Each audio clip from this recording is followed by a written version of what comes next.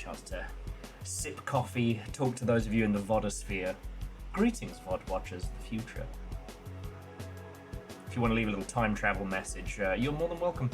Because then a future me will read them over here, and then leave you a future message in a future video. Like a play by email type nonsense.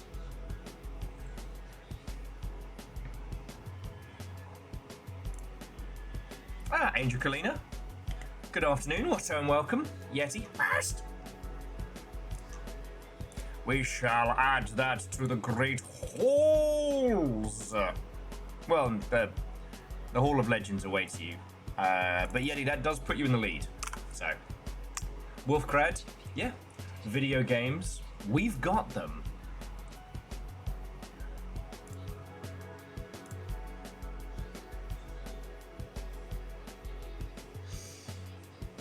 And Little Fire, from wherever they could possibly be. Watto and welcome.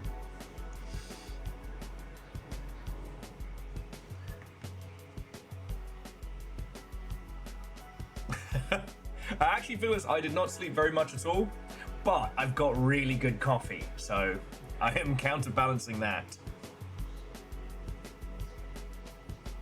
And yeah, Wolfcrad, the Will's night off was a little experiment, which was fine. All I can say is, like, we're back on proper schedule, bringing the thunder. This week is going to be a good one. I am determined to make it so.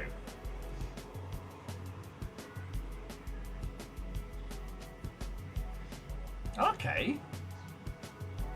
Little inside garden. God, that reminds me, I gotta bring back the plants. I gotta talk to Divershi about reintegrating all of the plantage.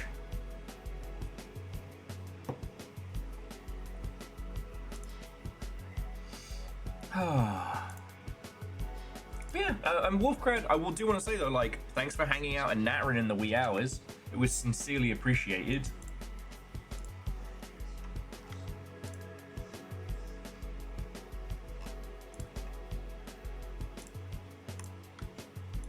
And true, like, lack of a rooftop garden is a change, but you've got a place, you're safe, you're not gonna be, you know, hoofing it rough come, because we're at, like, what, full spring now, I'd say, Seattle-wise?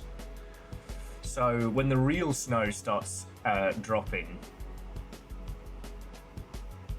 you put them on camera, there'll be an obvious plant. Yeah.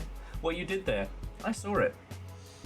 Okay, let me let the longship know that we are live officially.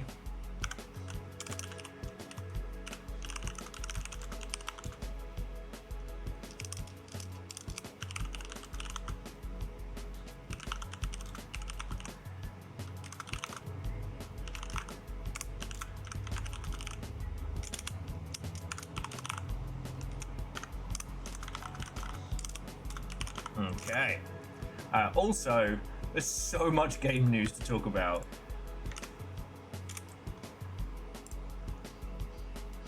It seems that everybody got their arse in gear yesterday, and boy howdy, the Christmas reset is over and everyone is back on deck. Dice, Watto and welcome. Come on in, come on in.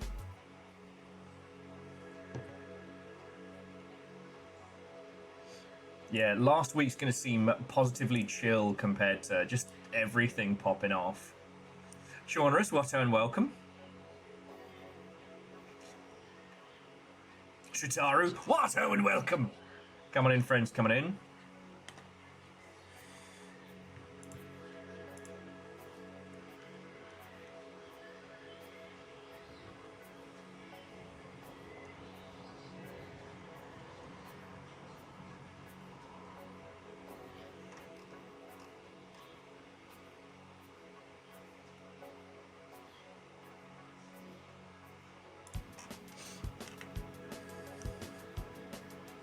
God, and sorry, apologies for that little go into space for a second. So I went over here to post like, hey, if you want to come talk about the game news of the day, you know, we're live, come hang out.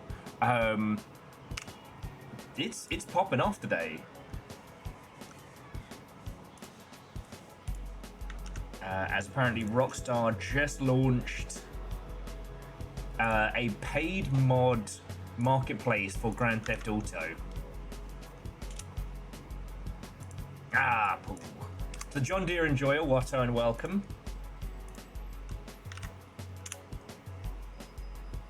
There's so much game news. But we're in no rush. Reactor online, sensors online, weapons online, all systems nominal. Popping off these nuts loud incorrect buzzer noise.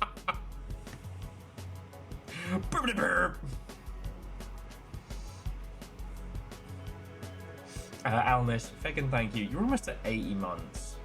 Feckin' legend. Thank you. Oh, and Dice, aside from the Watto and welcome, it's like, they don't even know. I know it's not a big deal in the grand scheme of things, but I'm excited. Right.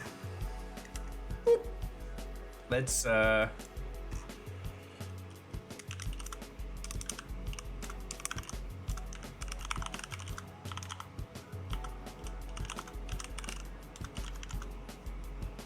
DJ Coil, Watto and welcome. Ahoy to the skongs indeed. Oh yeah, no, Shaunerus, it is absolutely on purpose. Let me let Blue Sky know.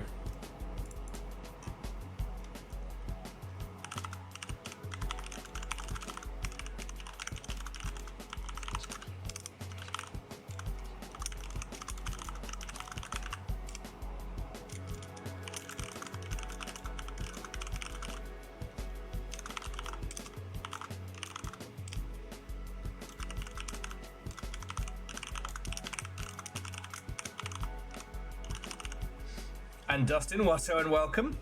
Yeah, Puzzle Sicko Gang. You've got a couple days. But yeah, Puzzle Sicko Gang. Probably gonna hit the store proper tomorrow. Ugh. Supplies are getting low, but also I do want to get a new notepad for blueprints.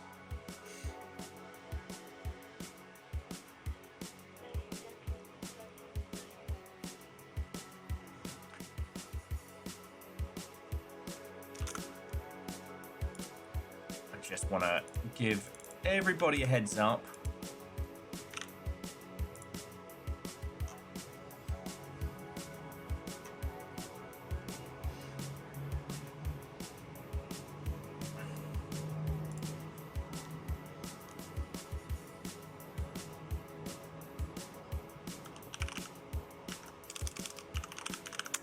I just realized Thought you were done with Fleas, but I guess it takes a bit if you start from scratch. Well played, Ehrman, well played. And once again, the Yaldum is yours. What will you do with this newfound power? This once again claimed...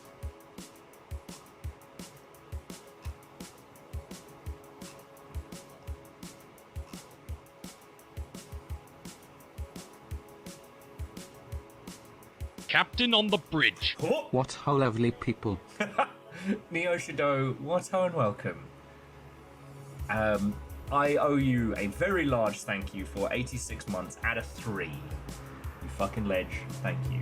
And Wolfcrowd, thank you for filling the pint glass. But yeah, sorry, I'm trying to find an image just to put with Blue Sky posting, but there's so much to talk about. Including the single best post about video game pricing that the people behind Peak put out, which I would love to talk about. Okay, it was just, sorry, over the weekend they posted a thing about how much video games cost, and they were saying that $8 is $5 and $2 is free. $10 is $8, but $20 is $20. Yeah, the whole it's $5 thing. Now, I don't think the Longship as a whole struggles with the same concepts, but it's been really interesting seeing people who are not, who have been in the games industry for a very long time being super confused by it.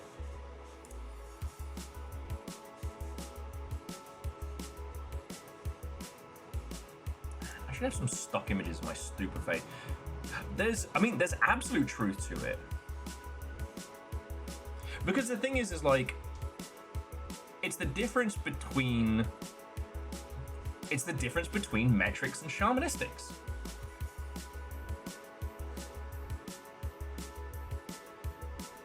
Numbers, Watto, and welcome. Also, Chonorus, it is, but it's also that thing of like, when you work on something on the other side of it, it can be hard to see it from a consumer standpoint. Sorry, Chonorus was saying that people who aren't used to the economic realities of the human condition. Yeah.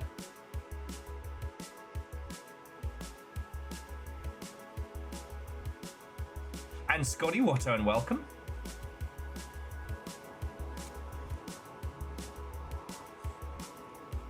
Oh yeah, so Scotty, once a company is publicly traded, then let's say all bets are off.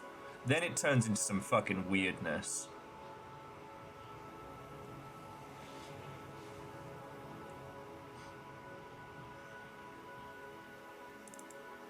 Like,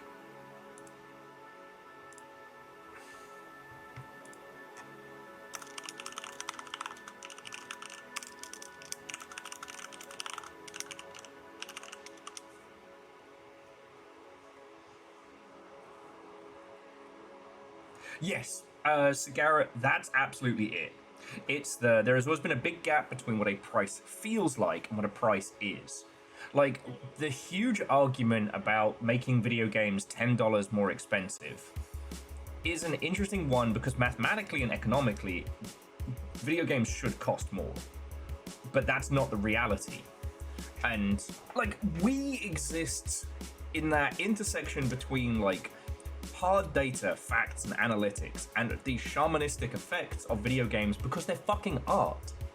You know, they are, if we break it down into science terms, they are things that you experience to elicit an emotional reaction.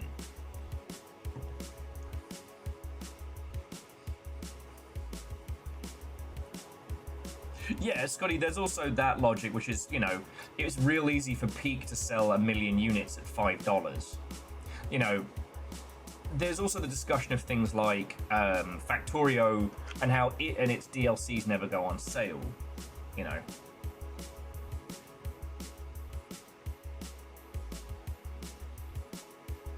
The perception of value is also taken into consideration with purchasing habits. But like right now, everyone's fucking broke. That's just true. And so the value proposition of anything above $20 is much, much more severe back when than it used to be, right? Because I was someone was mathing at me and they were saying, like, you know, games costing $80 when they should cost $100, yada yada. And I was trying to say, like, look, $100 right now is a crazy amount of money. For most people, that is half to, you know, 3/4 of their monthly food budget, you know. I'm not saying, but it's that's the calculation that goes on in a consumer's mind. In my mind, right? $5 is a coffee. $5 is nothing. $2 might as well be free, right? But you're asking me for $20? Okay, I have to stop and think about it. You start asking me for 40 and above? All right, now we're making a real choice.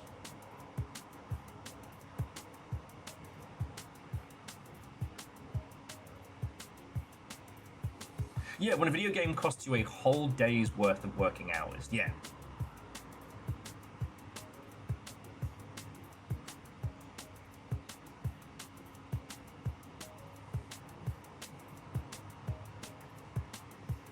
And Chonorus, that hasn't crossed my feed, and I'm always hesitant to immediately jump on it. But, you know, I only brought up Factorio because it was something that was mentioned in Discord as, like, it doesn't go on sale. I mean, an easier thing is to mention, like, the Zelda series. Nintendo maintains this perception of value by never putting it on sale, and with it being first-party prestige, it's able to command that.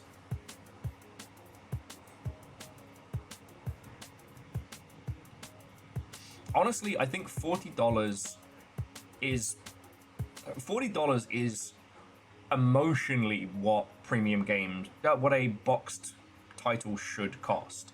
I think anything above that, you're asking so much of a person. But again, this is why that Peak article was so good, because like they just tell it straight up. And the thing that I was pondering is that right now, if you are releasing a game in the English language territory, Steam is your best bet. Steam is your best platform. And right now on Steam, Silksong is $20. And it doesn't matter how many hours you put into your game. It doesn't matter what you did to create it. You are going to walk into this marketplace and you are going to have to say, is my game worth more or less than Silksong? And now it's not fair. That's not how it should work. You know, I want all my homies to get paid mad bank for the games they make.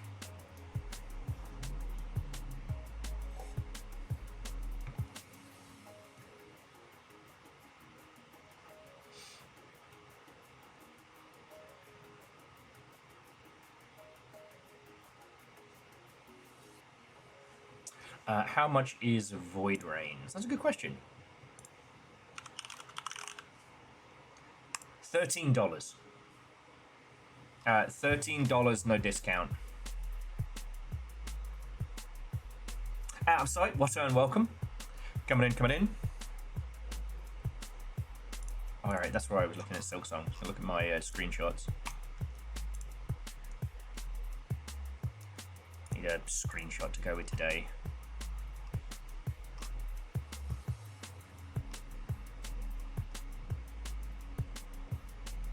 Let's go for some needlework. Yes, Alnus, and First is Mario, then Wario. Now the robot factory worker counterpart, Factorio. Akari, I see what you were going for there. Obviously, thank you for the 200. I see what you're going for there. Thank you.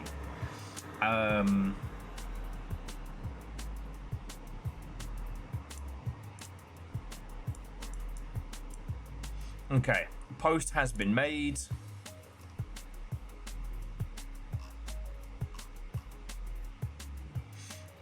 Post has been made. Right. Yeah, Scotty. Hollow Knight and Silksong are worth far more than $20. But that is what they are priced at. I think with their visual style, they could pull people in at 40, but considering the difficulty and considering a lot of other elements, they might have a slightly harder time. But at 20, easy. It's an easy sell. And this is the thing, like, I want all my homies to make mad bank. If you make a video game, I want you to not have to worry about money. Hell, in an ideal world, I don't want any of you to have to worry about money. Sammy, what and welcome. But when we're talking about video games, we have to talk about pricing in an emotional sense. You know? Because it's really easy to convince yourself of... It's really easy to convince yourself of math reasons why games should be priced like game. You know, things like inflation, things like, you know, number of people working on it. The guy running the studio that made Stellar Blade was saying that he's going all in on AI. All in on AI.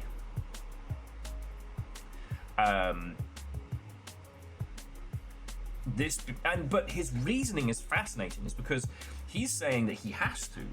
Like, the Chinese games industry is implementing, you know, 1,000 to 2,000 person teams. And he's like, oh, we've got to compete with that. Yeah, let's see how that works out for him. Right?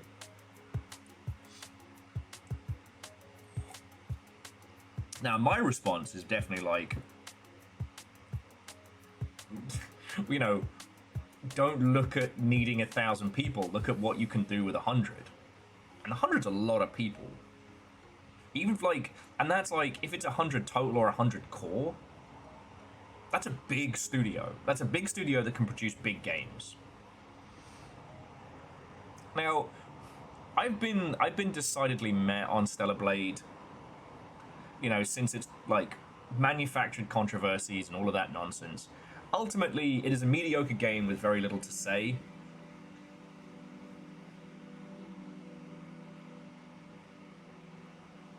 Well, so Scotty, I mean, they can. It's definitely something that's proving to be a big negative.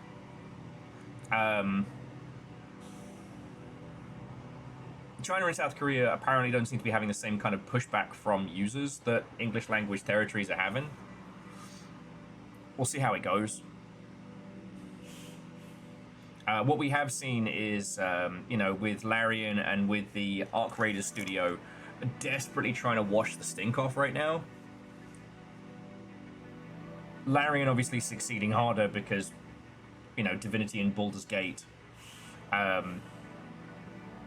The Arc Raiders team have already used AI in their previous projects. It wasn't like they kind of like experimented with it, but we don't need to cover that topic. We've talked about that one so much.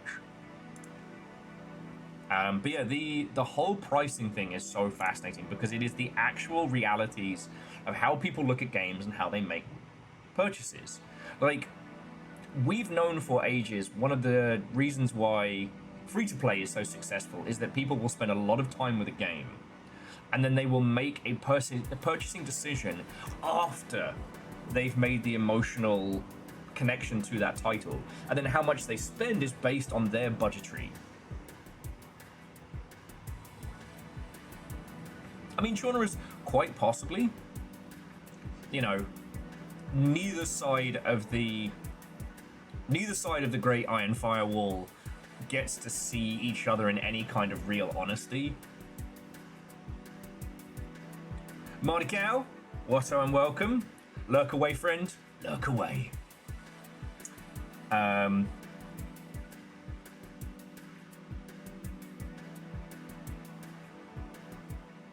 Yes.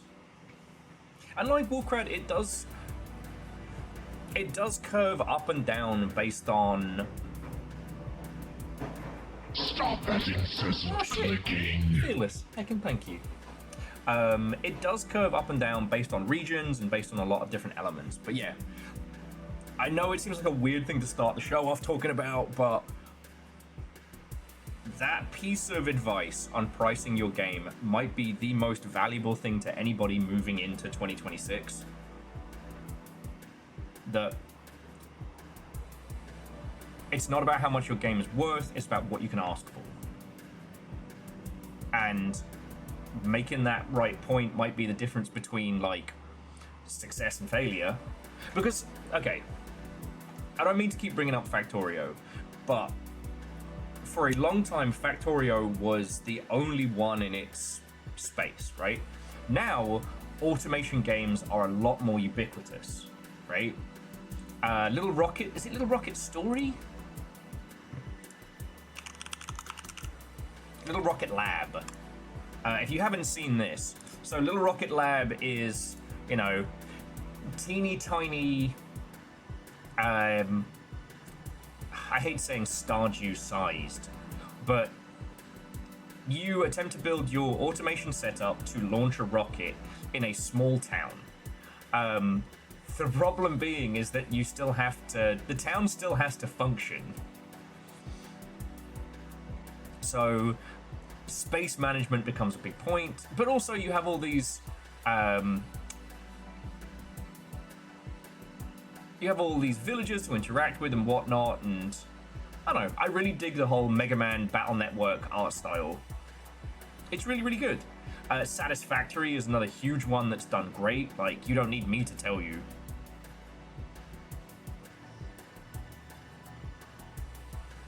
Yeah, Alnus, it does a much better job of introducing you to the concepts of automation. You know. So Angel Kalina, this one's called Little Rocket Lab. Oh yeah, and you get a giant toaster that you can ride around like a mount. Little toaster mech.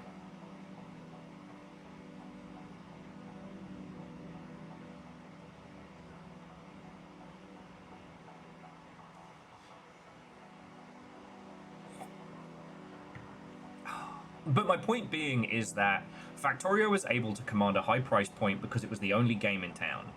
And since then, like, it's gained a prestige. But if you were making the same game, you could not price it at the same point. You know what I mean? Because Little Rocket Lab, new, is 20 bucks. Factorio is 35. And the Space Age DLC is 35. Now again, depending on how unique your pitch is, can also affect the needle. It's kind of like the sharpness meter on Monster Hunter. The green is the sweet spot, and then, you know, moving all the way into red. So getting that green sweet spot in your price point is important.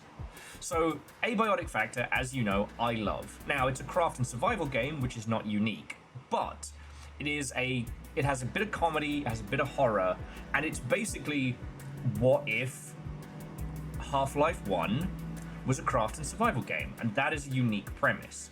Now, if you were just making a craft and survival game, or just making a craft and survival game with horror elements, you know, you're coming up against, you know, the forest, green hell, etc. So unless you can provide users with a concept or a hook so much more unique than other people in the same category, then you just need to underprice them. Virals, I don't know when our next science is going to be. The loss of October definitely kicked it in the pants.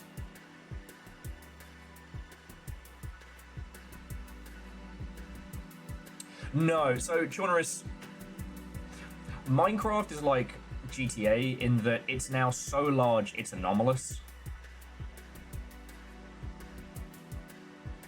You're up against it in terms of people's time, but you're not up against it in terms of a value proposition. And it would have to be far more voxel-esque. Visual elements do play a large proportion into a consumer's purchasing habits, right? Like, we're a bunch of sickos here in the long shit. We play weird shit. We find weird shit.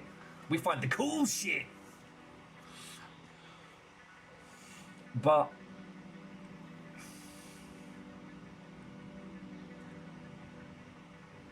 top-down pixel games, like platforming pixel games with a voxel style will always be compared to Terraria, Starbound, etc. Vox-like games will always be compared to Minecraft. Hytale is probably doing very, very good.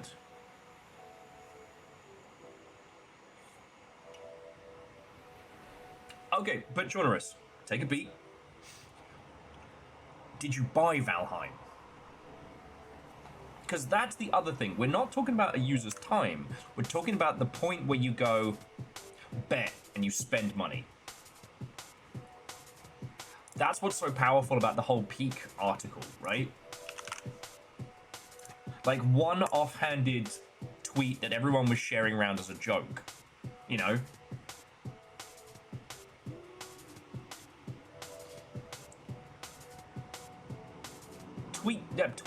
A peak is unfair and chaotic and messy. It's also $5. It's a coffee.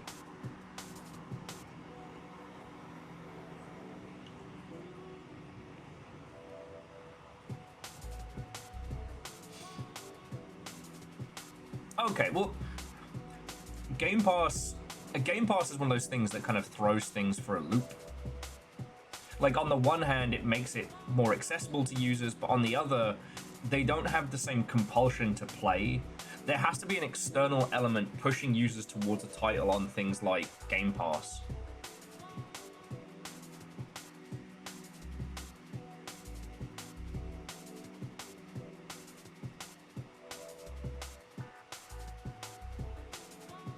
I mean, DJ Cool, there's also that. And those kinds of games can exist. They just can't price themselves at $40.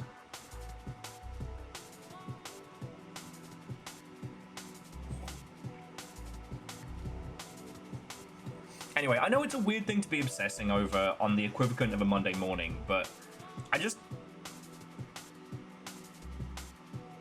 it's just wild to me how much good info, how much useful knowledge is just there. Like, and the thing about Peak is that we've seen that it is a repeatable formula.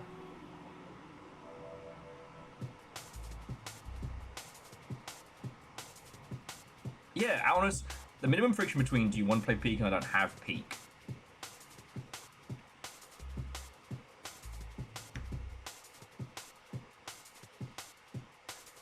Yeah, well, and Jonerus, fuck yeah. Oh yeah, so there was Almus's point, but yeah, if someone's like, oh shit, I'd love to play Peak, but I don't have a copy and I'm broke, you'd be like, I'll spot you $5. You know, you go down the pub and someone's like, oh, I'd love to come join you for a drink, but I'm broke. And you'd be like, well, I'll buy you a pint, don't worry about it. Because what you want is the person's company and their time. Whereas, I mean, good old Helldivers. Helldivers 2 is $40. It has done very well, but if you're like, hey, come join me, and they then have to make a purchasing decision of $40, and I know a lot of people who have bought Helldivers 2 and then not had the chance to play it. That's another matter. That's another matter. The thing is, though, what's so great about this discussion is that it is not about the numerical, it is about the emotional, right?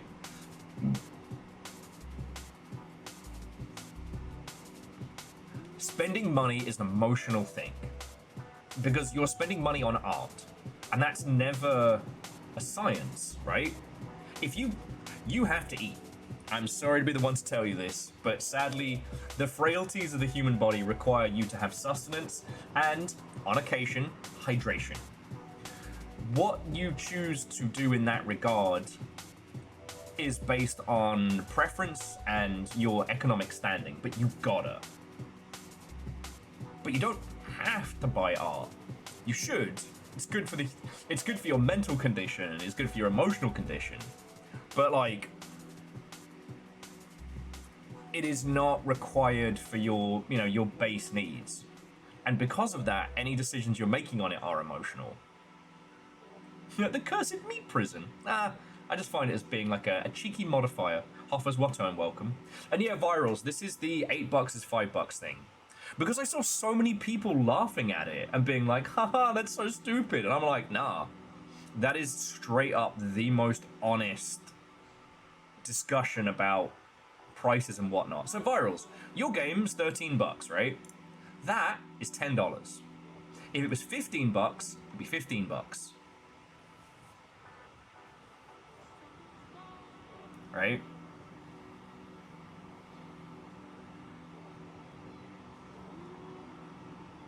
Yeah, Alnus, $70 is a shitload. That's actually one of the reasons I bought up Factorio, because it doesn't go on. Ehrman, it is classic psychology, and I know it seems stupid to say it like this, but you would be fucking amazed. Because you get in these conversations and someone's like, well, all these things have happened to it. Like, I've done all these things to make this game, and it's like, cool. I want you to make bank. This is just the realities of your users, the realities of your consumers. You know? Our brains are weird. And trying to treat them like they are pure logic math number outputs.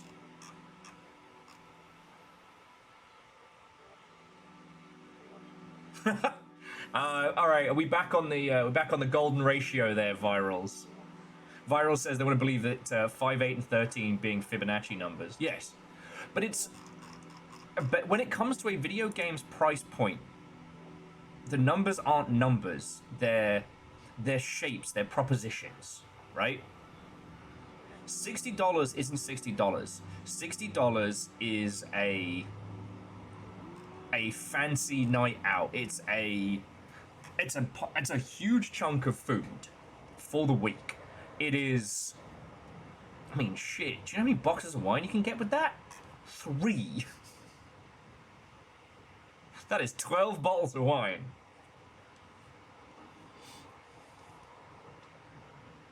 You know, especially once you start getting up to 80 in the ilk.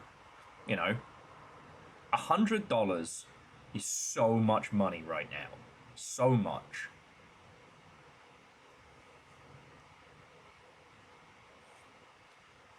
No. So Yeti, okay, I can't speak to car pricing points, and I'm not gonna try to. But what I can say is that,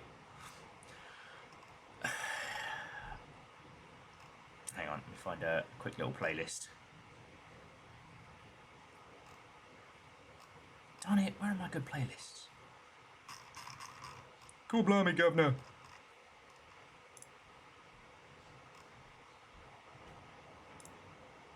There we go. You are talking about a physical object that does a physical purpose. You know, when it comes to video games and the ilk, you know, it's all about emotional response, emotional connection, emotional enjoyment, you know, fucking emotional and mental rest and recovery. You know, there's a really big explosion in what's being referred to as incremental games rather than idle games, because most of them are priced at $3. You know, they're meant to be chewed through in maybe a night, maybe a day and change, and then you're on to the next one.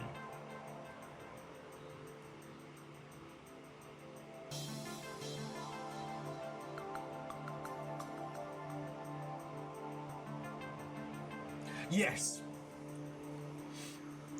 No, Journers are just bringing up the fact that pricing something at $9.99 rather than $10 becomes fractional. But one thing I have noticed is that when things are priced at solid numbers, it adds a certain level of quality, a certain level of expectation.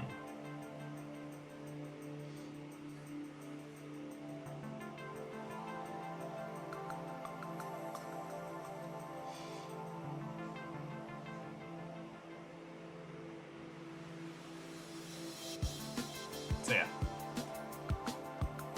I know this is a weird thing to obsess over, but 2026 is gonna be fucking hard. Alright? Whatever happens. Like, the English language video game industry is not about to bounce back. But everything that everybody's been cooking and doing Survive Till 25 is about to come out. A few years ago, I talked about what I called the Great Drought, right? Which was when the horseshit bubble popped, all of those projects that have been kind of like laid around, initially it was the play to earn stuff, but they all then hard pivoted to AI. When that pops, there is going to be a big gap in mid to large size games. Like, it's really fascinating. If you ask people, hey, what game are you most looking forward to in 2026? It's a weird question. You get some weird answers. The one that's pops to me is the gigantic Canon game that's going to be coming out this year. I am stupidly looking forward to that. But like, there's no big budget releases on my radar.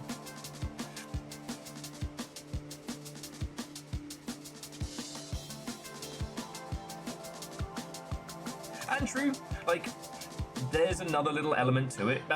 Kate was just saying, also, hey buddy, miss you.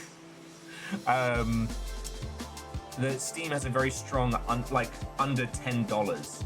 So doing something as $9.99 rather than $10 puts you in another bracket on Steam. That's more the science of it. And honestly, you've lost nothing by taking it from $10 to $9.99.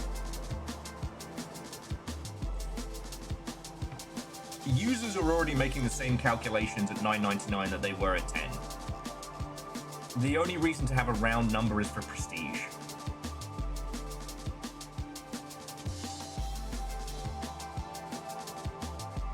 Yeah, I mean, again, Hoffer's Grand Theft Auto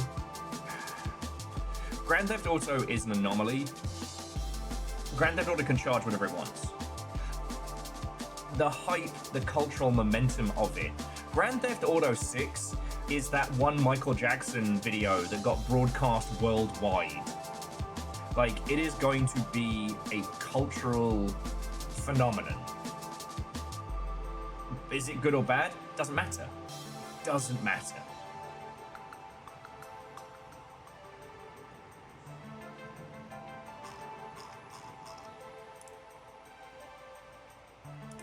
Just don't release your fucking game that week. Just don't do it. That's the only thing that you need to know is when Grand Theft Auto 6 is coming out and to avoid the shit out of it.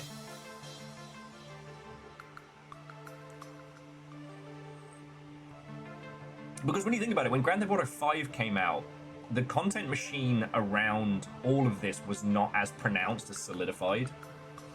We'll probably end up talking about it. We'll probably end up talking about how the launch is a disaster, or, you know, moving on to some of the other news, how they fucking union busted a bunch of people. The news update on that one is that they have been denied interim support. So basically, Rockstar don't have to legally keep paying those people's salaries, which is donkey horseshit. Which is like horse poo, but via it. Don't worry about it. You know what? I didn't think that analogy through, but seriously, there has been so much game news. There's been so much game news.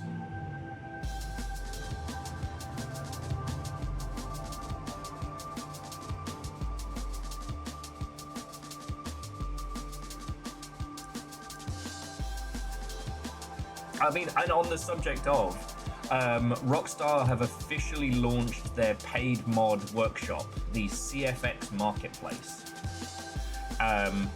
which is probably dropping at exactly the right time to squish the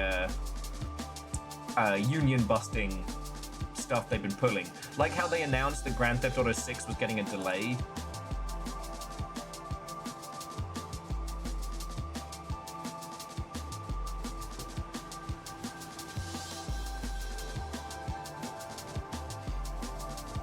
Like, that's some proper horseshit. And Yeti, notice how quiet it's been on the front of that new Fable? I'm not hopeful. Maybe they're just waiting until it's got like an actual date when they put it together, but do you notice how hard they were going on advertising that 2024? 2025? Boy howdy, it sure got quiet. Sure got real quiet on the Fable front. Speaking of Xbox, Major Nelson got fired from Unity. Sorry, he got let go. I shouldn't say fired. I think that's extremely funny. When you go to the trouble of essentially purchasing a named player in the industry for goodwill to then make them redundant, like what's your play there? What's your plan? But like, I've met what's his face a couple times. He's always been very professional, very lovely. I don't really know him.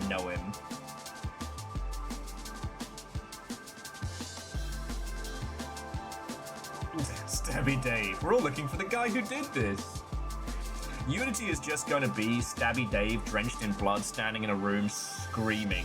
He's not even screaming words, just screaming. That's all that's going to be left of him. Oh, Ket put this up, but it did make me smile, that Games Workshop will not be using any AI-generated nonsense in any of its stuff. It's been banned from use in any point of production. Now, this is because Games Workshop are violently protective of their IP, and anything being used in or around that makes IP ownership really wibbly-wobbly. So it's not like Games Workshop are making a stand for the little good guy. And it did make me laugh that that's actually in canon. Sentient AI in the 40k universe were smashed with a rock long ago. Machine spirits might be the remnants of old AI, might be, but this has been neither confirmed nor denied by the tech priests of Mars. The reason why they can't make... Reactor online. Sensors online. Weapons online. All systems nominal. I will believe GW not using Gen AI when Elon Musk is good person. Well, so, Favor 6, thank you for 74 months. No, they have actually said that they have banned the use of AI in any and all content and design production. Going so far as to insist that none of their senior managers are excited about the technology.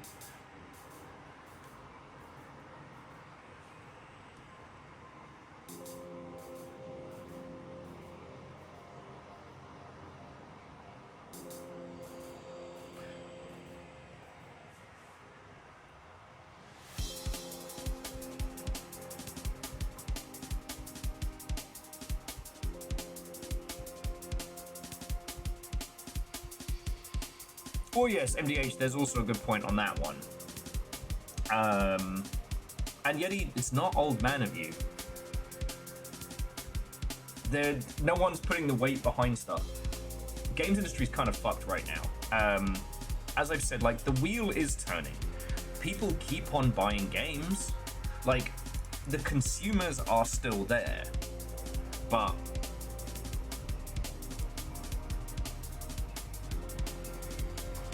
none of the big players are putting stock in creating new and original IPs. They have kind of painted themselves into a corner in terms of like size of production, and now suddenly the cost of production has gone through the roof, so they're just not going to risk it for a biscuit. The Japanese games industry is far more healthy, so we'll probably be seeing more interesting stuff cooking up from there. The Chinese games industry will only be cherry picking its best that will be allowed outside of China for like a proper official release.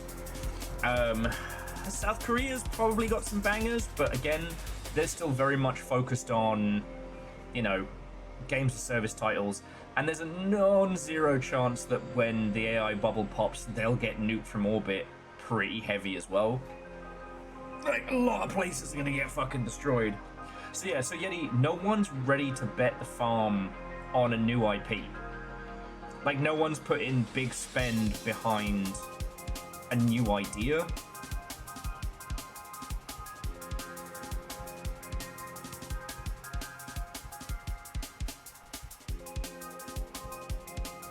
And yeah, well, so genres, think about it, like, a FromSoft game that's I can't remember what it was, like a Battle Royale, Bloodborne steampunk thing from FromSoft.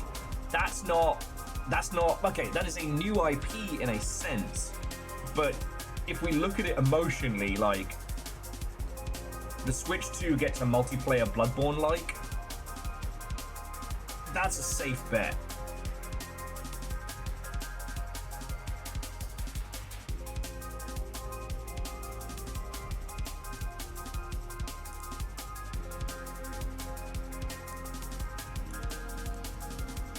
Hell, like, Night Rain's very, very good, and Night Rain is an Elden Ring spin-off. I mean, they did resurrect Armored Core, which was about as spicy as I think FromSoft are going to be for a while. But again, the Japanese games industry is doing great. They're very much poised to take the prestige slot of, like, prestige single-player games. Which, I mean, the wheel turns, right? There was a time when, you know, the American and European games industry was desperately trying to catch up to the Japanese games industry and just overtook. You know, the US has been doing Battleship game development now for so long that they cannot keep functioning in the way they were. It's just, all the chickens came home to roost at the same time. So yeah, it's not you. You're not being an old man. We're not seeing those that cavalcade of big new fresh ideas coming at us.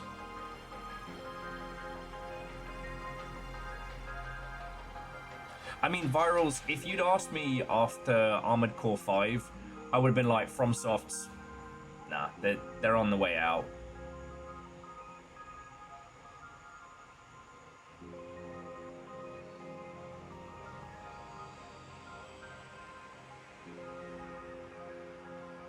I mean, the other thing is that, like,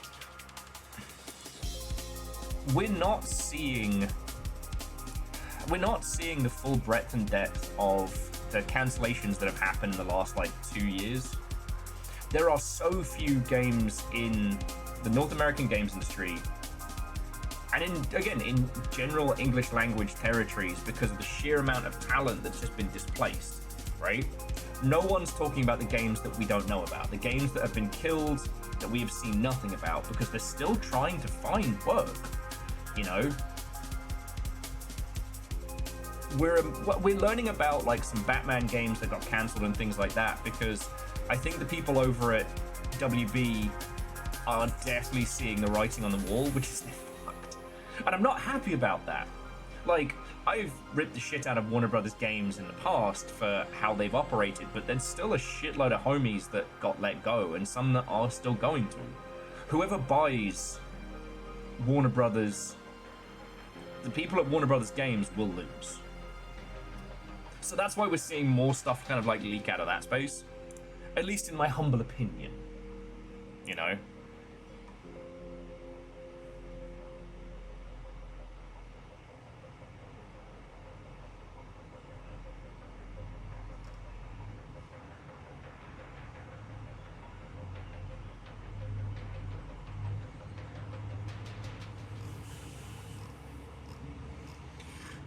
Okay.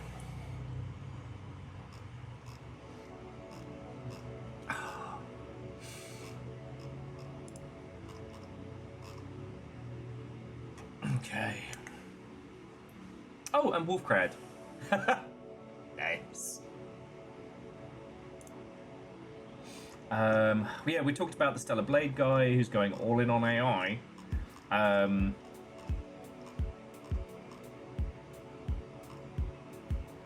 Oh, okay, one cute little thing that I saw on the shit rags was that, so Steam did Team 17 did a hidden treasures sale for a bunch of hidden treasures, some of their games, some of other people's games, in which they hid a crap load of free Steam keys in the background art. I still think that's fucking cool. Anthem's dead. It got a very unceremonious switching off, and Eurogamer wrote it up as a sad end to a sad story, and I think that's so fair. There were loads of things wrong with Anthem, but EA could have poured enough money on it. They could have poured enough money on it to do something.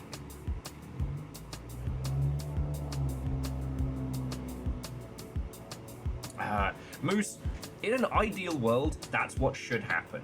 Netflix should take all of that talent from Warner Brothers Games, break it up into micro studios rather than laying people off, and then use them to produce great games based on Netflix IPs. They won't. Netflix has already given up on video games because they kept changing the goalposts. And every time they changed the goalposts, the business model made less and less sense. Like, Netflix aren't staying in games.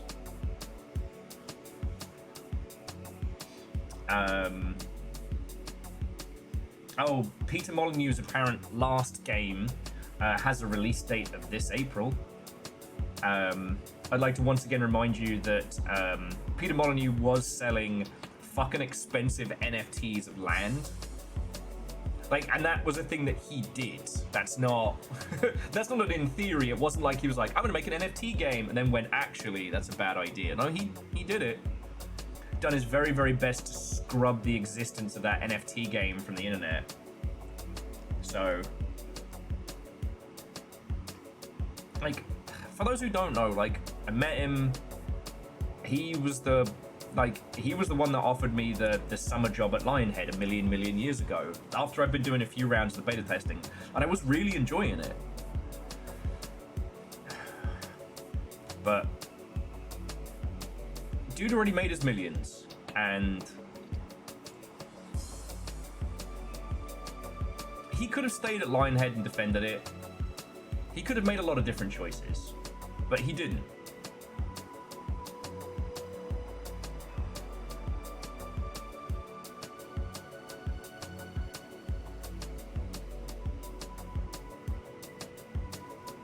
Oh yeah, no, Moose, absolutely. Well, not ego. Netflix keeps changing what it considers to be its measure of success. And initially their plan was that they were going to, for those who don't know, so Netflix Games' original plan was that they were going to have small teams doing weird indie shit based on their IPs. Like there's a Stranger Things RPG and stuff like that. The idea being that they were going to use small tight budgets and grow indie success stories. And then every year they changed the spec. And they would, like at one point they were going to integrate games into the Netflix app, which they never really did. But if you had a Netflix subscription, you could download free phone games. And they just kept changing it and kept changing it. And, I mean, if a game takes 3 years to make, and they change the spec on what is considered success 3 times, like, how the fuck are you supposed to do that? Yeah, Scotty, because the thing is, Molyneux's not on our side of the guillotine. He's hanging out with rich people telling him that NFTs and AI generation is the fucking future. And he's like, oh yeah, oh yeah. Long gone is the Peter that we knew who, you know, built games in theory out of Lego. And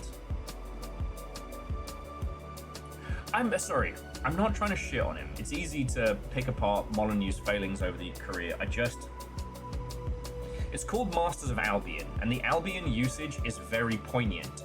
But he's the one that left Lionhead. For those that don't know, he sold Lionhead to Microsoft, and then took an executive job at Microsoft, and kind of sort of did promotion for Lionhead's games, but wasn't in charge of the studio. And without him as a buffer between corporate and, you know, the Guildford studio, they were cooked, you know. Fable Legends, fuck's sake, Fable fucking Legends. Fable The Journey and then Fable Legends. Fable Legends didn't even come out. Those were 2 projects that were dictated from up on high. And then the studio was shuttered, and now we're getting a new Fable. Like, System Shock. System Shock 2 was an incredibly influential game that did not sell well enough to keep Looking Glass Studios afloat. I think it sold good. I can't remember what was the last game Looking Glass did. Hang on, let's have a quick look. I want to make sure I'm not...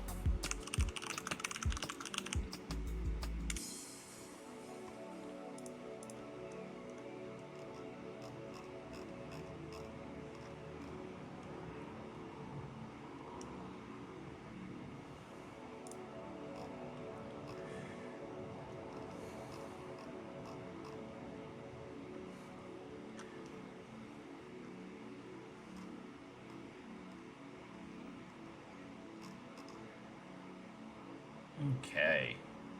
God. Jane's Attack Squadron was the last game that Looking Glass Studios put out. Damn.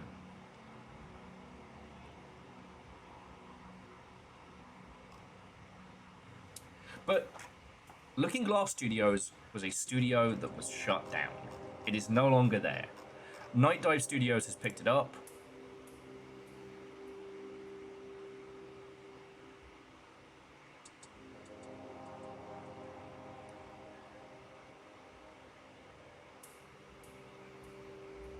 Oh, so actually it was Terra Nova Strike Force Centauri and British Open Championship Golf that put them in the ground.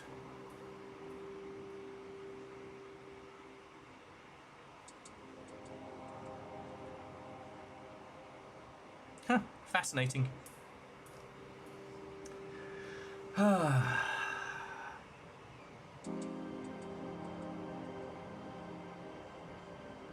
Their last game, actually that Jane's Attack Squadron was completed by another studio. But anyway, my point is, those things were them attempting to do creative, original things that did not sell well. I didn't even remember Terra Nova Strike Force Centauri. And boy howdy does it look like a mess. Anyway. Looking Glass Studios shut down, and their legacy can be felt to this day. We joke about is X an immersive sim and 0451 games, but that's the legacy that they left. Lionhead Studios didn't die because they tried to produce creative original titles that didn't sell. because Microsoft were making them make Kinect games and then an asymmetrical online multiplayer game.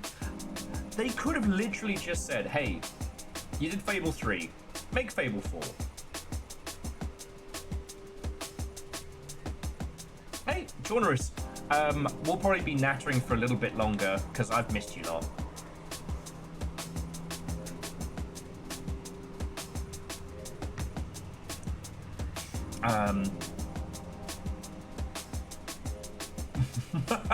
The casting dice to make Peggle extreme. Okay, firstly, how dare you?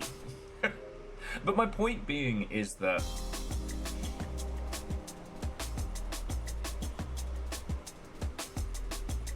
yeah, Alice, exactly. Fable wasn't even the big creative hit. Oh, Angelos, what's on? Welcome. Asymmetric multiplayer games are incredibly hard. Littlefire was backstreaming good old Dead by Daylight, and we got talking about the whole space. Asymmetrical multiplayer games need another thing on top of them. Dead by Daylight succeeds because of its horror thematics, and especially dropping at a time where there weren't that many good multiplayer horror games. Now they've been able to maintain it using IP crossovers, but like the team behind Dead by Daylight have not been able to produce another successful title.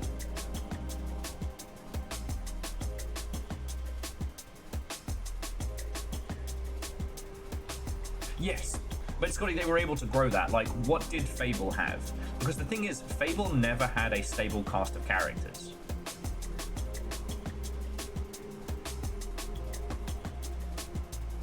Each game was a different generation. Apart from what's-his-face playing the immortal werewolf rake, Mr. QI, whatever his fucking name is.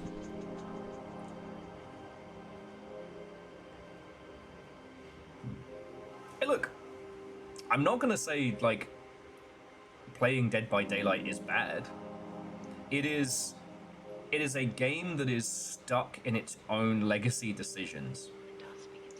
But they've never been able to produce a follow-up. The same studio. They also let a bunch of my friends go. Like, I've known loads of people that were there and got let go, so, you know, fuck them. You fire my friends, I hate your guts. But,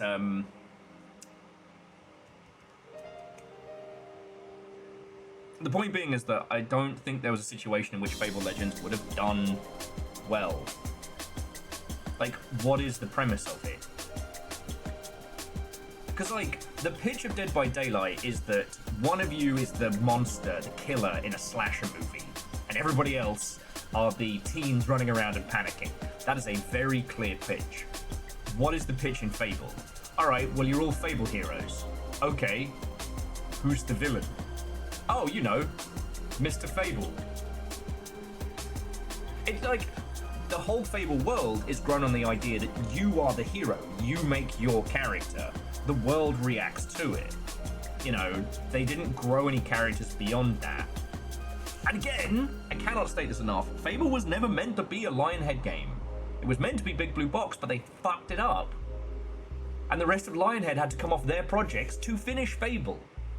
The two twins that you see in the Fable series who pop up with the weird mustaches, those are the blokes that ran Big Blue Box and failed. Fable is a story unfolding. It's in the name. It's in the name. As we now know, like, hero shooters or games with those kinds of like heavily defined characters could possibly work. But the asymmetrical element of it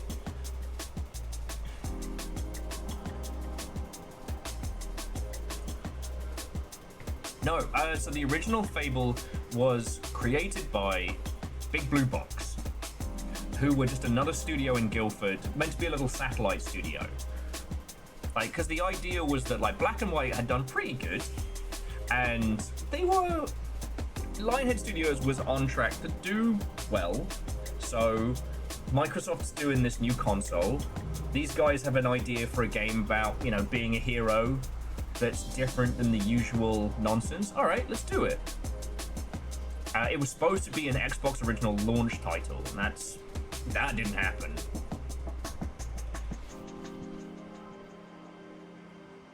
Well, so DJ Quill, I don't want to rehash the Dead by Daylight discussion. It's horror as trappings. It's more the point of the pitch. The pitch is so clear. And there aren't many situations in which you can make a pitch that clear in an asymmetrical game. And other teams with similar pitches have tried and died. You know, Evolve, that one extraction shooter with aliens in it. Like...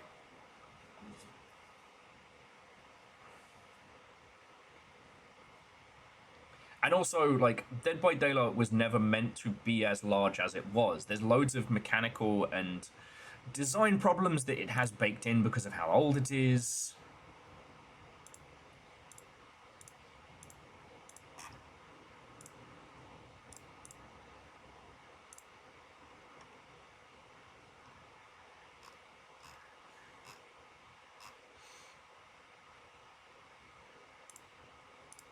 Hang on, my tunes have decided that they're taking a break.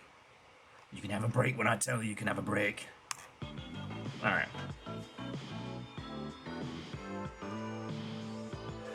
So DJ Coil... Oh, Orchazini, what and welcome. Null, what and welcome. Evolve should be studied, because it was both a success and failure on multiple fronts. It was a confusing premise, made worse by very bad business strategy.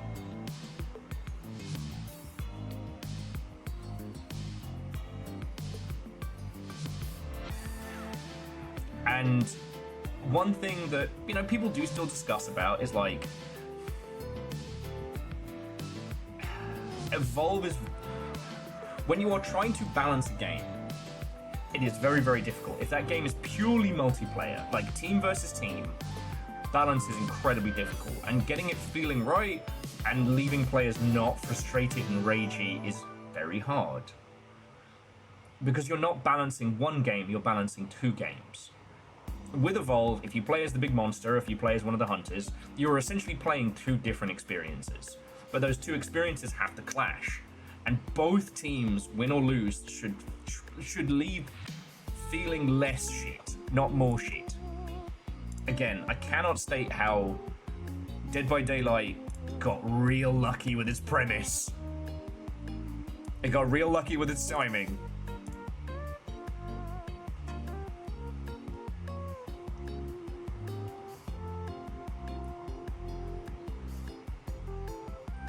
No, so Evolve launched during the end of, like, box product as primary. Well, Jonas, more... Angelos was saying that Fable Legacy might have done well. I do not think so.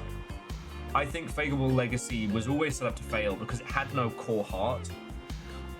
Microsoft just turned around and went, "Oi, Lionhead, you're making a Kinect game and you're making a multiplayer live service game. Go. We could make an asymmetrical one. Fine, do that." I am not going to give Microsoft any points for this new Fable game because they're the ones that killed the franchise in the first place. And they've gotten real quiet. No, DJ Coil. Technically yes, but it was sold. Evolve was sold as multiple different editions. So you would have, like, the base game, then base game something edition, base game, you know, wibbly wobbly tentacle faced monster edition. So it wasn't game DLC. There were multiple versions. This confused the shit out of everybody in a premise that was already confusing. I'm not trying to pick apart, I'm not trying to be Captain Semantics here, but this is very important. The whole strategy around how Evolve was sold was so confusing. And yeah, someone mentioned they were going up against League at its height. Like, League of Legends was gaining mad steam. Technically, League of Legends' height would come much later, and is arguably, at least up until like 24, has been doing better and better each year. Which is terrifying to think of, but that's another matter. I mean, KDA pop stars? But anyway, Evolve was a confusing product, and sold in a confusing way, creating this whole mess. And you combine that with learning to balance an asymmetrical experience where two things... No, DJ Coil, both things are true. It's just important not to diminish it as $300 worth of DLC. There are loads of games that launch right now that have fuck tons.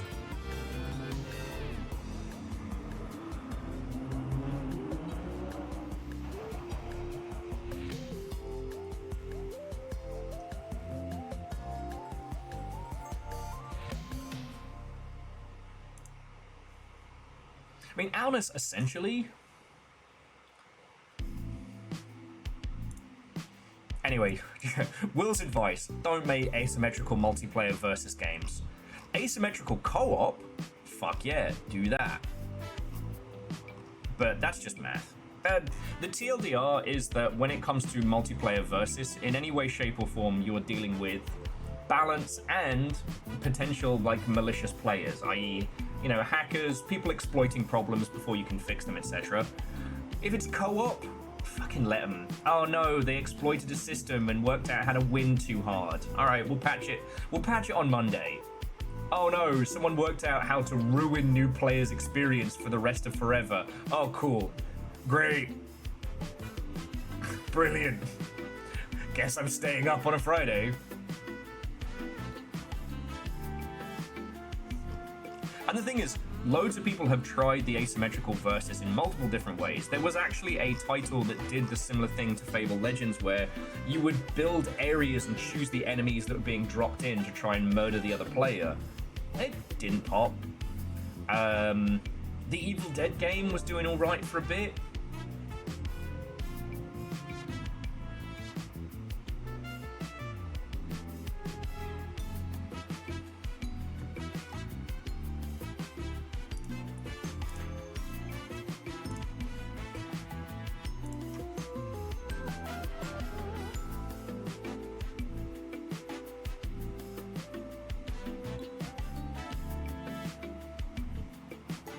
Yeah, I mean, no, but it was launched during the boxed copy era, right?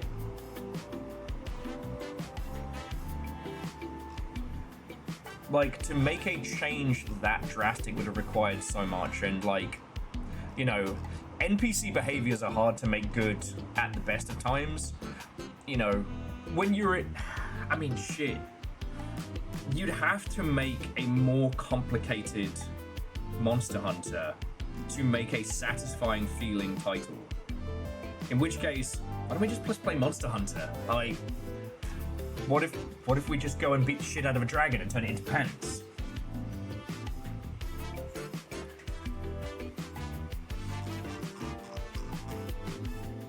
Anyway, again, I'm not trying to be Captain Pedantic, I'm not trying to be an arse, it's just there are lots of important lessons to be learned from Evolve. And the devil really was in the details.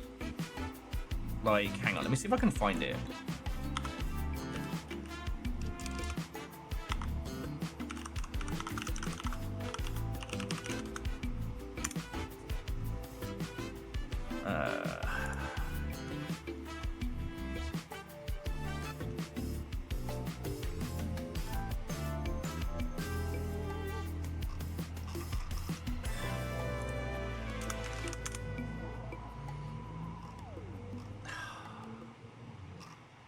I remember when.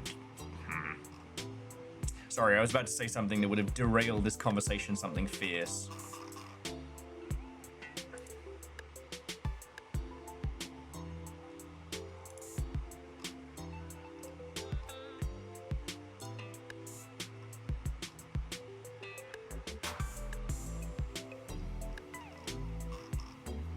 Alright, fuck it. I'll have to try and find it later on. Basically, I was trying to find an image that showed all the different physical editions you could get of Evolve. And one thing that none of us have mentioned, which I was just reminded of trying to find info on it, store exclusives. Did you buy it from EB Games? Did you buy it from GameStop? Did you buy it from Walmart? Which version did you get?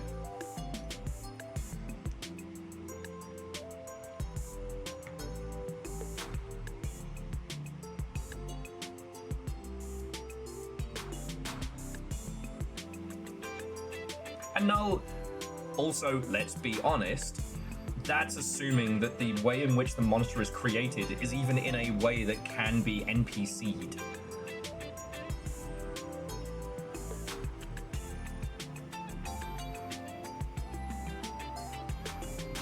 The version that turned dragons into chinos, right? And yeah, I mean, Angelos, it was a dark time. It is funny to think that games retailers used to hold so much power over the games industry. They ruled like angry gods.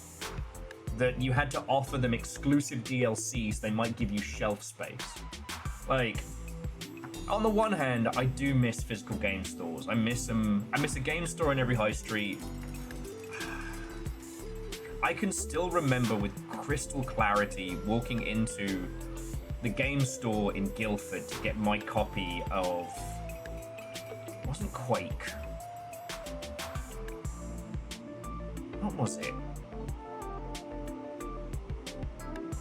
I think it was Quake. No. Huh. Alright, well the game purchase doesn't matter. But anyway, the physicalities of game stores were so wonderful, but... Like, if you think Steam was taking a cut, that's fucking nothing compared to what retailers used to take.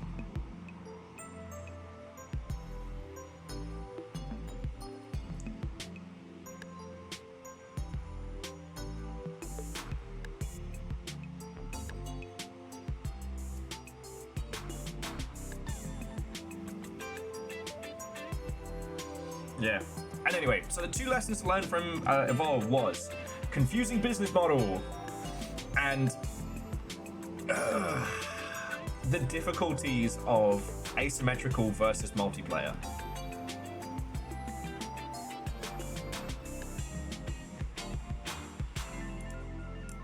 You know, honestly, the success of Monster Hunter was Monster Hunter kind of getting out of its own way, but then again, Monster Hunter was doing phenomenally well in Japan. Like, as a handheld title, it was doing great. So you can't even say that Monster Hunter was kind of doing bad until Wilds.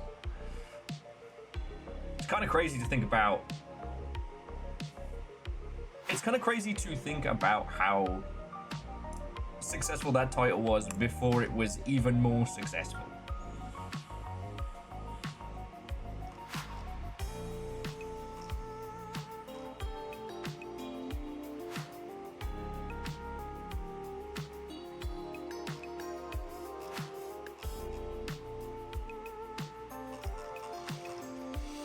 So yeah, until World, but now, should they have released the 360 MMO version in places other than Japan? Yes. But sometimes Capcom be Capcomin'.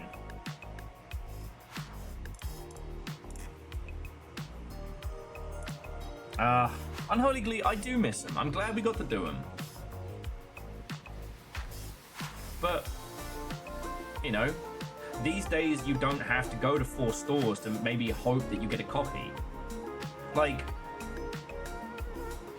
I know I tell this anecdote a lot, but it's an important part of, like, how badly things used to fucking suck.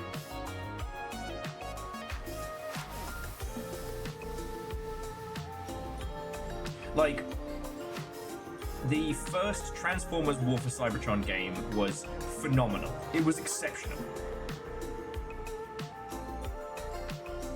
It did not do good. It did not do good because at the time Activision were trying to push the price point of their titles. And so, you know, at least in the UK, Game Group went, alright, you want more money, you want a better cut? Fine. We'll have 1 copy per store. Getting a copy, like a physical copy of War for Cybertron was fucking impossible. And by the time the spat was worked out, like, the arc had gone. War for Cybertron in Europe was like one of the hardest games to get hold of. Yeah. And it absolutely kneecapped High Moon. Now, Fall of Cybertron did great. They unfucked that. And then High Moon unfortunately did the movie tie-in and then were forever lashed to the great Call of Duty machine.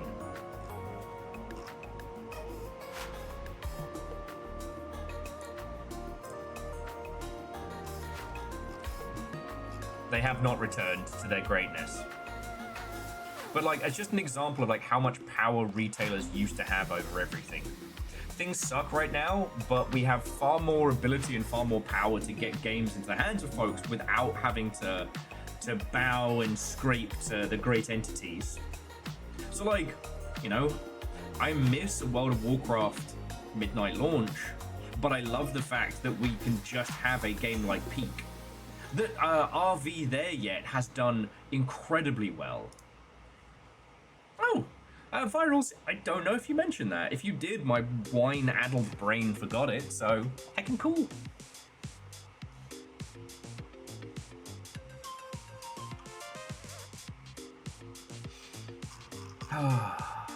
And yeah, Unholy Glee, some midnight launches were great, but let us not forget the ones that fucking sucked.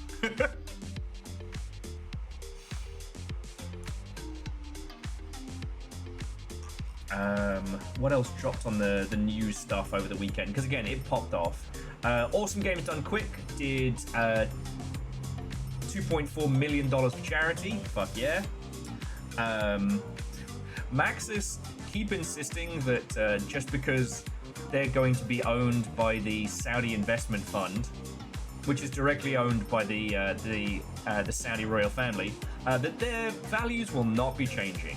Not at all. As soon as that deal goes through, I think we will see some pretty sweeping changes. It's also important to remember that over this weekend just gone, Steam set yet another concurrent user record. Now, one thing that was really interesting from it, just to put it all into context, 42 million users were all logged in on Steam over the weekend, with 13 million active users, i.e. 13 million users were all playing video games at the same time. However, just to put into context, Roblox currently stands at 68 million users at the same time. Just pointing that one out.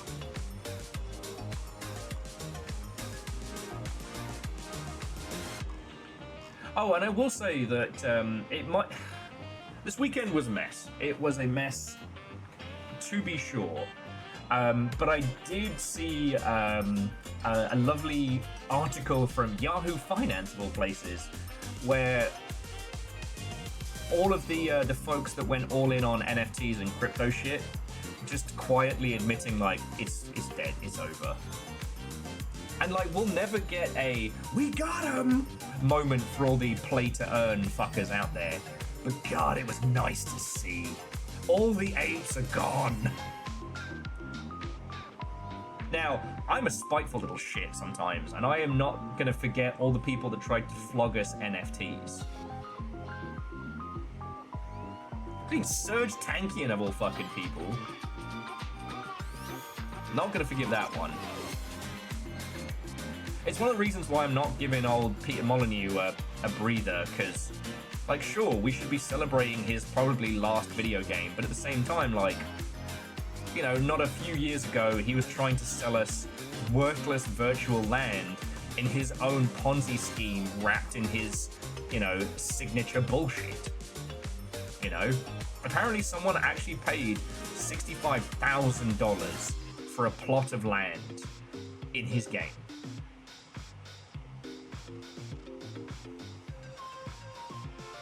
Now, it's kind of the same thing that happens with the mobile gaming industry, that because we have gone hard on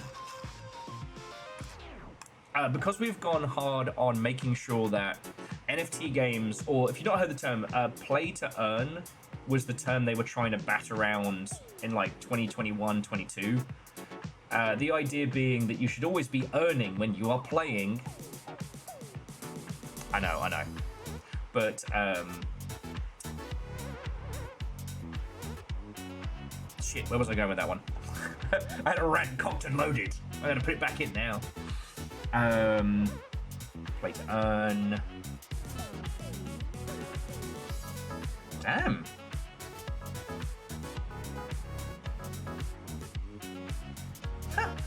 You know what?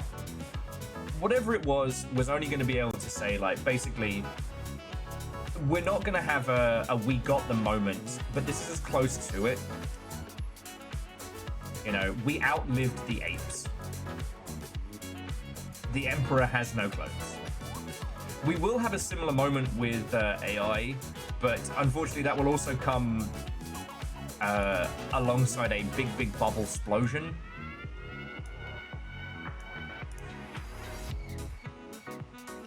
And, like, I know it's a dark thing to talk about, but, like, I was chatting with Littlefire about this morning of, like, San Francisco is about to be devastated. The cost of living there is so insane. And there is not another industry that will be able to move into those prices anytime soon.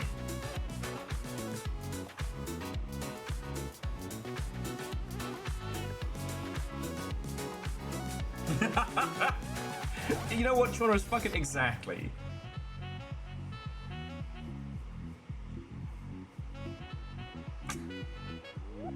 I mean, God forbid we want to play video games just to play them because they're chicks' notes. Fun!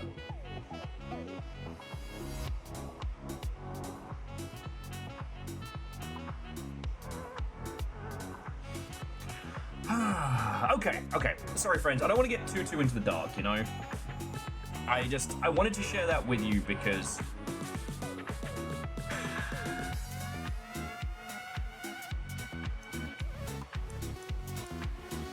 I wanted to share that with you because it's...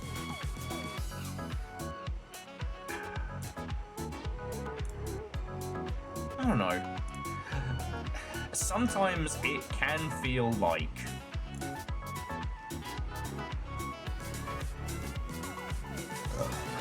Sometimes it can feel like being the only sane person in a crazy world. And that's never a good mindset to be in. Also, beware anyone who's selling you the, but we get it. It was just that all the finance dickheads were talking about NFTs and crypto and Bitcoin and all of that. It was the future. I still regret not getting the little fucking cursed coin. And I remember, God, I probably told you about this, but I'll say it again, which was like, I still remember walking the GDC show floor and there was this like Monopoly World knockoff thing where you could buy cities, but there was no game, right? There was no explanation of like, all right, well, it's a huge grand strategy game where, you know, you're trading regions and whatnot. It was just, are you going to buy Paris? And I was like, but why? But why?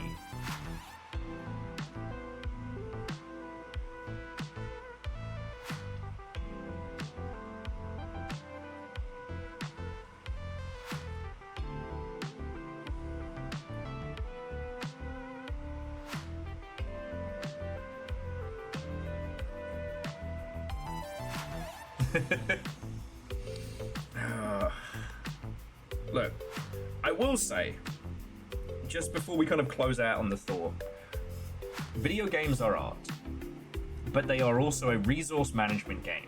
Whether you are managing dollar bills, yo, or whether you are managing your time. Ultimately, it is a limited resource. Like, video games are not about infinite creativity, they are about what you can create with the time you have, or the people you have, or the resources you have. At some point, the speculative venture capital space, I guess they started seeing how much money some of the big players were making and trying to move into that space. And the thing is, you can grow great games, but you grow them like you grow plants, like you grow crops, alright? And this idea that they could just wave the hand with some new nonsense, that they could just go, that one, and it would be the squillion-dollar hit. God. Like, the Blizzard of yore, the Blizzard that produced original Overwatch, was so very careful in how they would, like, prototype, create, adapt. You know? They canned a whole ass MMO, but picked the best pieces out of it to form Overwatch. And I know it's a dumb thing to talk about, but like that's how you grow a big success.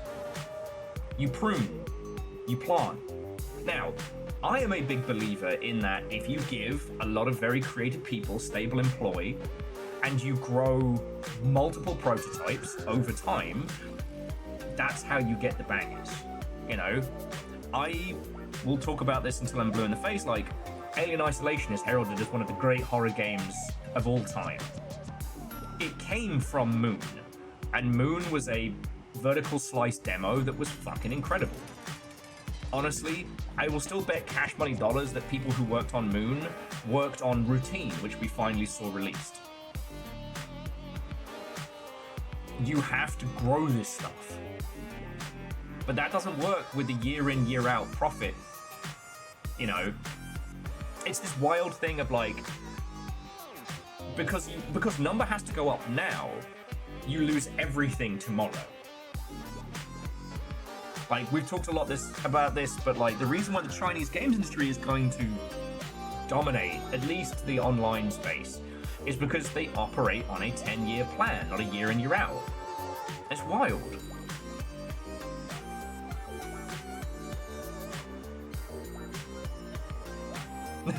Genres, it is darkly funny. The path of Blizzard is wildly darkly funny. Like, honestly, I'd love to see a oh my god, brain. What's going on here, buddy? I might need to get another coffee in a second.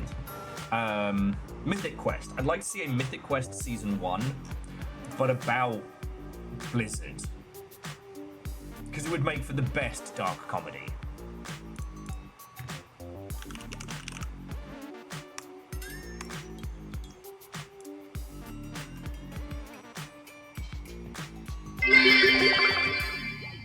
This fake ad is brought to you by Therapy Kitchen Renovations.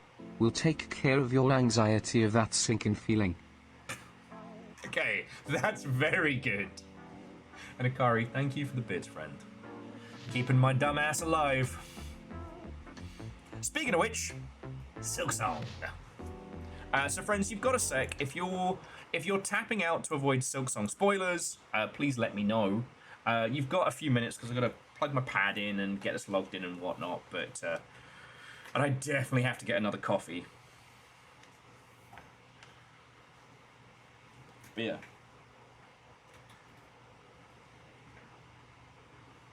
I do also understand that, you know, having the funds and resources to be able to support, you know, a handful of creative teams over the long term is a big ask, right? Because you kind of... But, I mean, Double Fine already proved it with Amnesia Fortnite. Exactly, babies, exactly.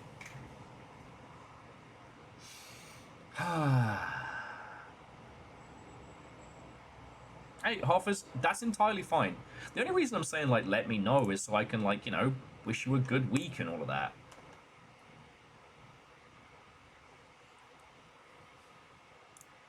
Oh, yeah, no, we're starting on Fleetopia today.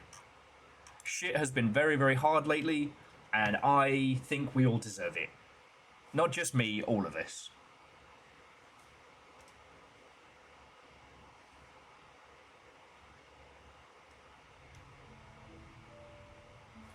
But I'll leave it at the front for a second.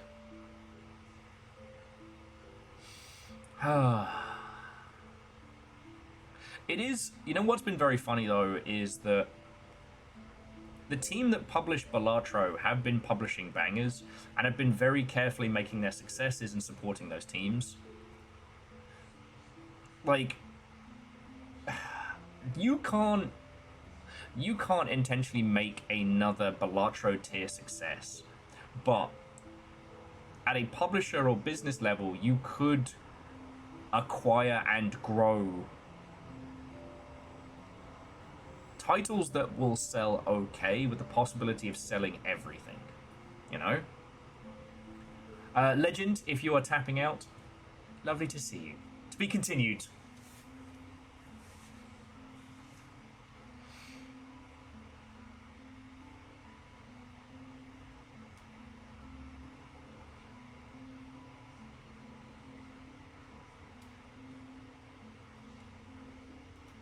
Okay. The Festival of the Flea. I'll get us in here because if I'm going to go use the bathroom and have a cup of coffee, then this is the place to hang out, right? I'll say. Cold ankles, Watto, and welcome. Ah, good morning is a great greeting.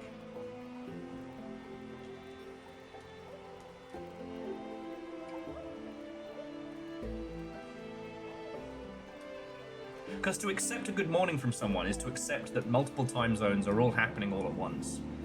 We are our own multiverse.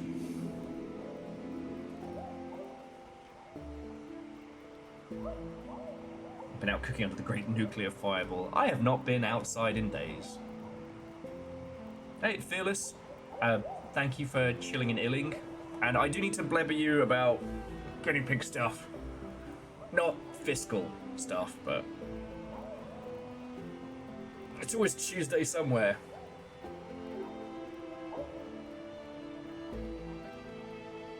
And Nia should know it's... I don't know. I say good morning a lot, and then I'll get a bunch of responses being back like, oh, it's already like 4 in the afternoon, and it's like, can you not internalize that we're all operating on different time zones and different lives? It's, you know what? It's the same reason why that peak conversation was so important, is because pricing your game is not about being... it is not about being numerically correct, it's about being emotionally correct. And I think that might be what people are struggling to understand. It's 50 PM already. Like, there are not 26 hours in the day, but I have experienced the 25th hour with my whole chest, and it sucks.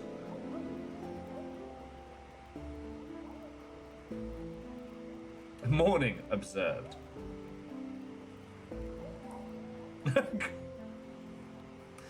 Now, Eraman, the response to good morning is, how dare you? That is correct. Like, say, hello there is General Kenobi. Oh, yeah.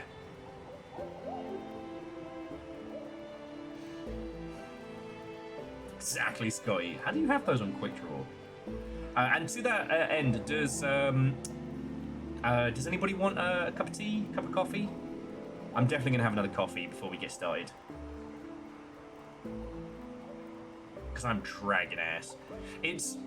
I've had quite a few late nights, and I'm still trying to get back to the concept of the noon starts. So I get to hang out with all of you lovely lot based in old Blighty in Europe and whatnot.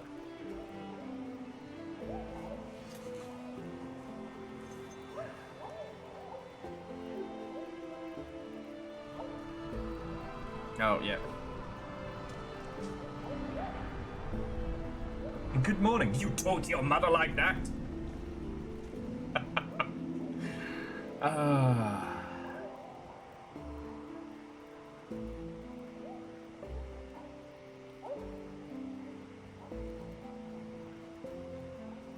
Ah, yes. Dr. Pepper. The light side to Mr. Pibb's dark side.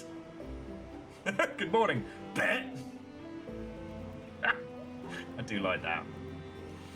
All right.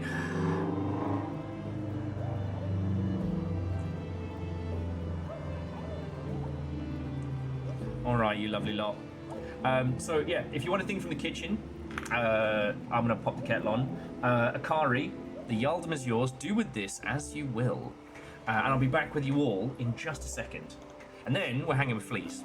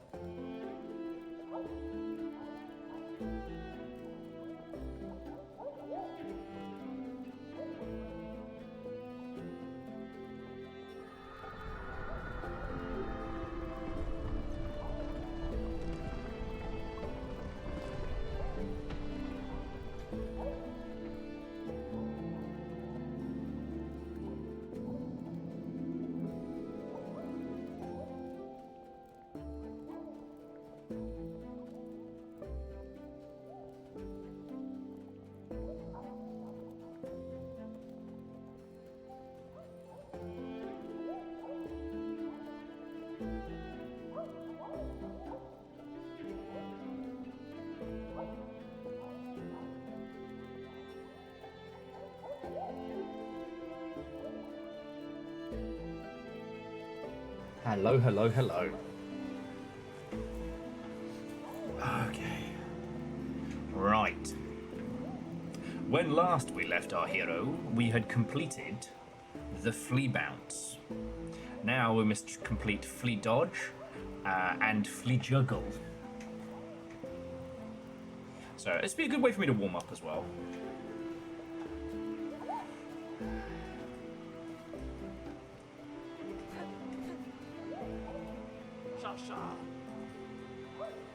Stay on the platforms, avoid the attacks. Alright, I'm just going to jump straight in. So the goal is to dodge the attacks.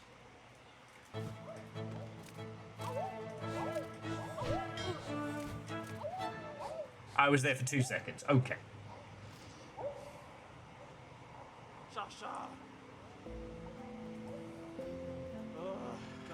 Right.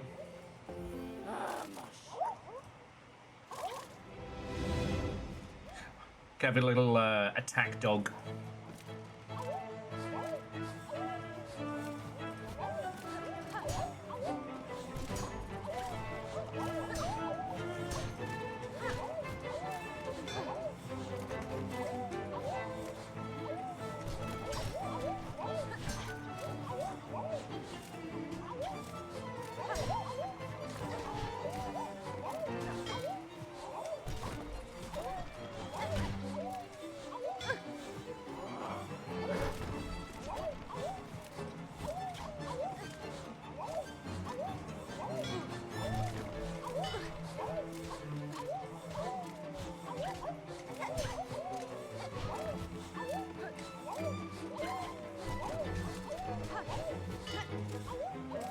Ah, piss.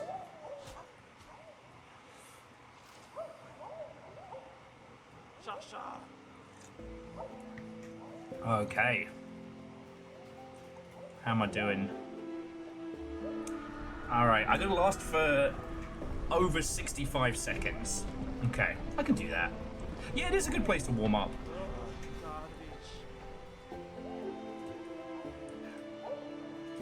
Yeah, that's a good point, Alnus. Yeah, you don't take damage if you get hit because they're just playing.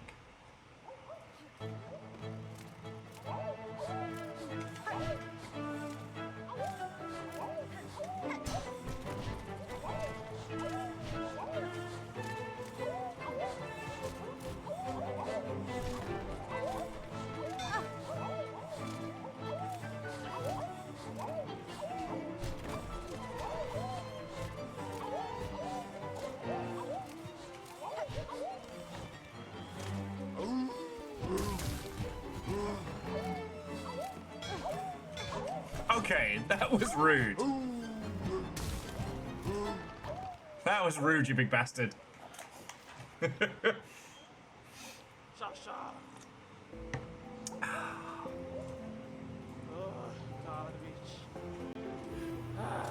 also a good little spot that anyone popping in that I didn't get to see over the last couple of days doesn't have to worry too hard on spoilerific nonsense.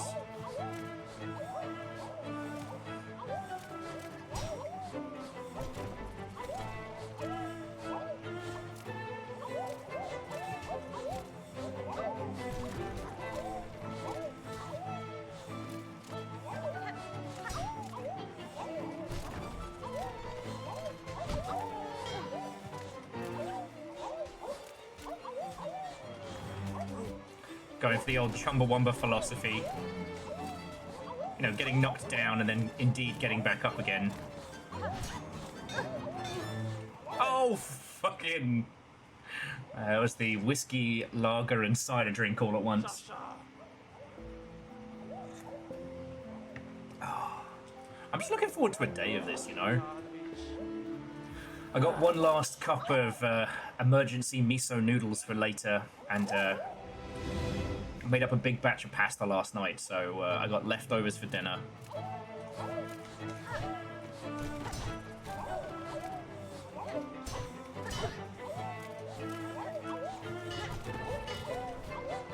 Ah, fuck! Alright, that one wasn't very good. It's good, it's fine, it's warm up. It's warm up. It's fine. Alright, you can shuffle over there, mate. Ah, oh, decadent.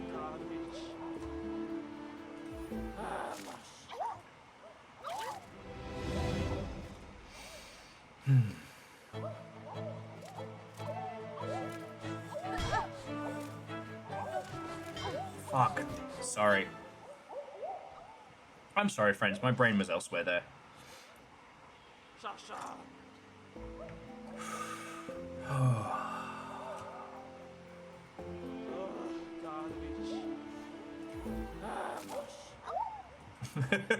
Actually, so Virals, what I'm hoping to do is to finish off Drywall Eating Simulator. It's like a little YouTube video or something, because...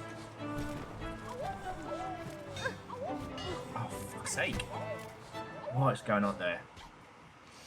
Because I've been really wanting to finish that one, and the placeholder joke being fucking brilliant.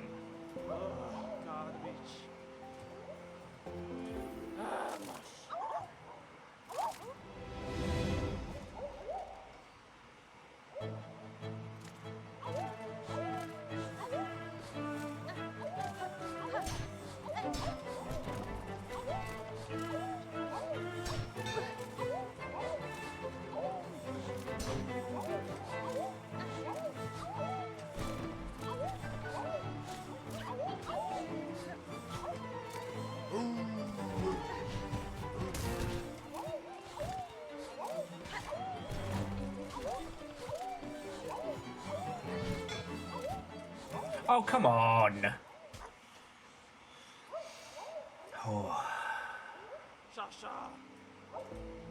Yeah, I could do a fucking crime to some banh mi today, you know what I mean?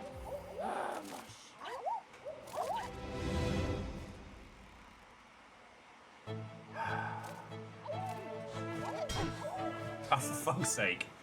I'm sorry, friends. Brain's all over the place, and... You know, it's easier when I'm just kind of going... Blip, blip, blip, blip, blip, blip, blip, blip.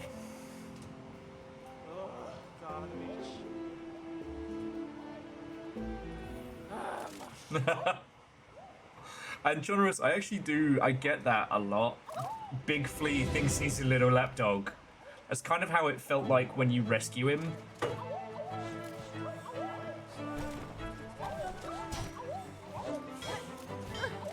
Fuck.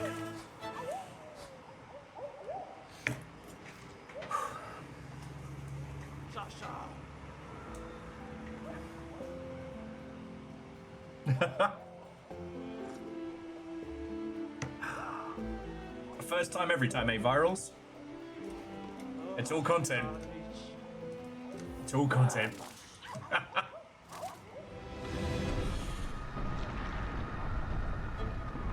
Kind of wild that the,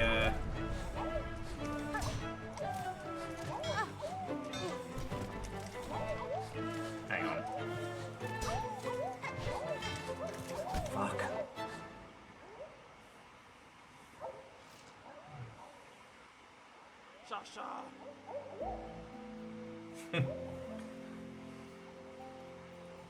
If I change something later, then it's even more finished. Aeon, Watto, and welcome. Hello, hello.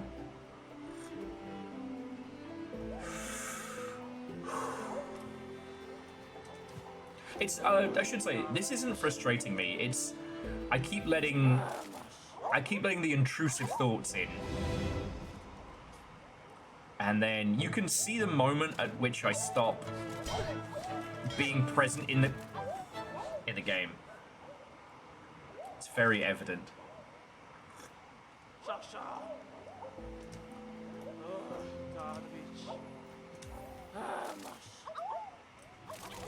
The power of coffee compels me.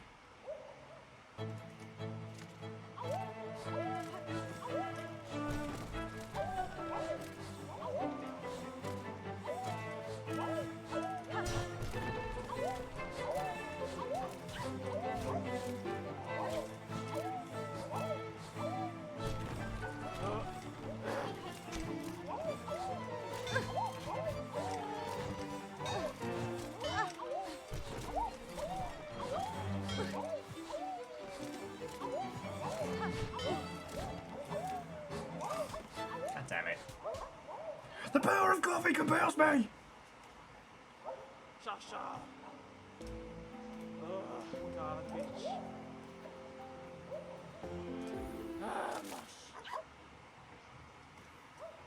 I mean, JJ Coil, that's what... It's not this.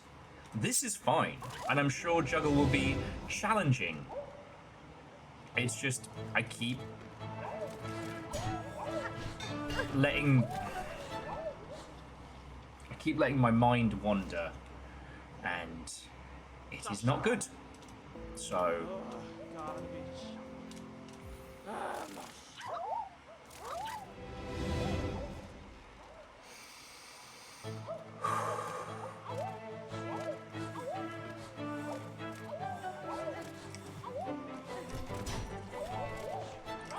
Alright, now that was bullshit. The yellow flashing flea is small dog with big dog energy. Or one of those just like chronically hyperactive little terrors.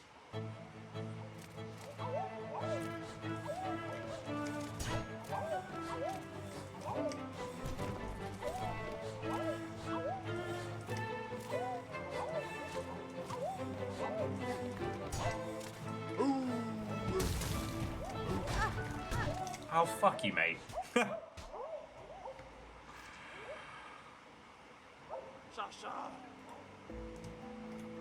Sorry, I'll get it. The big dog is a challenge.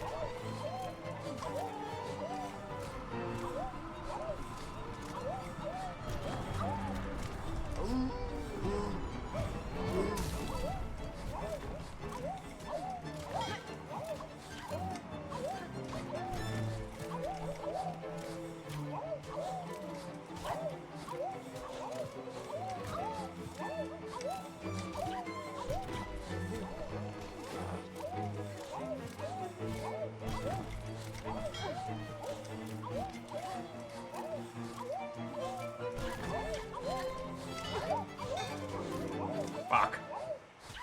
I need 6 more seconds.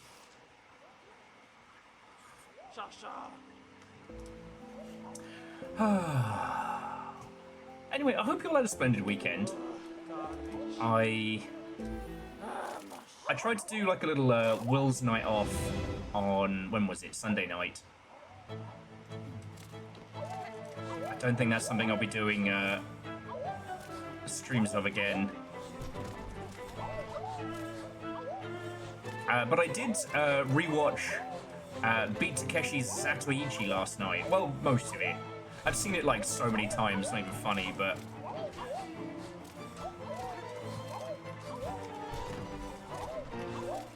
Oh, and I did watch Dan Olsen's video on the Jarhead sequels.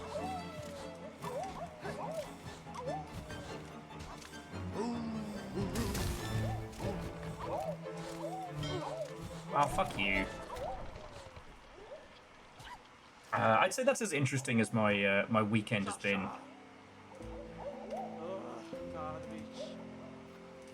Oh, I did finish reading Strange Houses, which was very, very good. And come payday, I'm definitely going to get myself Strange Pictures, which is the quasi follow-up.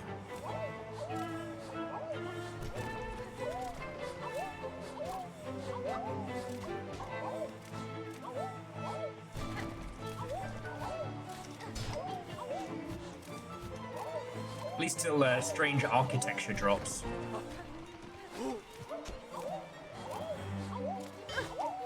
Ah, fuck. Yeah, see, you can see the exact moment my brain wanders. If you haven't seen it, so Strange Houses is an architectural horror novel, and it's fascinating, but it's... You're shown varying floor plans of varying houses, and the horror is told through that, which is fascinating. Strange Pictures is supposed to be like weird kids' drawings with hidden nonsense.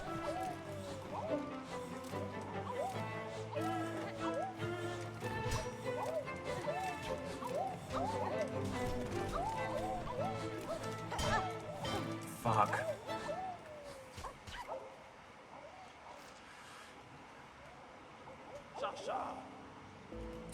Aeon, I'm not sure what you mean.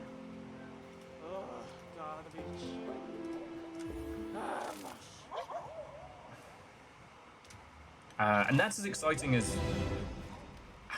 I've been. I did start reading the Vora after finishing Strange Houses, and as good as that is, boy howdy, it's denser than dark matter.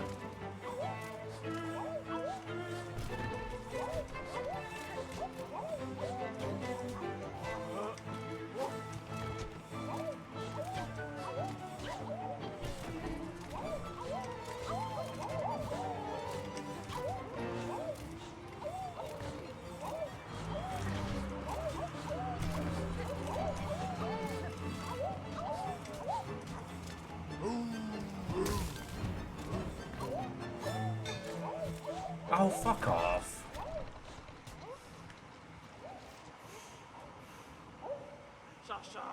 Oh, very droll, Aeon, very droll. Well, do you know the weird thing is, like, I know I'm usually the meme lord that's bringing up House of Leaves before anyone else, but they couldn't be two different books.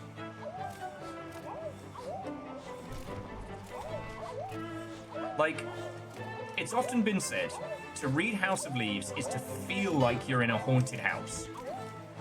Like, that's how the book is trying to make you feel, and it does.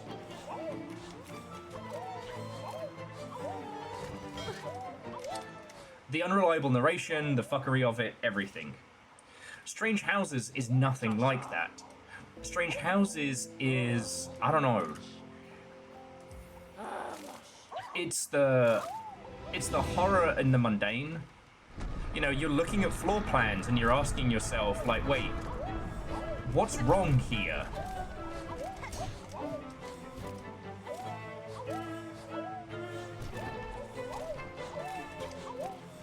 You know, there is a horrifying mystery in plain sight.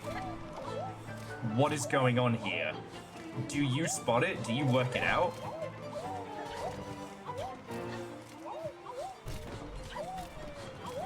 You know, it's not trying to show off or make you feel stupid with its mystery, which I also really appreciate.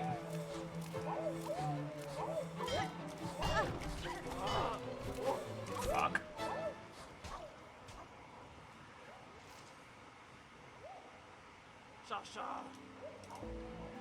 No, it's not. It's one of those ones you've got to give it a read. You know, it's not going to leave you, you know, sick to your stomach or anything like that. But I haven't encountered another book similar.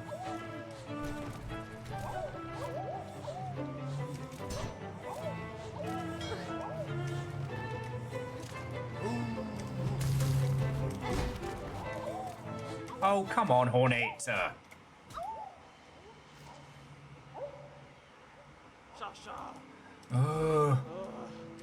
My feelings exactly. I'm not even annoyed. I'm not annoyed at the title at all.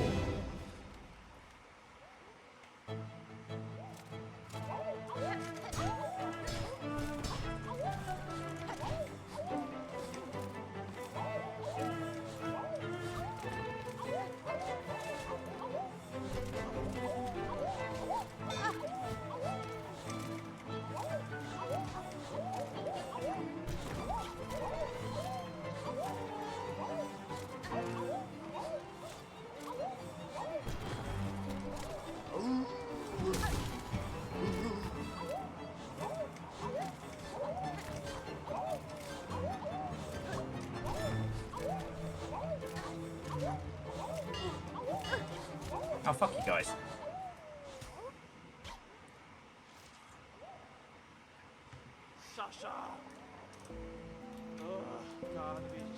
A woo indeed. Okay. This is it. This is the one. Here we go.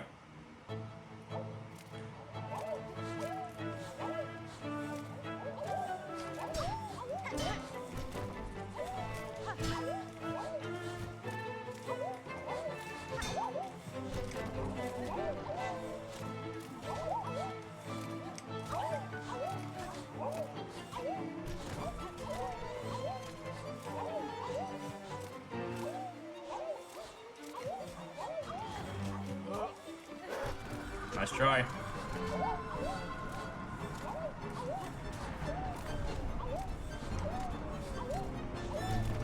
Ow. Oh, fuck off!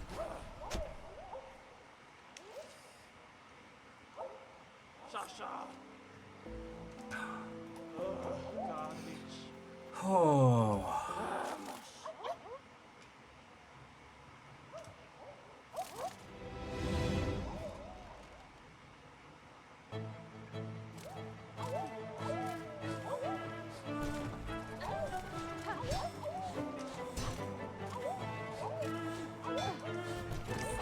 Sorry.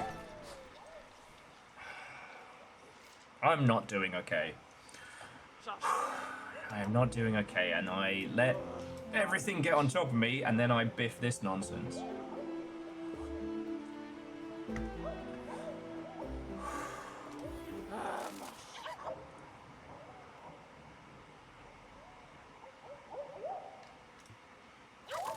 So, Favor 6, an hour of the Highlander show on Tubi, so you've watched 3/4 an episode and 50 minutes of adverts?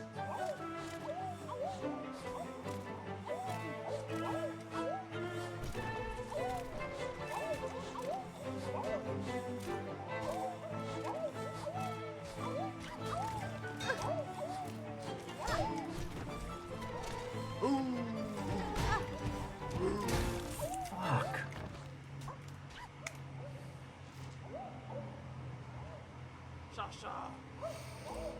Okay.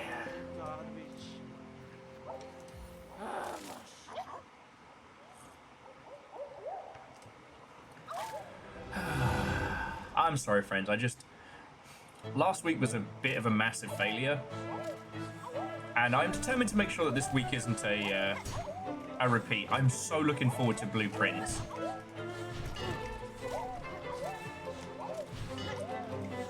But you know me, I'm prone to worrying.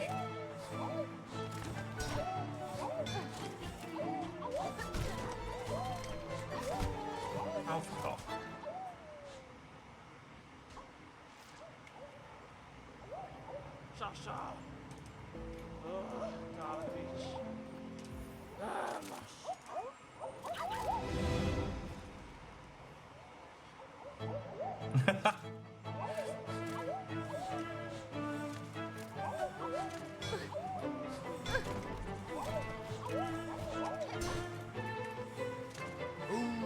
Fuck this guy.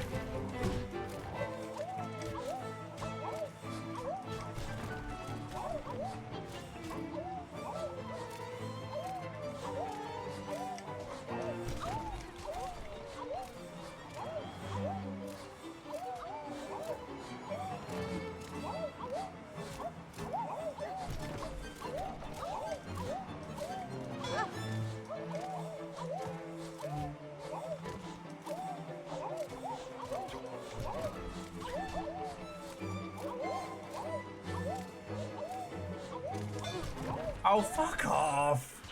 Doing great there.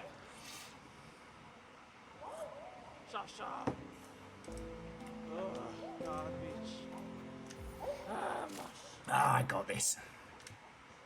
I'm sorry, friends. I don't mean to... I don't mean to, whinge.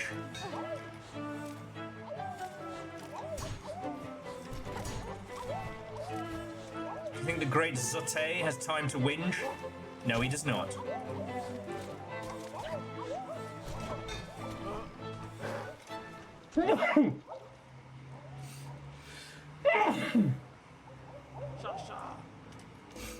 Oh, sorry about that. I did not manage to get to the mute in time.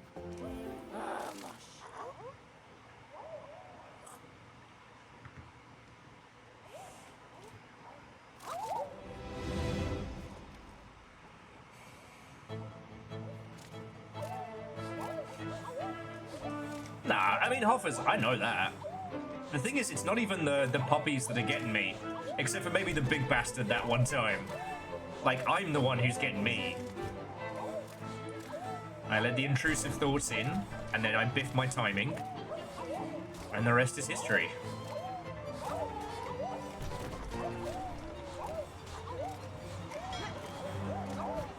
Oh, okay. That was horse shit, because we should have grabbed the ledge, but...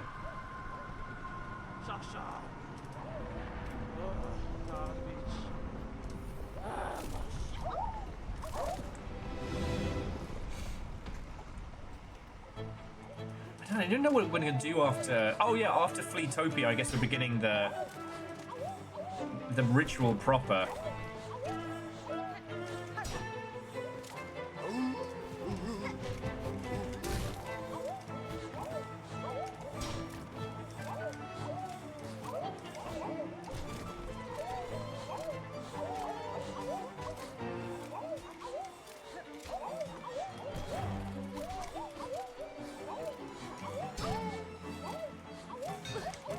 Oh, what the fuck?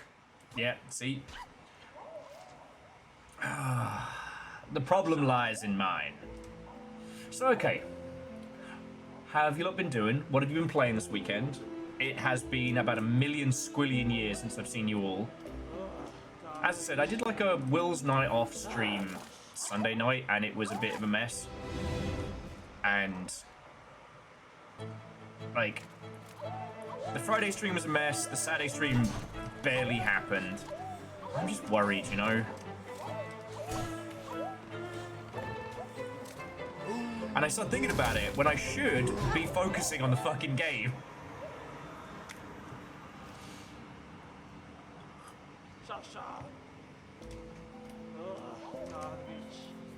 That's the great challenge.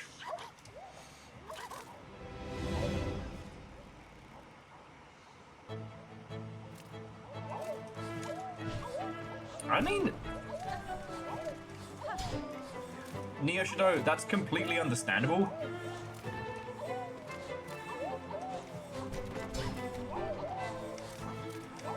Little Fire's been on Hades 1 for the first time, and it hasn't really clicked with them as much as I was hoping. But it's really hard because I don't want to tell them why they should play it, because it's so fucking good. Because I don't want to be the spoilery person.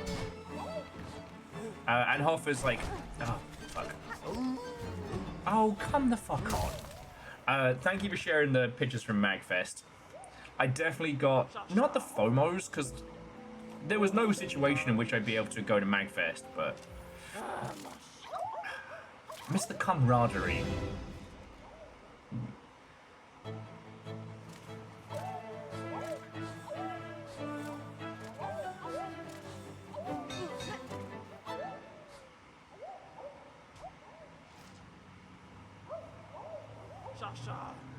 Aeon, have you ever had anyone over your shoulder telling you, make sure you read everything? Have you read that?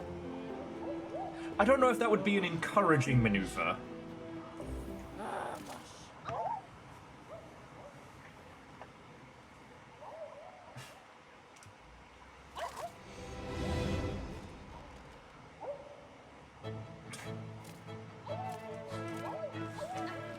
Yeah, I mean, Favor 6 is one of the reasons why I don't talk about it, because most of the time the advice just comes across of, have you tried just not doing that?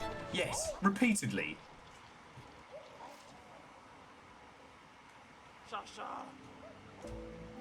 Aeon, exactly, and that's why I can't say anything.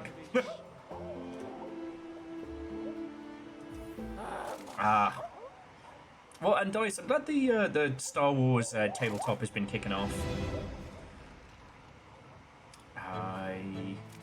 Yeah, last tabletop thing I got to do was the Shapers Grand Finale. And then before that was Memnol Season 2 ending.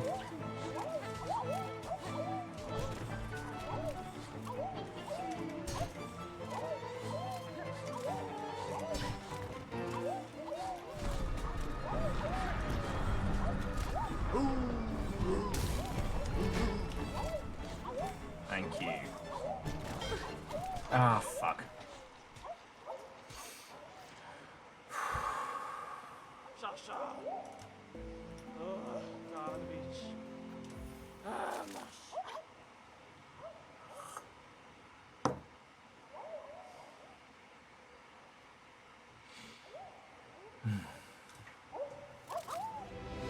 sorry. Here I am being a fucking misery guts. I'm so sorry, friends. Okay. Enough of that. Enough of that.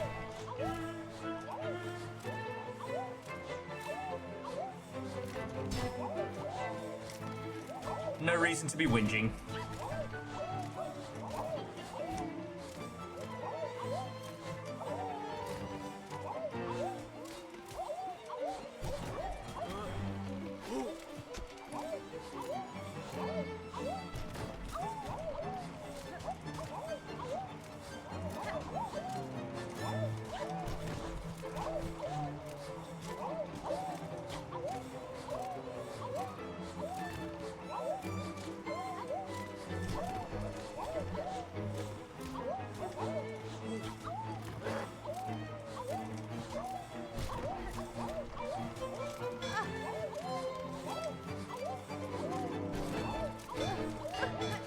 Oh, fuck all the way off. Sasha. God, Oh no, Favor 6, the one I always get is, have you tried just getting up earlier in the morning? Just get up earlier. Makes me want to chew my teeth into a fine powder.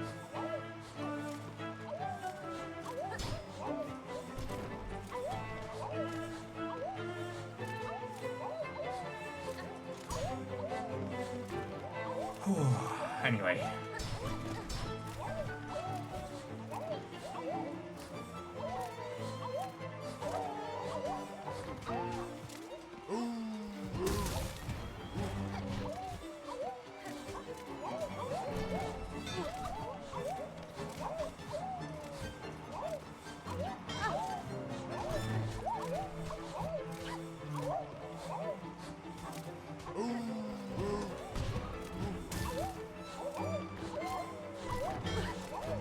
Oh, fuck off. Sasha.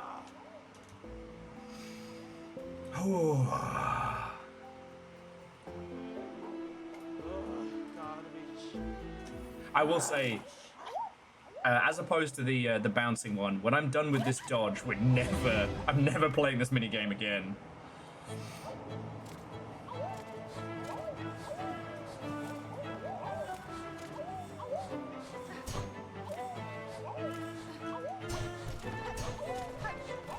Fuck. Okay. Sasha.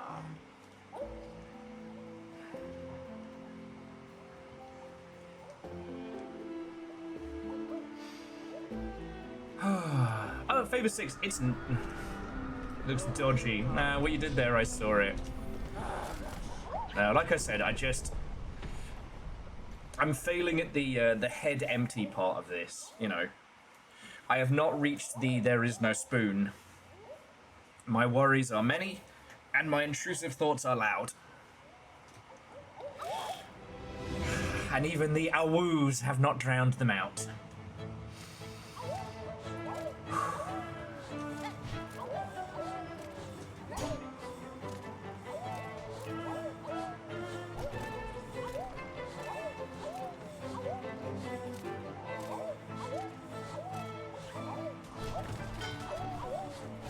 Oh, fuck off.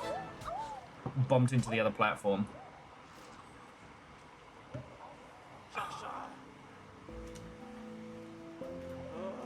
But continuing on this path is the only way to beat it.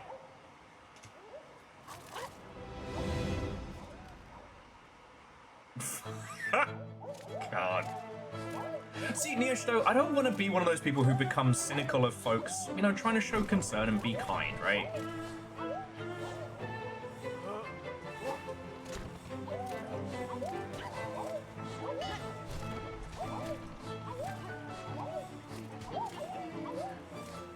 I've been lucky enough to not have anybody be like, you know, you just need to drink more water. You know, oh, that helps.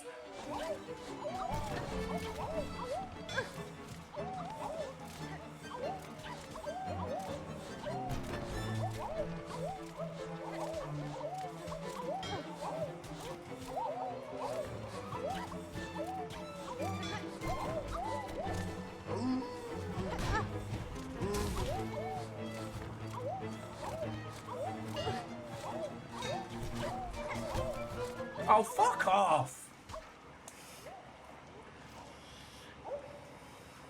Sasha. Oh, God, please.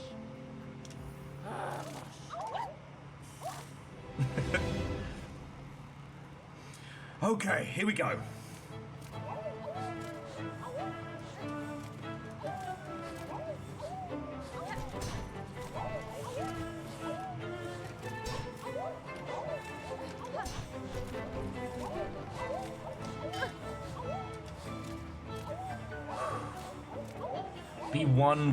Be one with the owl. There is no world. There is only Flea and owl. Owl.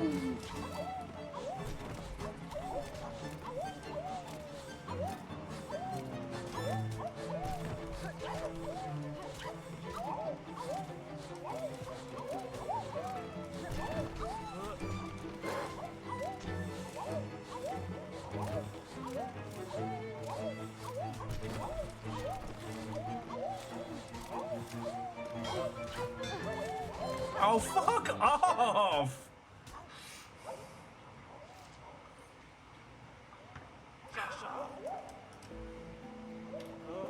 No.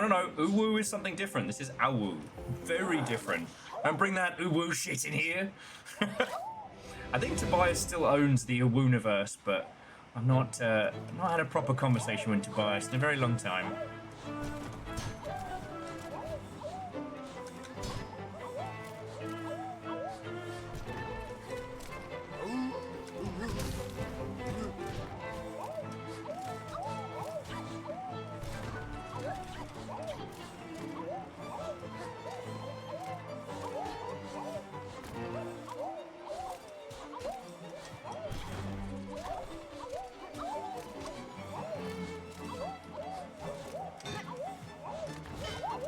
Oh, fuck off!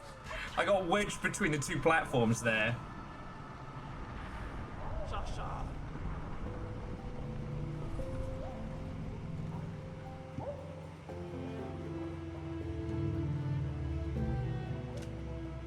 And Hoffer's, look, it's not that, you know, hydration and good sleep are bad suggestions. It's the, you know what it is? It's the patronizing element of it that it's like, you think I haven't tried these things. You know, I often refer to my, you know, my inability to sleep in my youth, I've often referred to as white guy insomnia, which is the condition very rampant amongst white men in video games, where they stay up all night drinking energy drinks and then complain that they do not have a regular sleep pattern. That is different from clinical insomnia. That is different from, like, lifetime of bad patterns and whatnot. And, you know, we could all probably stand to be a little more hydrated. Remember, hydrate or die straight, but...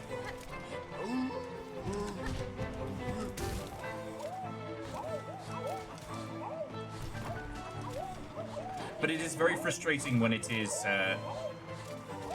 told to you as gospel.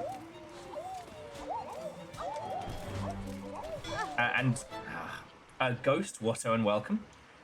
Welcome back. We're on the Festival of Fleas. We haven't done much more in Act 3, so no spoilers. But yeah, come on in. I am battling my inner demons as I dodge these dogs. Because, well, a couple of times I've definitely been outwitted by these bell-headed little adorable cuties. I keep getting stuck in my own head, which is why I keep losing this challenge.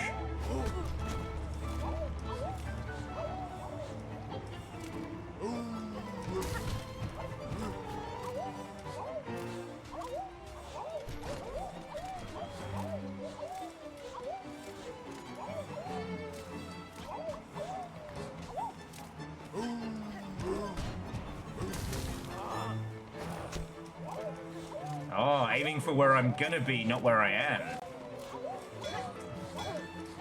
Alright.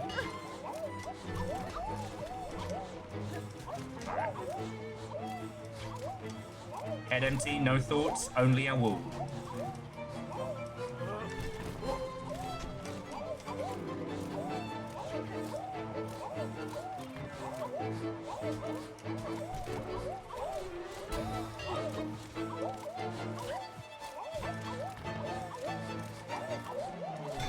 No thought, head empty.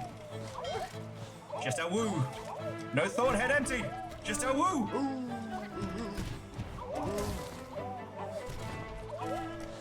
Oh, you shit! Okay, that was some bullshit there. Woo, woo, woo, shwa. Yeah. Your score exceeds even my own. To see skill so much. Moments before everything ends gives me unexpected joy. Rishkits, I congratulate you, champion. Nothing's ending. Verdant, it does seem a little like cheating.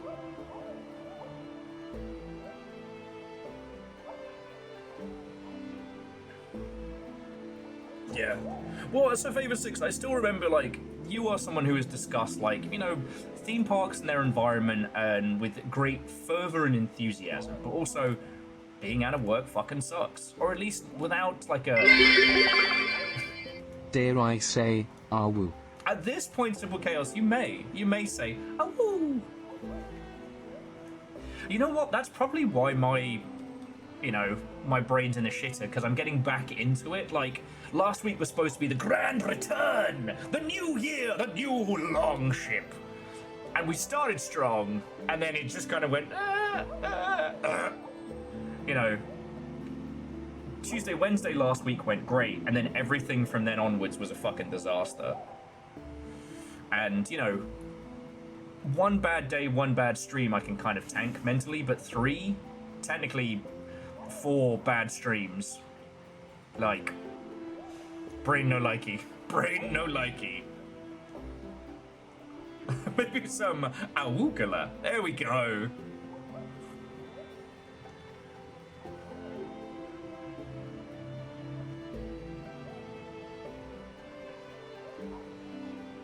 Bad in what way? Well, Thursday was supposed to be blueprints. That didn't happen. What was Friday? Friday was supposed to be Eclipsium, but Eclipsium, I made the judgment call. Like, nothing bad happened there to, like, bust it or anything like that. Eclipsium is a very, very good looking game. I've been wanting to stream it for ages, and again, I'm still amazed that Floydo beat me to it. But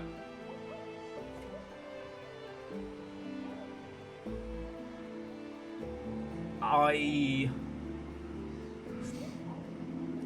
made the call on Friday that Eclipsium was not the right game. And so we chortled, we natted back and forth. We ended up going back to Labyrinth of the Demon King, which is a great game to play and chat. So it was fine, but obviously because people were expecting one thing, a bunch of people, like, quietly tapped out. That's fine. And Saturday was a shit show. Now, I did do my little, like, Will's night off, but that wasn't a proper stream, and so it wasn't a good stream either. Basically, on Sunday night, I was up playing my arena breakout nonsense, and I was like, you know what, I'll throw a stream on. Now, it was unplanned, unscheduled, unannounced, and in the wee hours of the morning, so I can't rate myself over the coals, but... yeah, no, it started at like 1 a.m, but I didn't do a good job streaming. That's not... you lot have told me that's how I feel about it in my little heart, you know? And now I'm back and we're doing Silksong and it's fine, but in those moments where I'm playing like Dodge the Varying Elements, all the little creeping voices were settling in. Hopefully Juggle will be more complex. Okay. Let's try Flea Juggle. This will probably be like chipping these little guys up in the air. Probably biff it now. Do do do do do do do do do.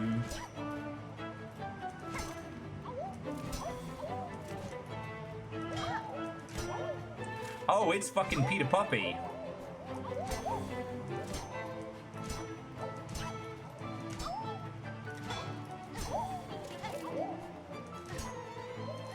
Oh, fuck you.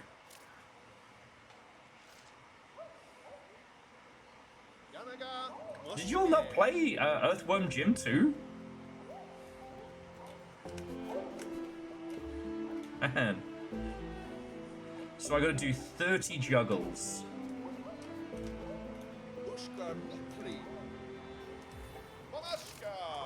Do do do do do do do do do do do.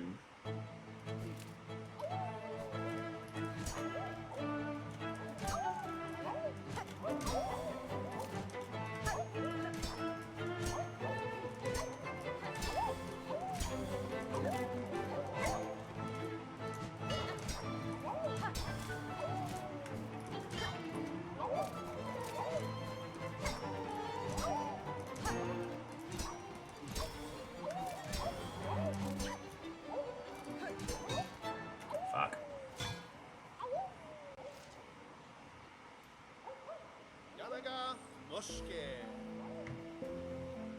Oh, Earthworm Jim 3D. That one was a disaster. And that was before we found out which of those guys were fucking terrible. But yeah, that Peter the Puppy mandatory.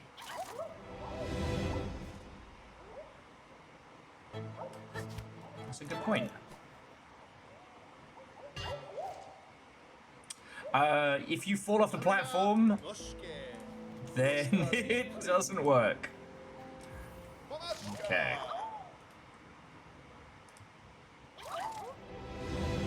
I wonder if I need a different...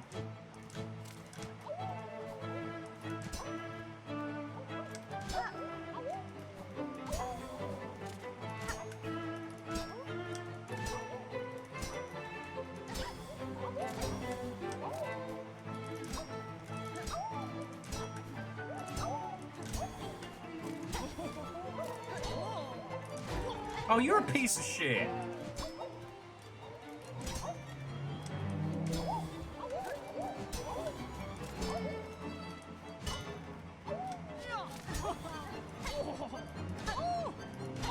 I'm gonna beat you to death with a fucking spoon, mate.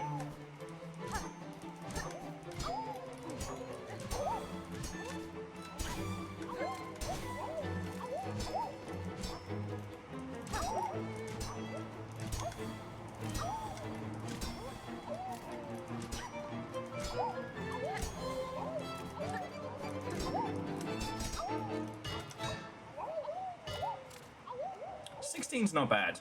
You can use the wire, but it spins you up. God. Simon the Sorcerer 3D is legendarily bad. If I remember rightly, it was also a thoroughly broken release. There were quite a few of those British franchises that did not do well.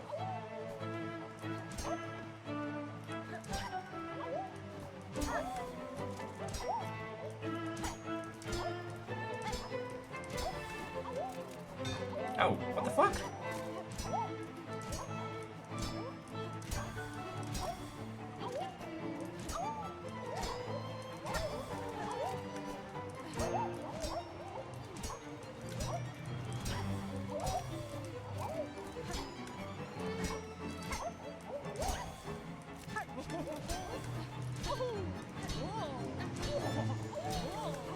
I'm gonna break your fucking knees, mate.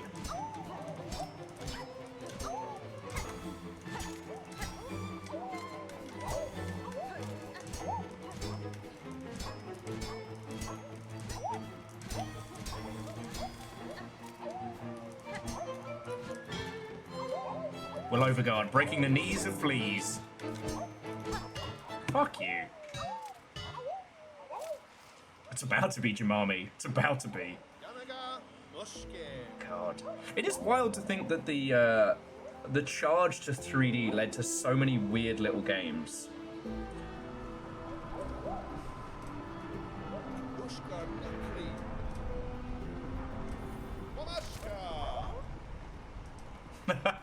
Hey Hawks, Watto and welcome. That's good, this is good training for me though.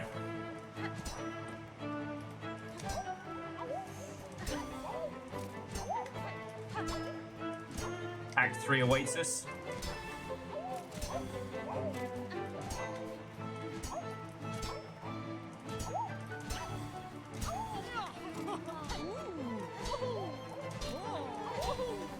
And that guy, I am going to have him beaten to death, though.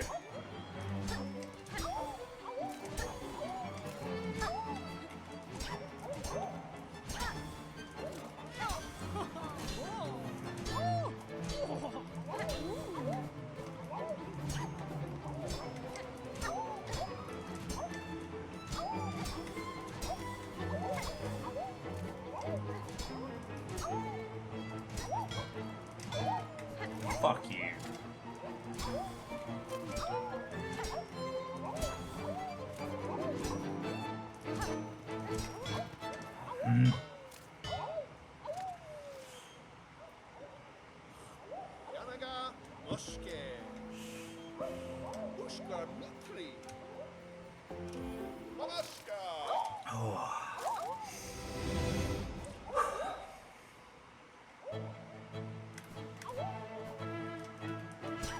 And honestly, this, again, compared to Peter the Puppy,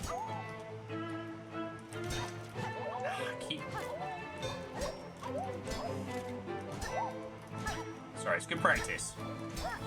Like, this compared to Peter the Puppy is nothing. Like, I still hear that haunting fucking... I still hear that in my restless dreams. Alright, what have I got that will help me beat... Nothing. There we go.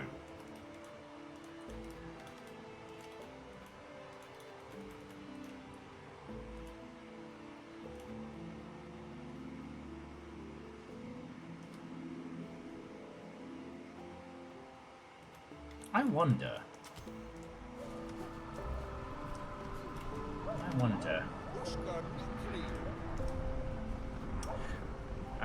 It is funny the things that haunt you from games. Niyushito was saying that the Spyro na na na na na na na na ha ha ha ha ha ha from the Egg Thieves, which you can tell does not haunt me because I did it wrong. Obviously, the Sonic the Hedgehog drowning and the do do do do do do do do.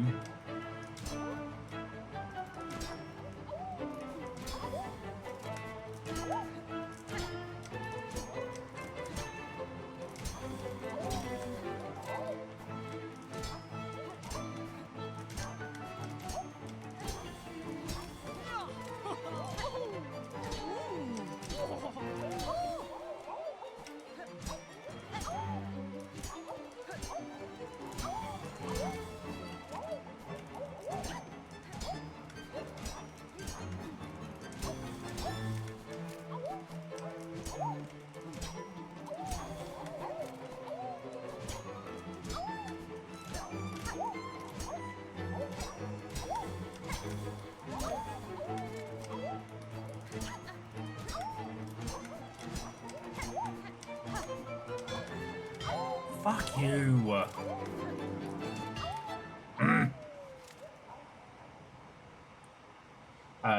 Michael saying, that's in the rough. From Microsoft Girl 3 lives in my brain rent-free. You know what's weird? I don't think that actually was a noise to the Yeti from Ski Free, but I remember it so fervently.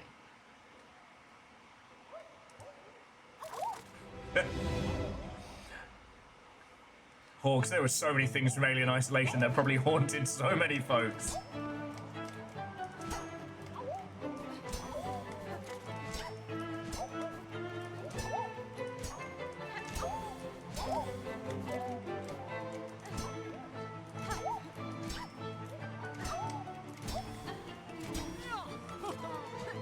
Fuck you!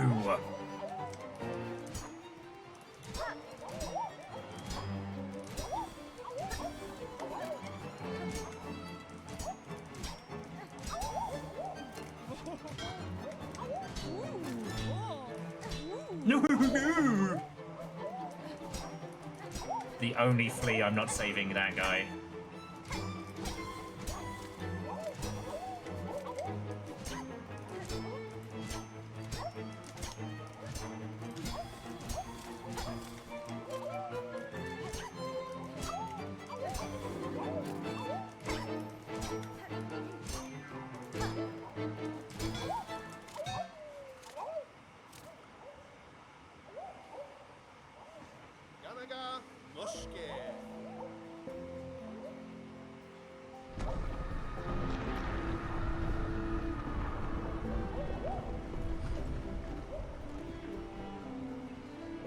I mean, Hawks, you know the story. Moon was great.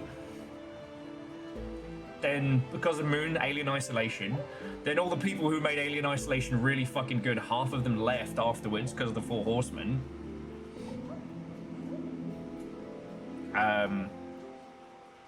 Sega didn't want to maintain the Alien license, and Fox were reticent to give it back to Sega after the whole Colonial Marines debacle.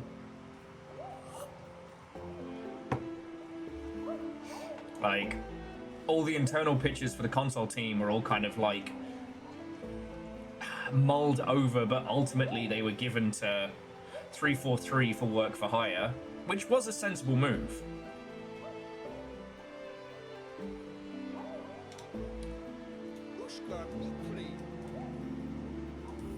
The thing I can't believe is the cheek around Alien Isolation and how the people who that team had to actively fight against to make a great game are the ones on all the dev videos and all the making ofs being like, yeah, it was just a really creative idea. Like, fuck off.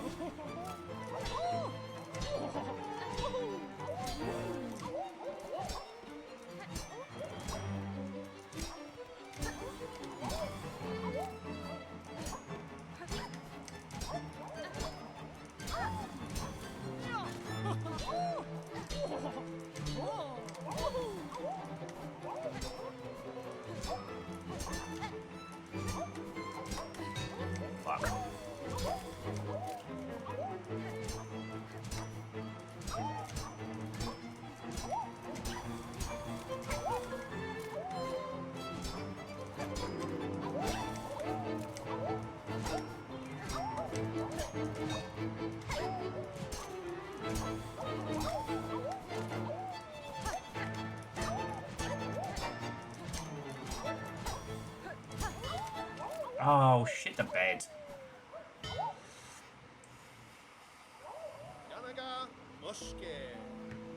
But like, Hawks, like the Total War DLC always made cash. It was the weirdness.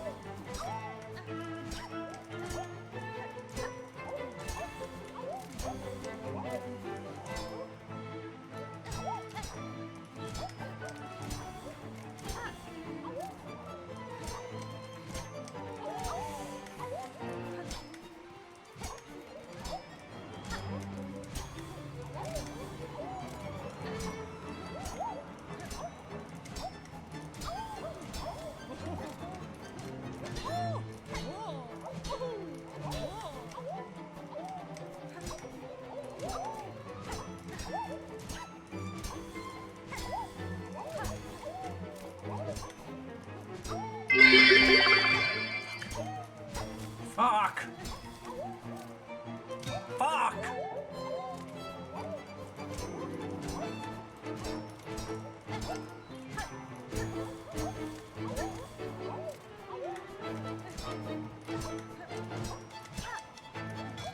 Fuck! Hooray! Distraction bits, hooray! Let's do this again! And again! And again!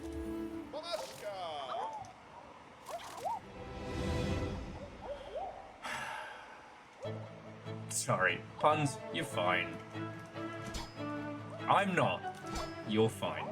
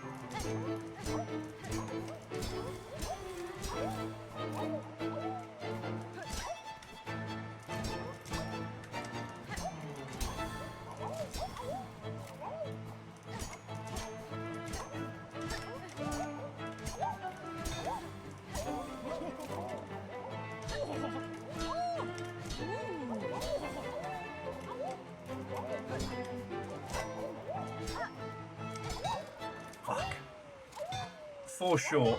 4 short, but...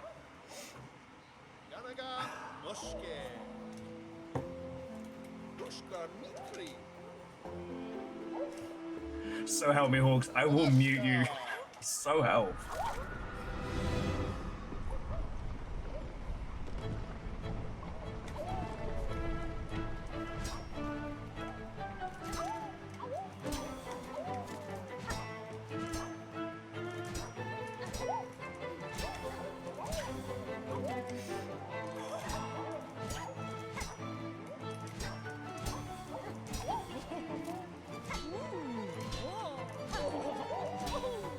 I now hate that guy more than the lecherous weirdo.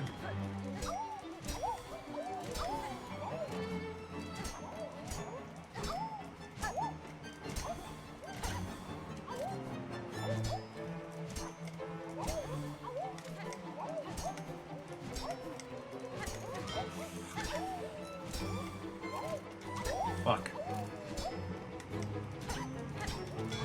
Fuck. This is not the run.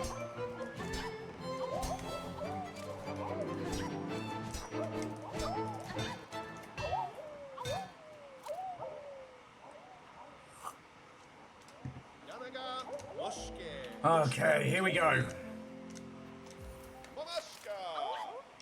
Everything's impossible until it's not.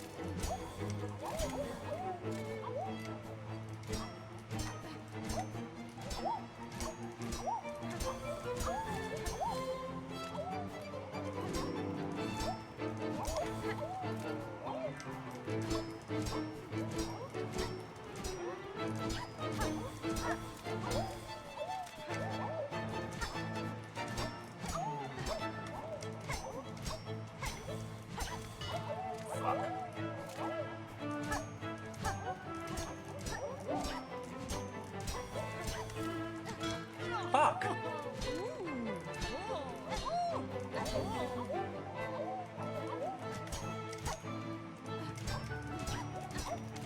Fuck!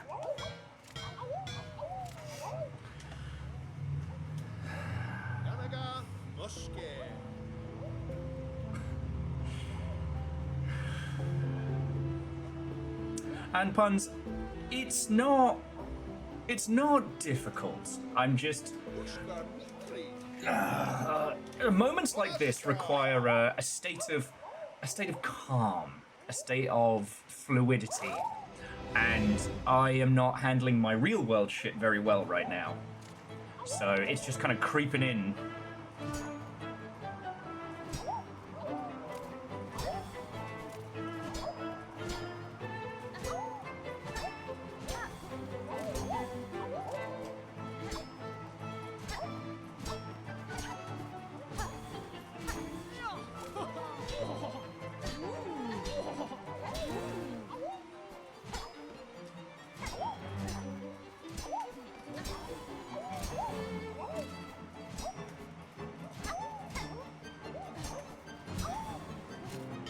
Fuck!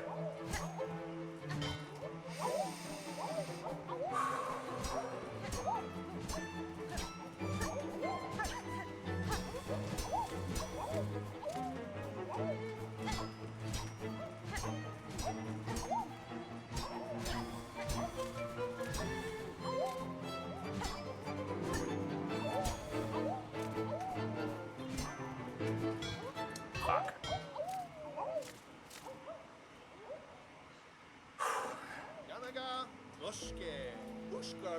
So it's the one we did just before this was the dodge, and that one was not hard.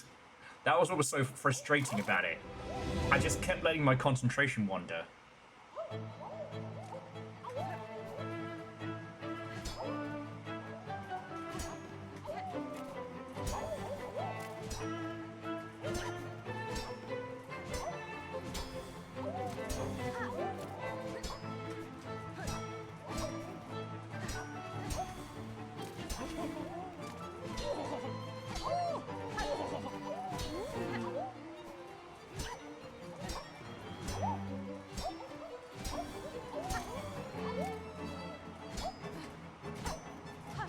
For fuck's sake.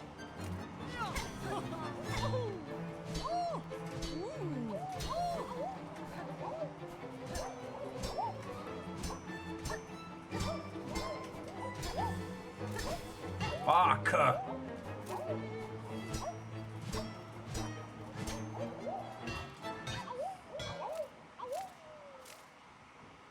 It's not.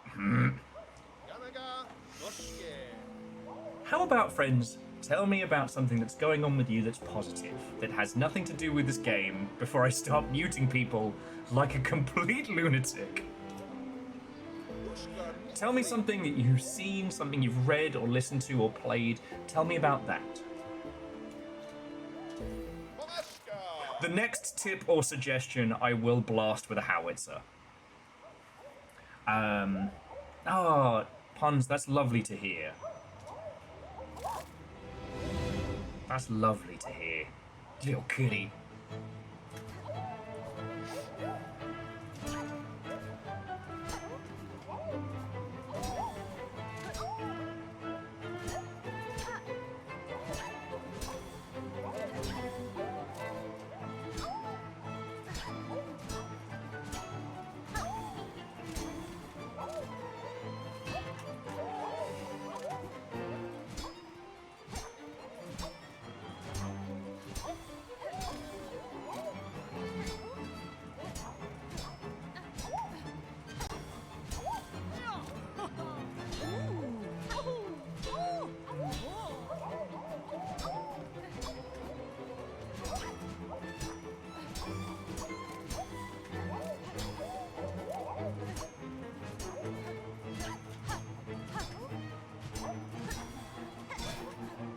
Fuck.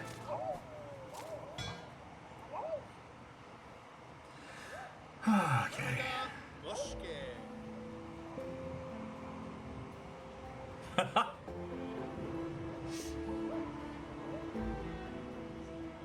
Oh, Aeon, that's lovely to hear. And Cold Ankles, congrats on finishing Stalker 2. What ending did you go for? I'd be curious to know. Ooh, and Pun's got 3 books. Oh, that's rad. Moose gets to spend 4 months world building. Fuck yeah.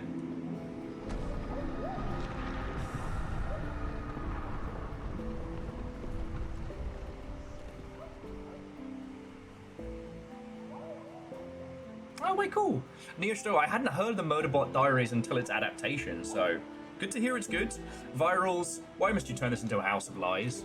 Your last minigame? Your last minigame? Honestly?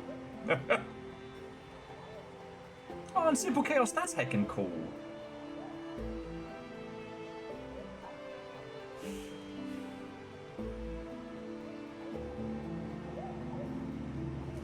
Okay. I'm trying to remember Cold Ankles. That's the zone expanded, right?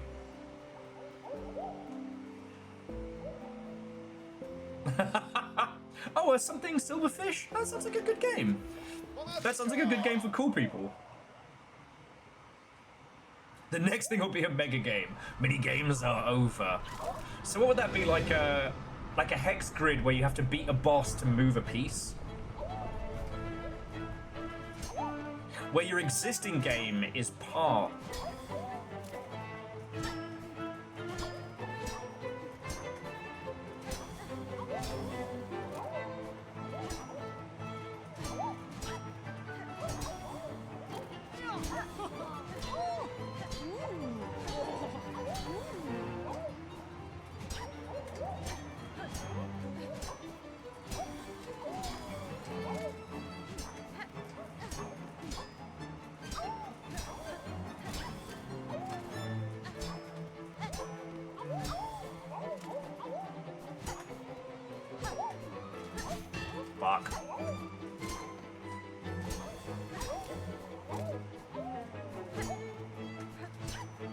Fuck!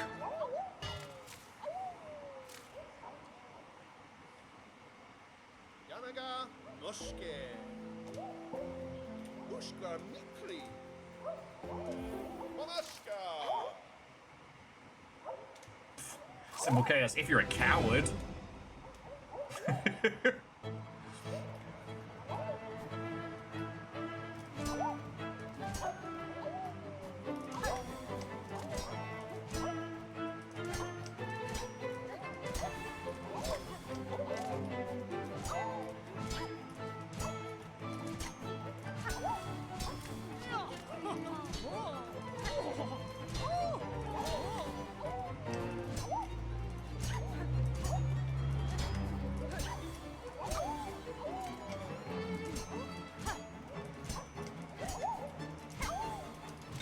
What the fuck? Alright. Oh, fuck off! So yeah, that's the point of, like, letting my my brain wander. Yanaga Noshke.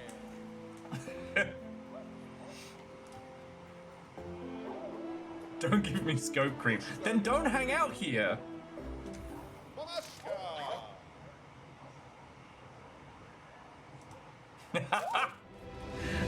Simple chaos. Yes. Yes.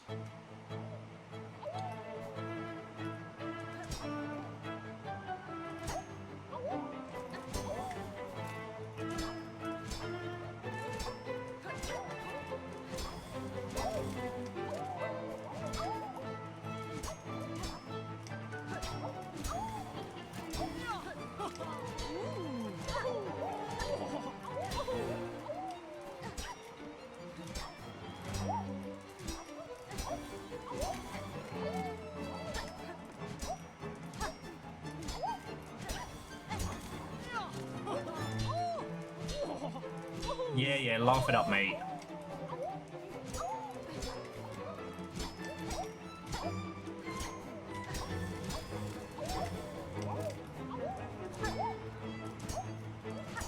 Fuck.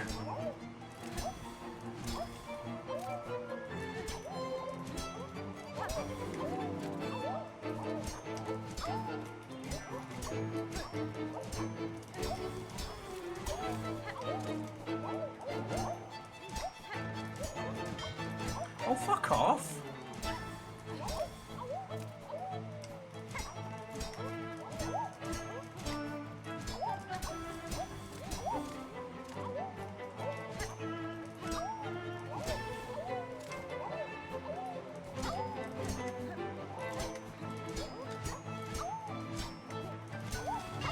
Fuck! That would have been it. Yanaga Noshke.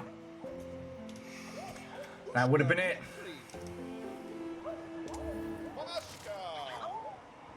Monashka. Don't make me hate these fleas. Don't make me hate these fleas.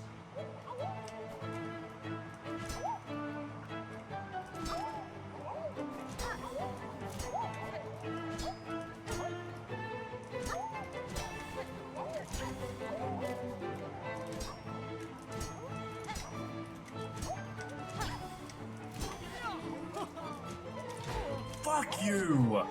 I'm gonna fucking murder that guy. I'm gonna fucking murder him. Hornet's cashing in her one straight up fucking murder token.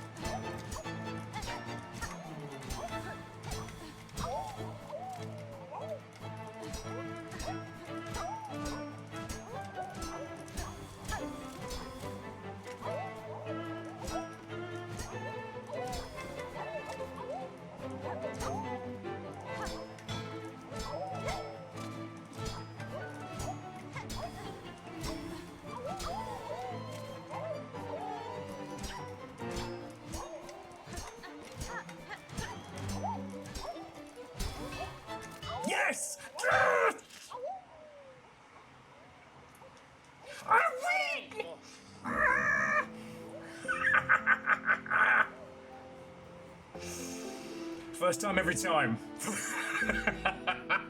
First time every time. Okay. And thus must our final ceremony begin. Fleas, prepare yourselves.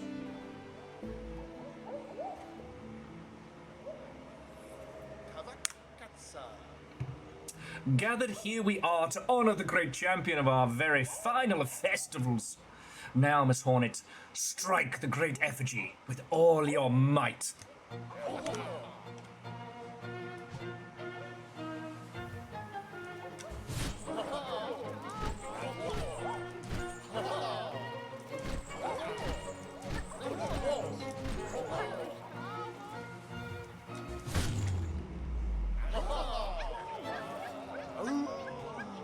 Awoo!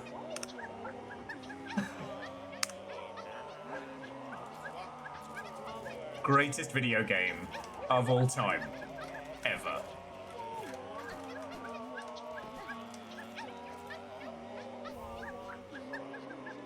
Ooh! And that's a pale oil.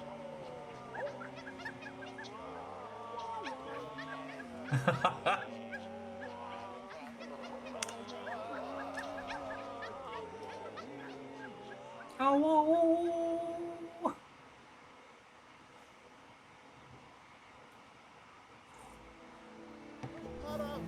And so the great ceremony has reached its climax and grand champion has emerged. Thank you for spending your last moments here with us, Miss Hornet. Though the world will soon end and our paradise will crumble, the memories of friendship we shared will surely echo through the oncoming void of eternity. Flea Master, your sentiment is kind, but this world will not end. Oh? How good of you to speak words of hope on our behalf. But we have accepted our fate. Come, let's forget the past and revel together. It is not merely hope I offer you, sir, but a promise. This kingdom's suffering has a singular cause, and by my own claw will it be cleansed. Perhaps not every flea will survive what is coming, but the world will not die, and your settlement may yet see a chance to prosper. Ah, you speak with such conviction, but I cannot bring myself to hope such. I am sorry. Come what may, we fleas are here until the end, and the games will continue, of course. Celebrate it with us for as long as you wish, dear friend.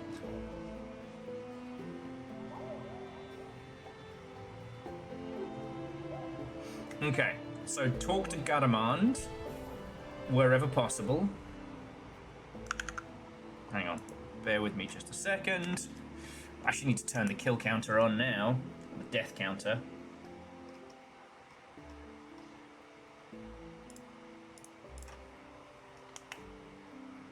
That should be fine. Yeah, there we go. Well, on Cold Ankles, I guess what do you mean by 100%? Because, you know, we did Hollow Knight proper. I defeated the Radiants.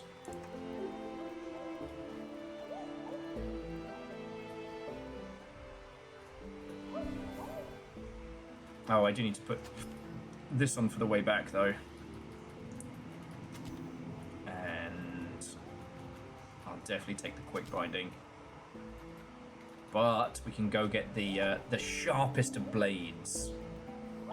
Now, is it just keep an ear open for Gadamand whenever he's about? You know what? Listen.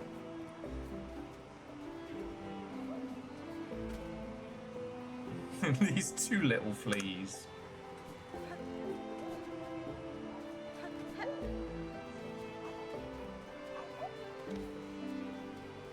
Right, well, I filled up on brew. So yeah, so now it's just, oh god, heading back through this fresh hell.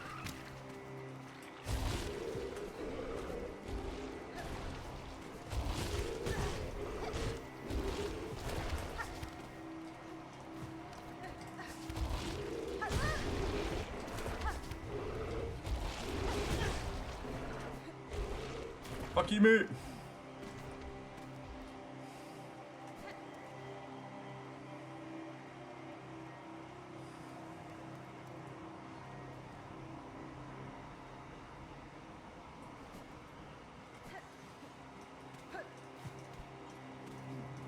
Oh yeah, but now I have this. It's fucking wee. Oh.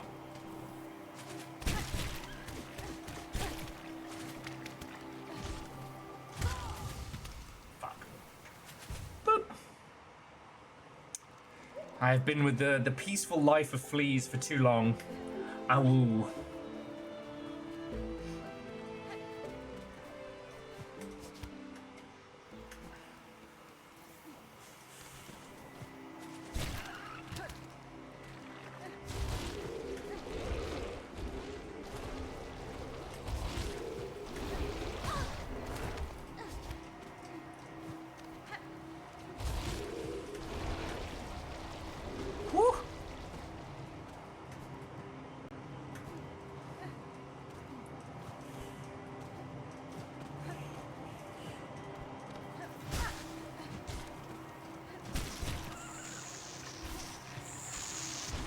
What, and Chaunerus miss out on the chance for some wasp vengeance?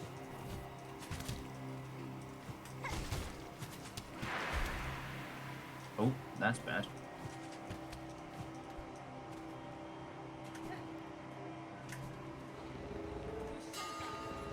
Yeah. Okay. So yeah, back to Hart for a better blade. And hopefully that should help level the playing field just a little.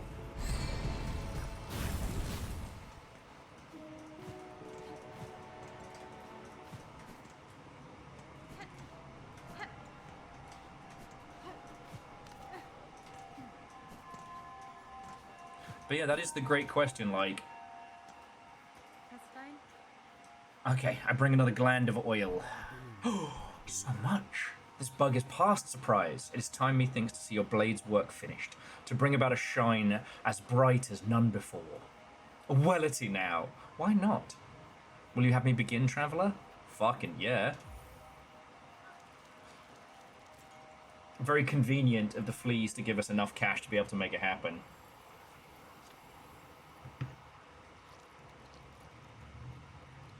I'm not saying I like the oil gland. It does mildly upset me.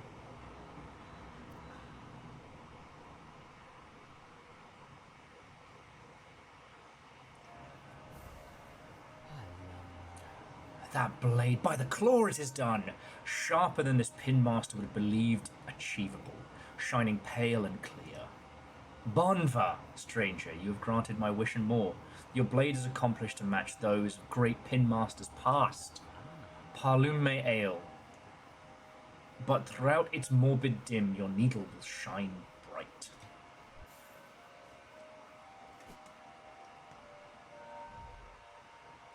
Oh. The hive steel blade has been sharpened to its ultimate form.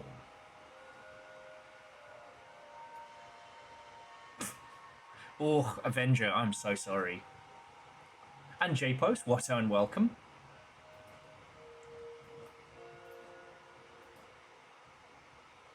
Okay.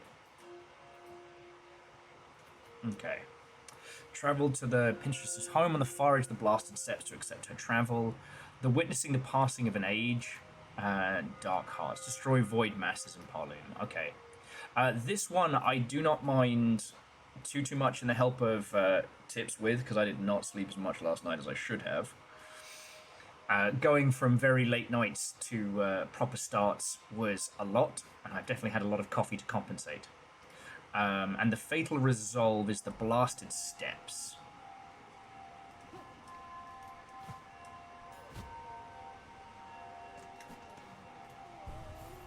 Oh, actually, you might as well take a...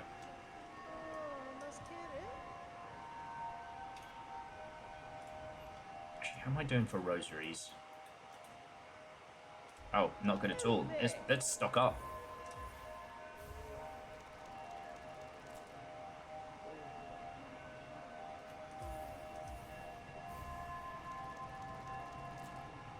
There we go, exactly, to the rosary. Last time I had 0 rosaries, it was for less auspicious reasons.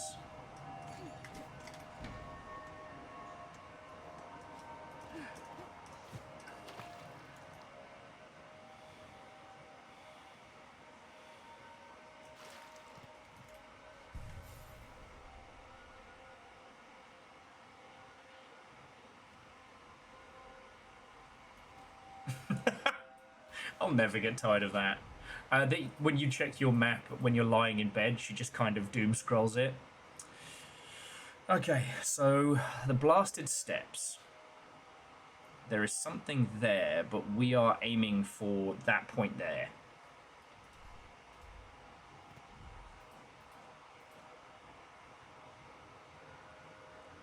The fatal resolve.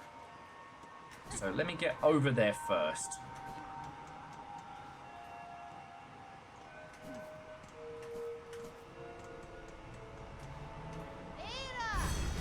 Puppies! Puppies got puppies!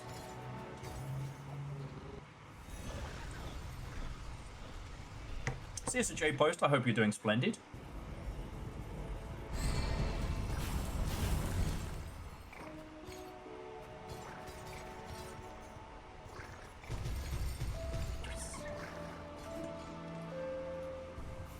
Let's make them grand puppies? I believe so.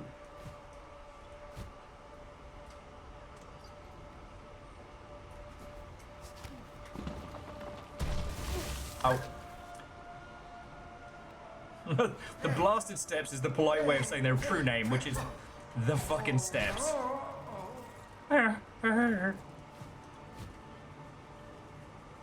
That's what you sound like, mate.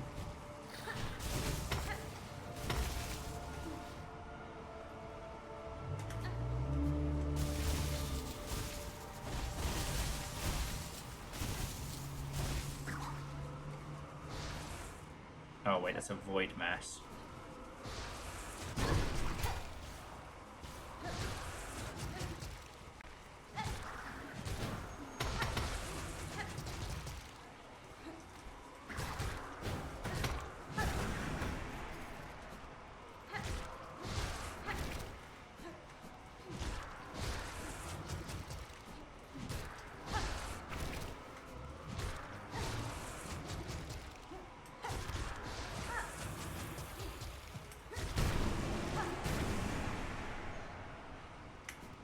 One more to the collection. I can hear peeps and future VOD watchers there screaming, Will! Fucking hell!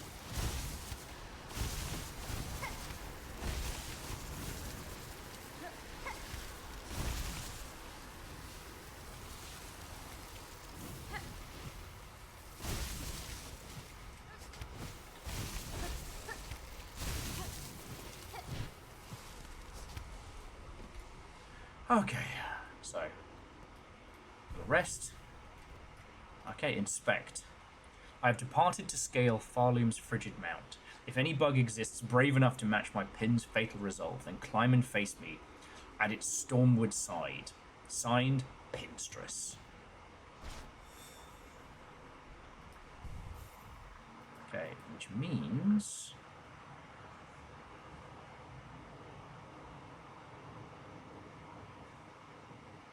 Oh no! J-Post, I'm so sorry! That is not fun.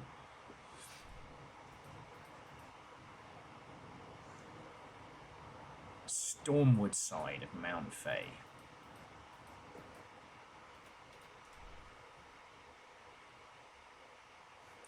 Is that Stormward side, or is it the angled one? Now, can I do it from here? Hang on, was it?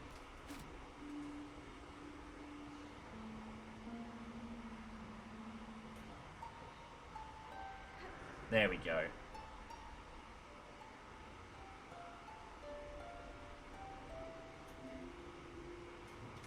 Okay, so I can't summon them in here?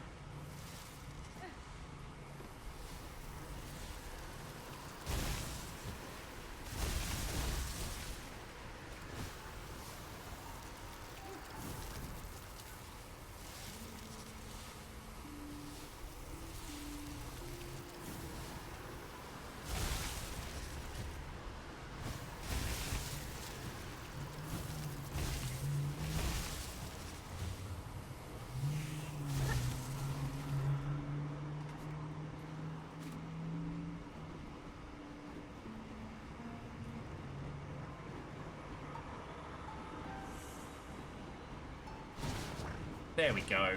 Puppies! Puppies! Alright, so up to Mount Faye. Which I guess the closest area is the slab, right? Yeah. Oh.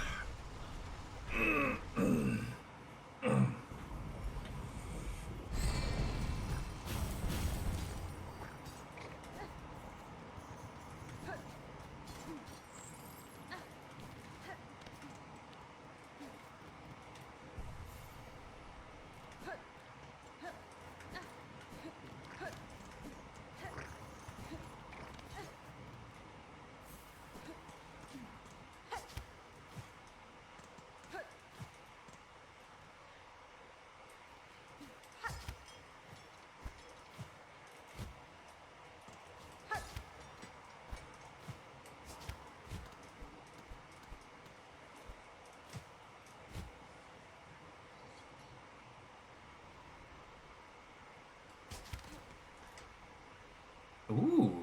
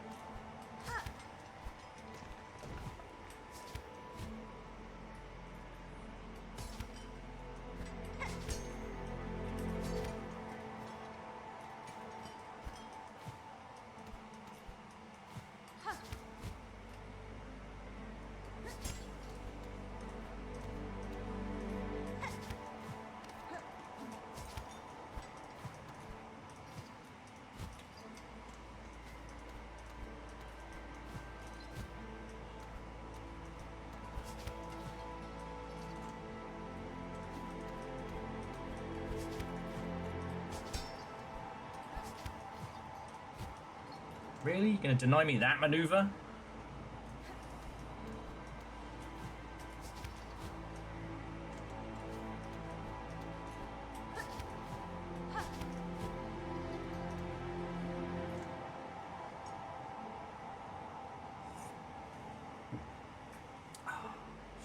But no, thank you all for sharing your happier tales.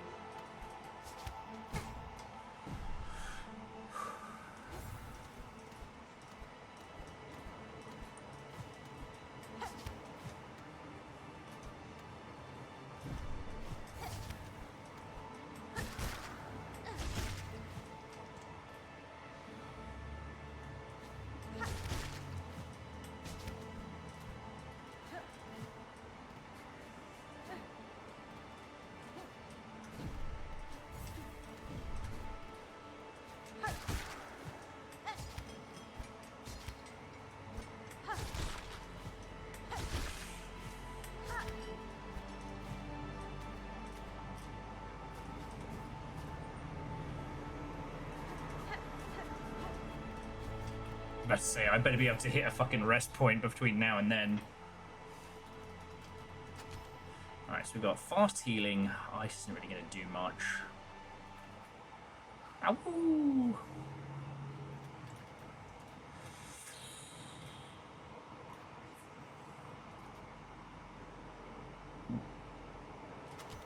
Alright.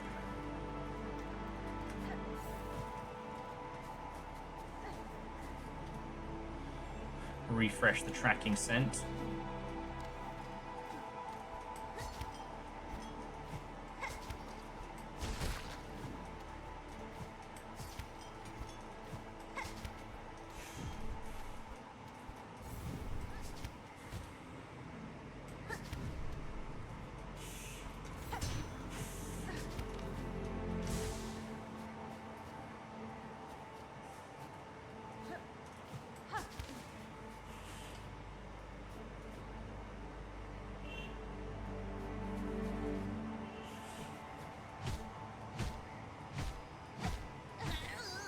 about to say, you better not be bloody dead.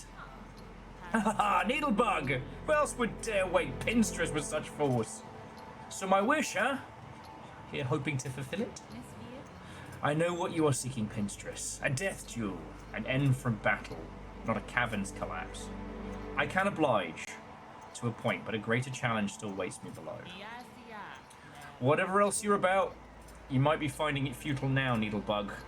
The Black Quake's Farloom final arrives. So let's stop the yapping. How about we begin? Let's see at least one of us end true to our nature.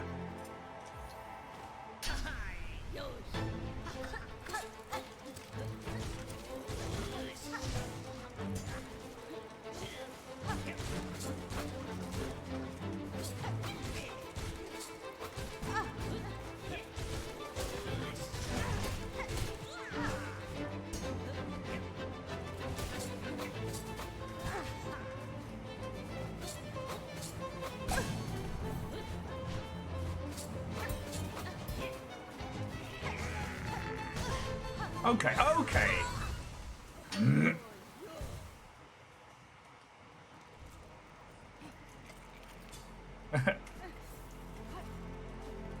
My feelings exactly.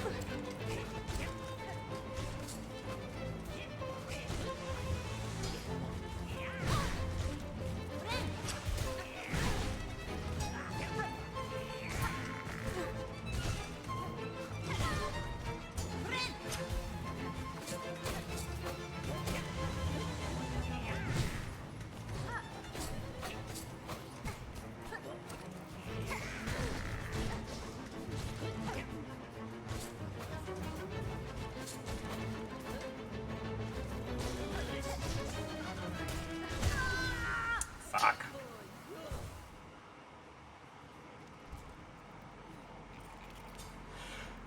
Yes, she does have the other skills, the Pinstress.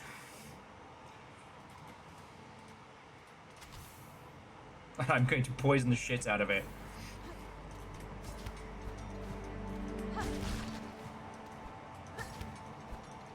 Much like Hornet, I don't have time for this specific brand of Faffomancy.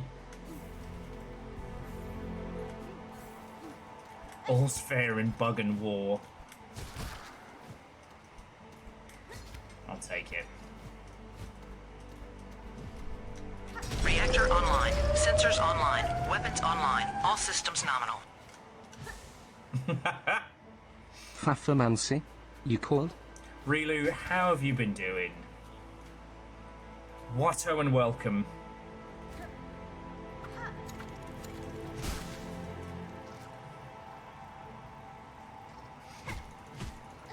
Rilu, I hope you're doing splendid. Lovely to see you. I mean, 72 months. Do we need to acknowledge how much time that is? And guess who's actually been reading interesting books?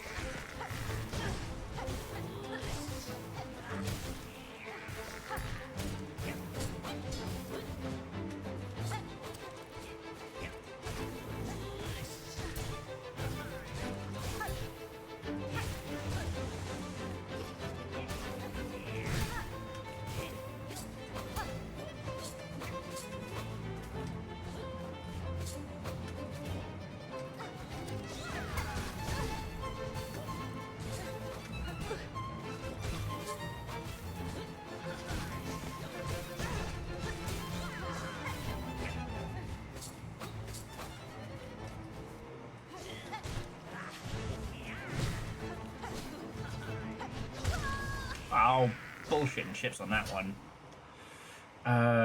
Doing good on the way to bed. So, Rilu, I recently finished The Black Tongue Thief and Strange Houses.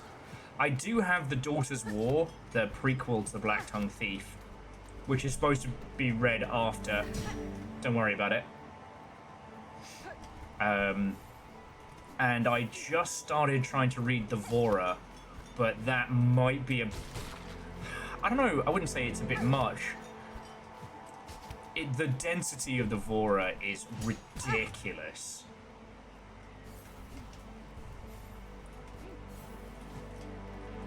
I mean, really, it's good. The author needs to stop obsessing over his personally made card games. But...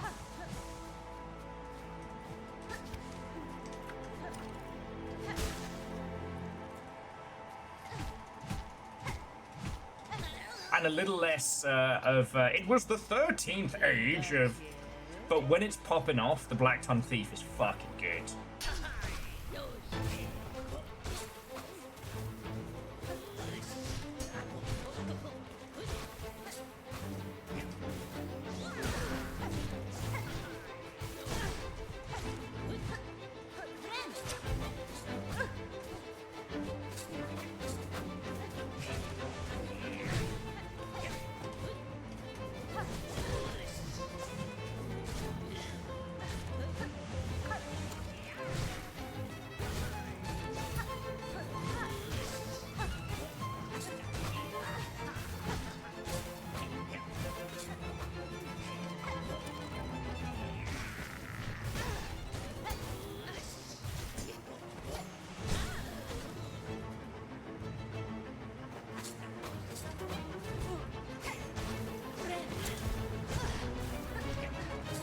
I get for trying to be clever.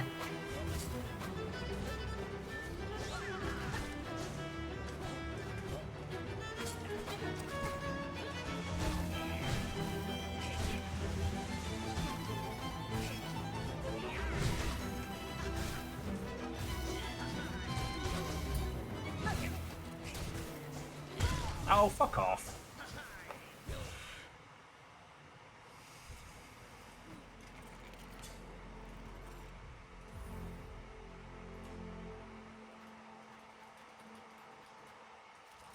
Stop that incessant clicking. Hey! J-Post, thank you for gifting the sub. To CMC Passerby, did I say hello? I hope I did. Everything happens so much these days. I feel like a lot of things today, I just need to get my head on straight. Oh shit! Hey Handlebar, I'm super happy for you. I know you were really looking forward to that. Oh, that's really good to hear.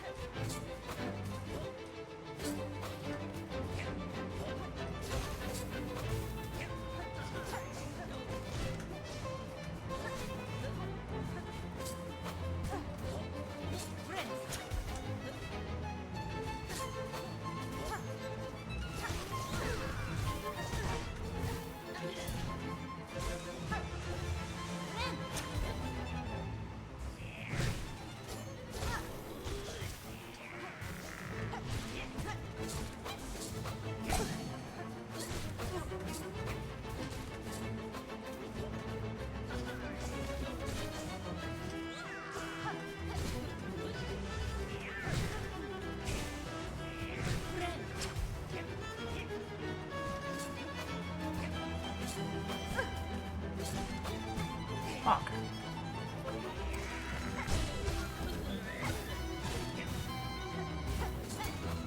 Fuck.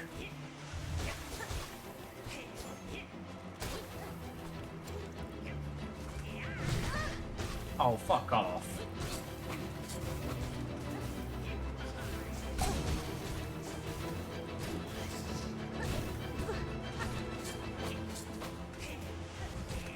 Listen here, you floating colostomy bag. Fuck!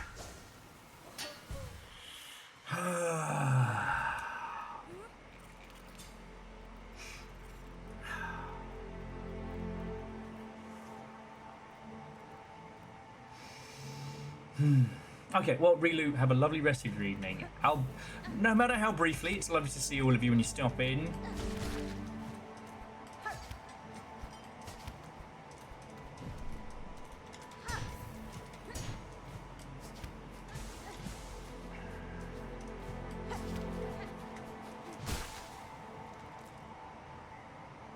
Well, Handlebar, a large proportion of those details are very much over my head, but I'm glad you're...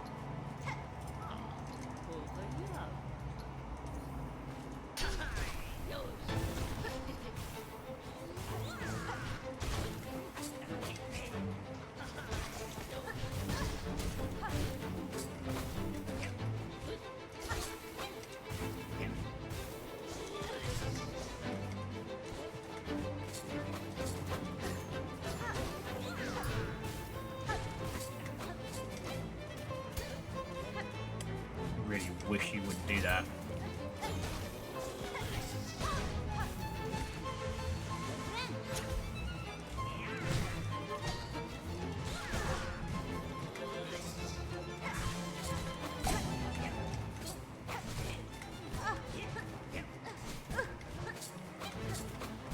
Fuck. Eye the tiger.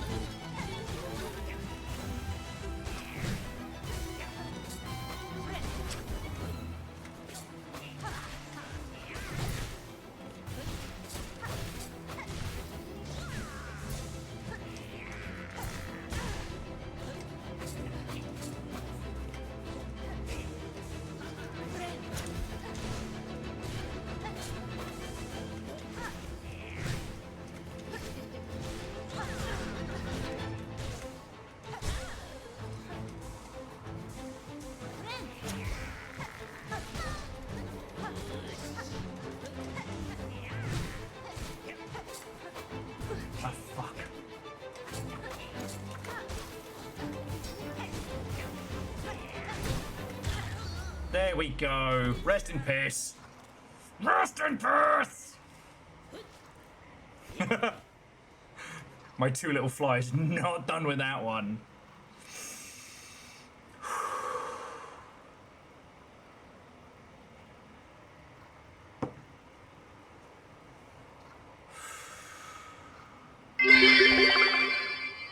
That fighted me on pinstress and needles.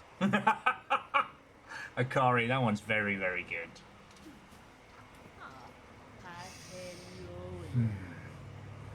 Oh, Noski, how are you doing? Wasso and welcome. Hello, hello.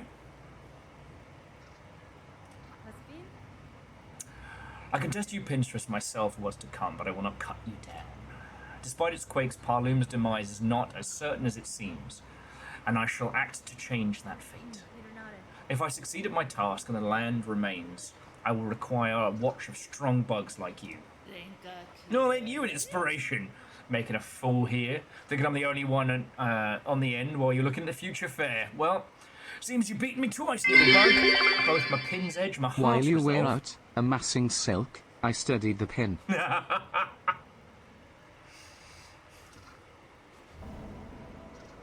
Okay. For your talents, Needlebug, in blade and strength and restraint, take this emblem of my order. Had never thought we'd join in the slim ranks, but you're deserving of members have ever come before. The pin badge. Alright. Which is the charge time of needle strike. That could be useful. Yeah, sure. Okay. There you go, Chaunerus, while we're having a little natter and whatnot.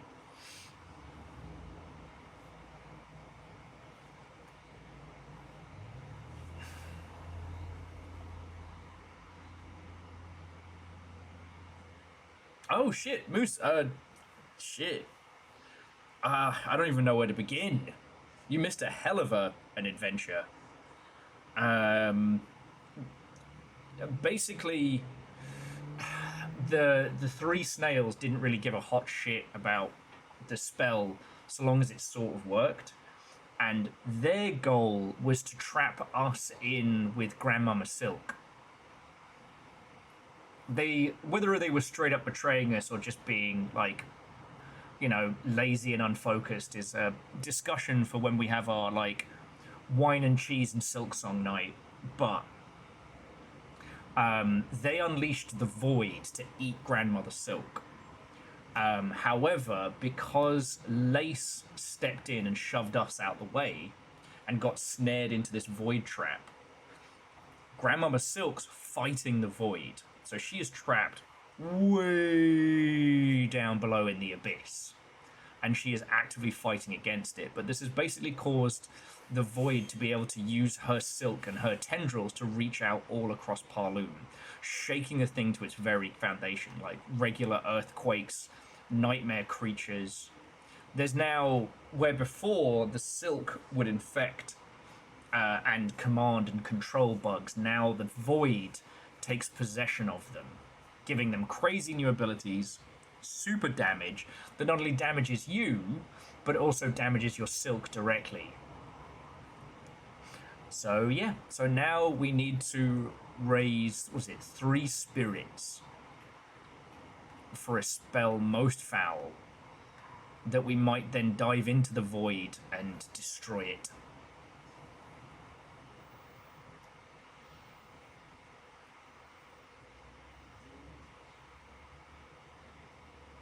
So yeah, it's a big diddly-o. Now, one thing that was perfect is no one spoilt Fleetopia for me. So last week, they're all like, all right, well, you need to go see the Fleas. And everyone starts chanting in chat, and I'm like, oh, fuck, it's going to be Grandpa Grob all over again. I'm going to cry. You're all going to laugh. It's going to be a mess. But nah. Okay, so there is a point in the ceiling you can reach with Silk Soul.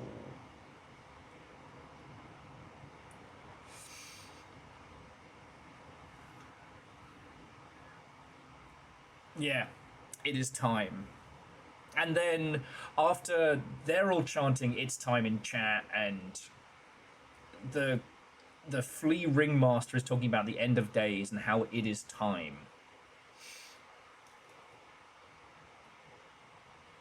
They decide to hold a great big fair, like a great big celebration, and it's awesome. It also is how I managed to get the next, I guess, last sword upgrade, so feeling pretty good.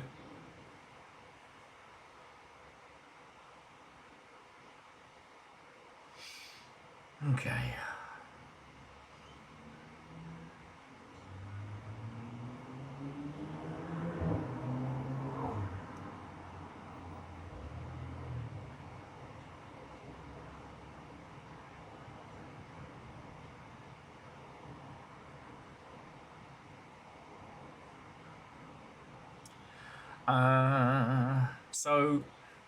Hang on, me. So, Chaunerus, are you talking about this pathway here? Or this lower one here? This one across here? Alright. The higher one. Don't know if you've heard it, Needlebug, but supposedly there's a gleaming secret at this mountain's core. Meant to be a marvel, so my sisters once told me. A giant cavern, all of crystal. If you're hanging around these heights, time's allowing, maybe go seeking it. Of course, you first have to find the entrance, but you've certainly shown the skills to wiggle on up there, provided you're so inclined.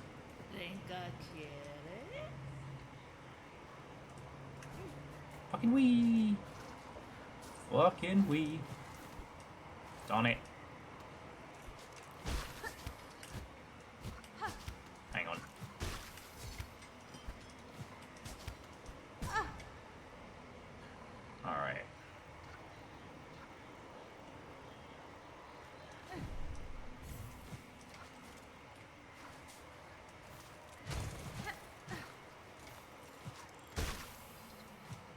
Man, my two little bugs are taking exception to a lot of this. Mount Face slopes. Hope you find the secret. It's the secret.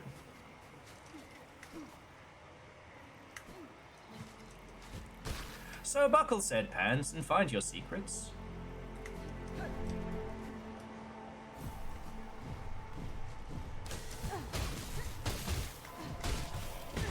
Okay, fuck you, buddy.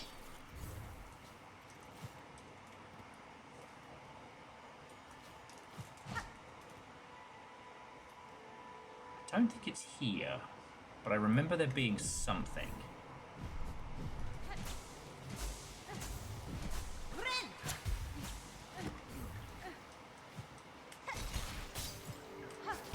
There it is. Oh.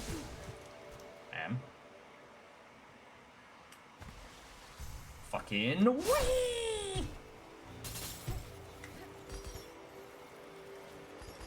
Ooh. Super cool floaty rocks. An outcrop of magnetite. Huh.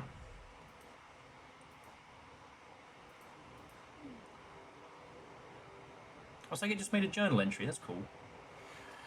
Also, what's really cool is when we unlocked the ability to find out how much we had left, it now shows us like how many creatures I haven't battled and what I haven't seen.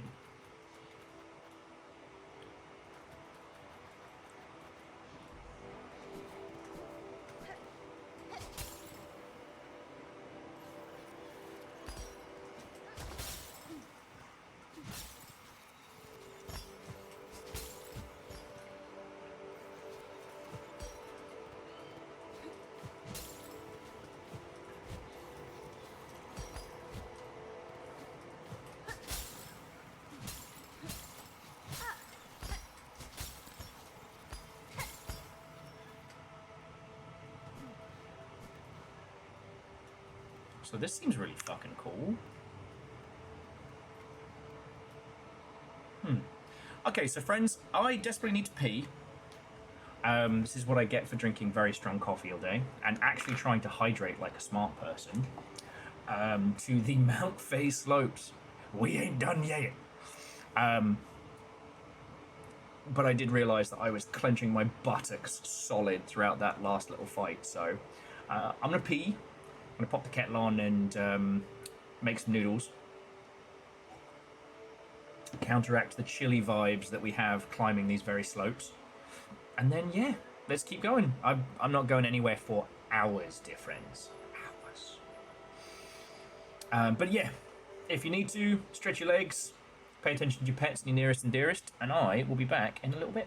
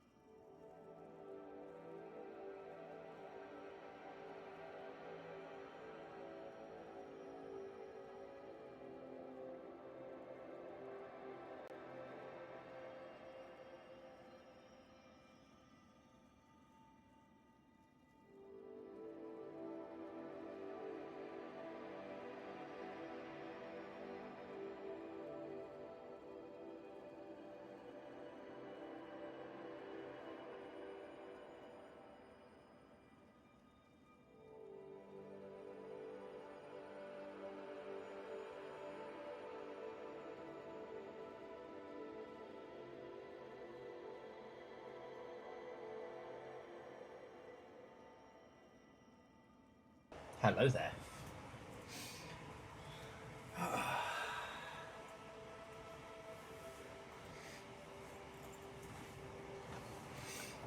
You know what? We're starting to get to that point of Silksong where, same with Hollow Knight, the realization that,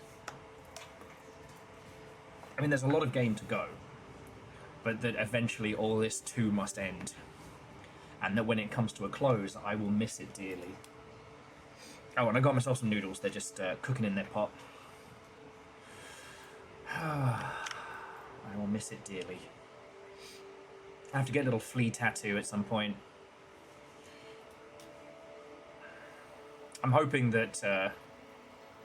Oh, bright vein.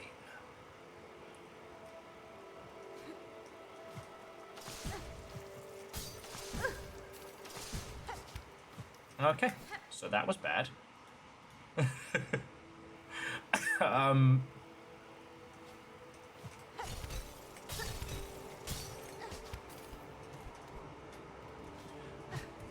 I'm hoping that the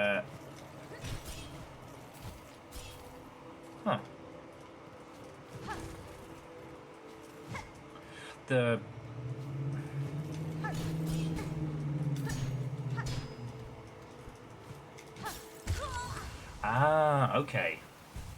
I get it. It's going to be a wee bit messy.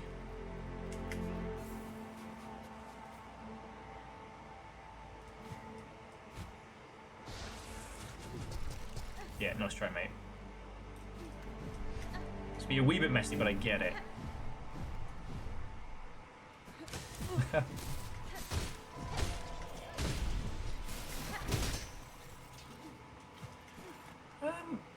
That is an excellent question.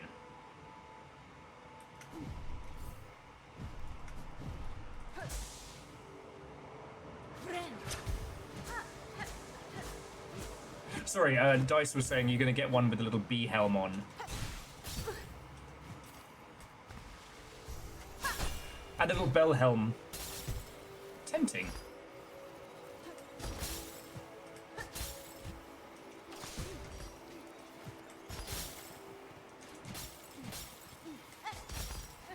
There's a joke about it being a massive bell end at that point, which I don't know. Is that too easy? Am I leaving that one? Is that just too simple?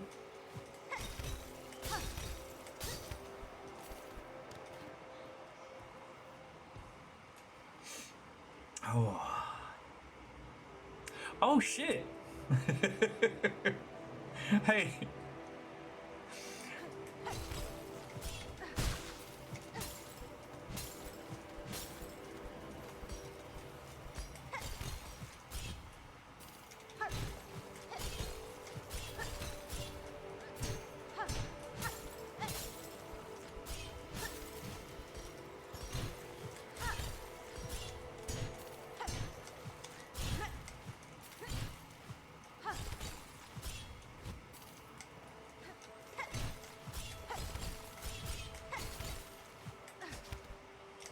Oh, there we go.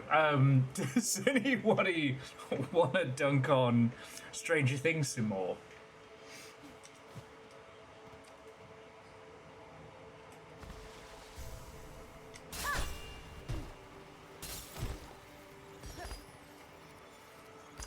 Big Flea plush would probably be enough for me to do something unwise. Thank you. I mean, compared to the other nonsense we've just gone through, that didn't feel too bad at all. Oh! Shawnrus, when you said would probably be enough for me to do something unwise, I just had this image of, like, you know, you, but with the flea plush on your back, like robbing a bank, or like swinging out of a burning building, cackling maniacally.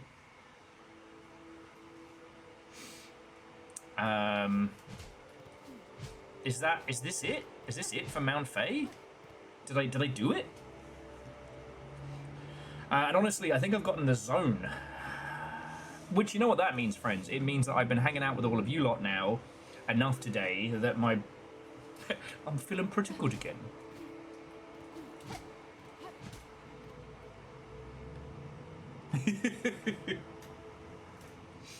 Oh, it's one of the few mask shards that's only available in Act 3. Cool. So if I can find one more shard, then we're another mask in. But yeah, so...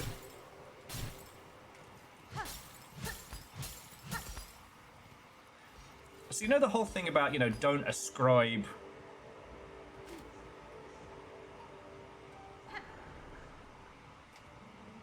Okay, alright, there's not enough ground here, they can't get to me.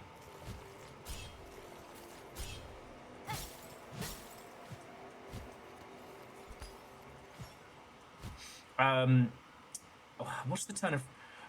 I believe the exact saying is like, don't ascribe something to malice that can easily be explained by incompetency or idiocy. Shit, the exact quote is lost on me. Yeah, don't ascribe malice to incompetency or stupidity. Yeah. So, for those of you who haven't seen, Stranger Things Season 5 dropped. It's bad. But it's bad in a weird way. And we talked about this a lot on Will's night off. One of the things that I found myself having a weird problem with was...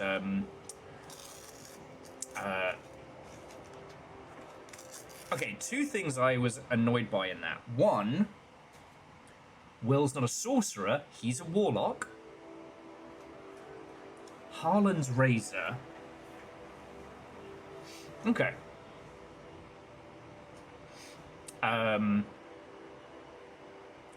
Yeah, the two things I had problems with was one, describing Will as a sorcerer. They're like, he's not a wizard, he's a sorcerer. No, he's not, he's a warlock, because he has no innate powers, they are taken. Borrowed, if you will, but don't get me started. Anyway. I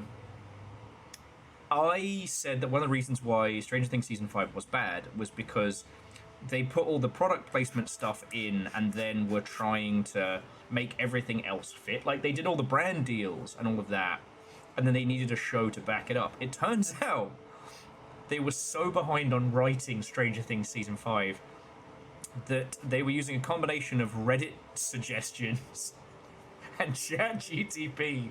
And the thing is, we found this out from the documentary of the making of, where people openly said on this documentary, like, yeah, we actually haven't had the script yet for the scene, so we're just winging it. Like, Stranger Things Season 5 is bad. It's not Game of Thrones bad, it's just disappointing. While Season 1 is brilliant, Season 2 is very, very good. Season 3 is the more... mileage may vary, I didn't hate it. Season 4 was the spooky house and Vecna and all that, and the Kate Bush running up the hill, which was very, very good. Chrissy, wake up. I don't like this. Season 5 was bad. But like I said, I thought it was something like with Sonic, that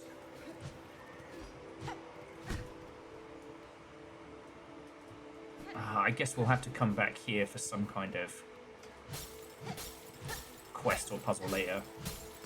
I really thought that Season 5 was incredibly rushed because they needed it to be. As in, they needed it to be out. But nah, it's just bad.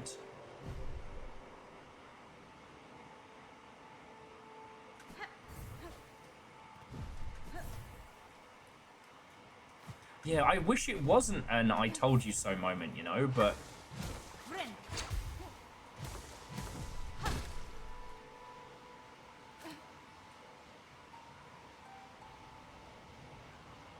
Poppies.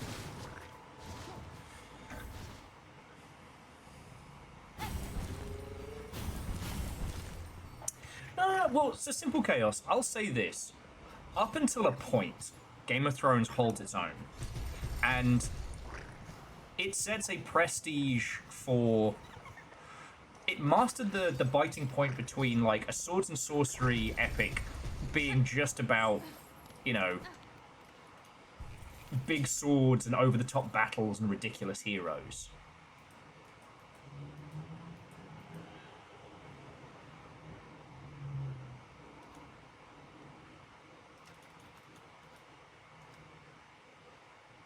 You know what? I'm going to throw that on just in case. If I ever need to heal, it's usually in a state of panic.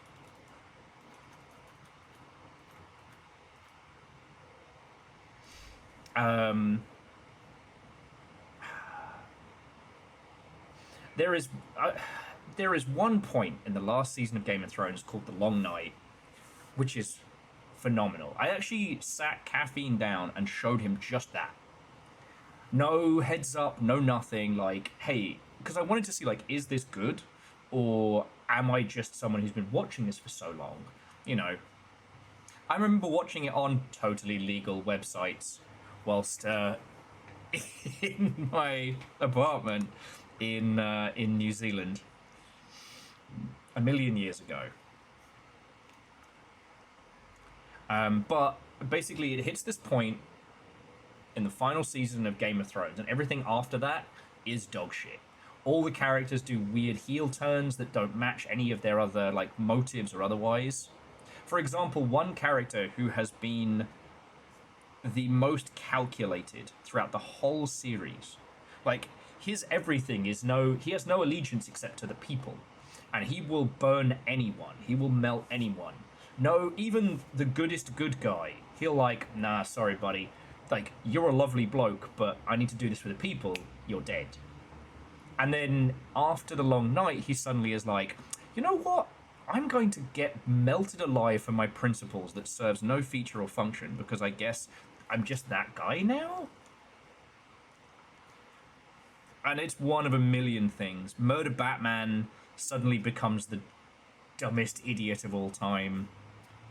And the Great Clegane Bowl ends in a big wet fart. Like, literally, the fastest one is Jaime Lannister, having gone through his whole arc and come out of it a much better person, wakes up the next morning and goes, well, time to be a dickhead again, with nothing else. With nothing else. So yeah, with Stranger Things, each season was kind of emulating a different, like, style and vibe of 80s stuff. Like, season 1 is your classic,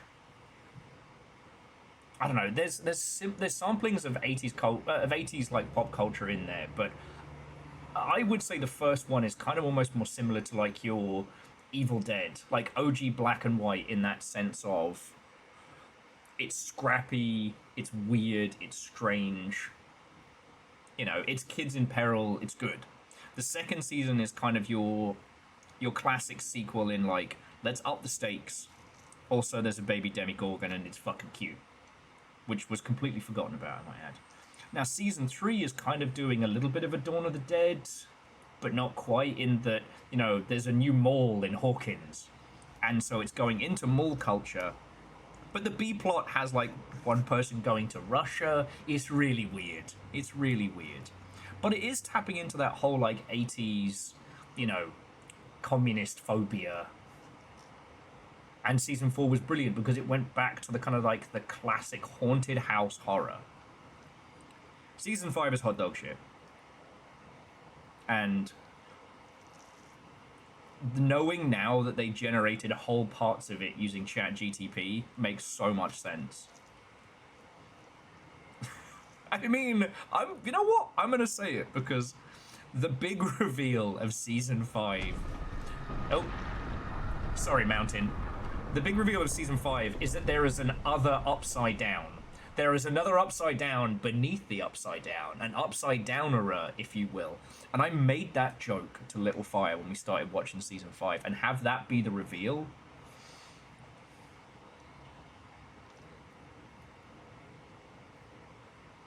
And virtually, that could have been the case.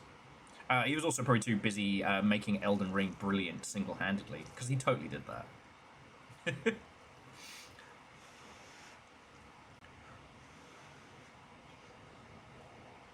The Underdark has the Fade arc.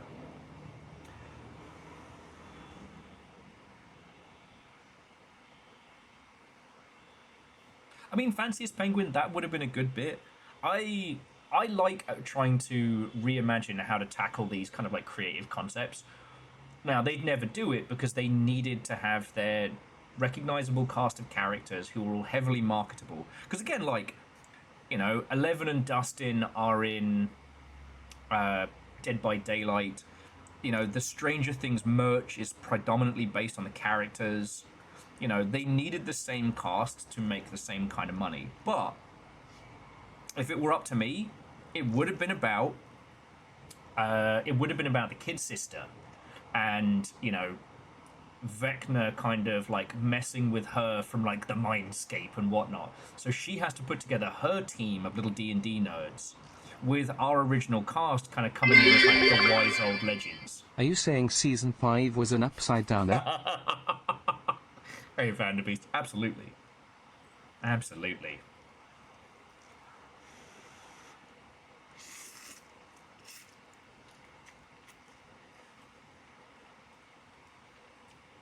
Oh yeah, absolutely simple chaos. I mean, he wrote code for it. Yeah, I mean, Fanciest Penguin going for something super real about, like, you know, 80s stuff. But again, there's loads of ways to tackle it. I keep becoming more and more obsessed with Attack on Titan, which does the hype, and then sticks the landing, and actually improves on a few of the manga's concepts around, like, nationalism. And yes, I know that the original author of the manga is a bit of a nationalist weirdo.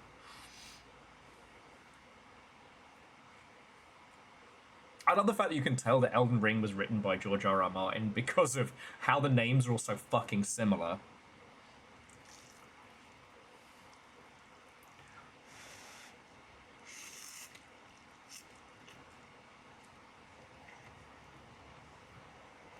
But yeah. There's loads of ways in which Stranger Things Season 5 could have gone. It needed another year, at least, to cook. And when you look at other franchises that have been able to maintain, they did. Nah, Godwin, Godfrey, and Godric. God damn it. They're totally different names. Maria, Melania, Mikhaili. Yeah, no, fuck it. That's why everybody remembers Rom. Everybody also hates Rom, but everyone remembers Rom.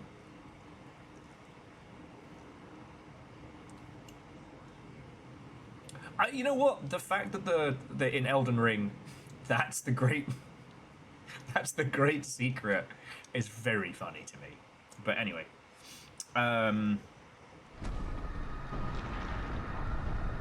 Harloom agrees. Like, if you already have paid for Netflix this month, you could do worse things than watch Stranger Things Season 5, because at least it's a nice intellectual exercise. And I don't know if anybody non-toxic has done a good video about Conformity Gate, because Conformity Gate is brilliant in that the fans came up with a fan theory that was so perfect that it took everything that we'd just seen and fixed it. The idea being, in Conformity Gate, Vecna has tricked them all into thinking they've won. He's mind-controlled all of them. So they have this huge battle, and then they have this scene where they're all, like, sitting at their graduation, and, like, Dustin somehow is, like, the valedictorian equivalent of, you know... And people were like, yeah, no, they're going to release a secret final episode that unveils it, you know? But nah, it was... No, it's just bad. It's just bad. And the thing is, the Duffer Brothers will always, whether they admit it or not, will always have to live with the fact that their legacy will be fans inventing a secret 9th episode because of how bad their final season was.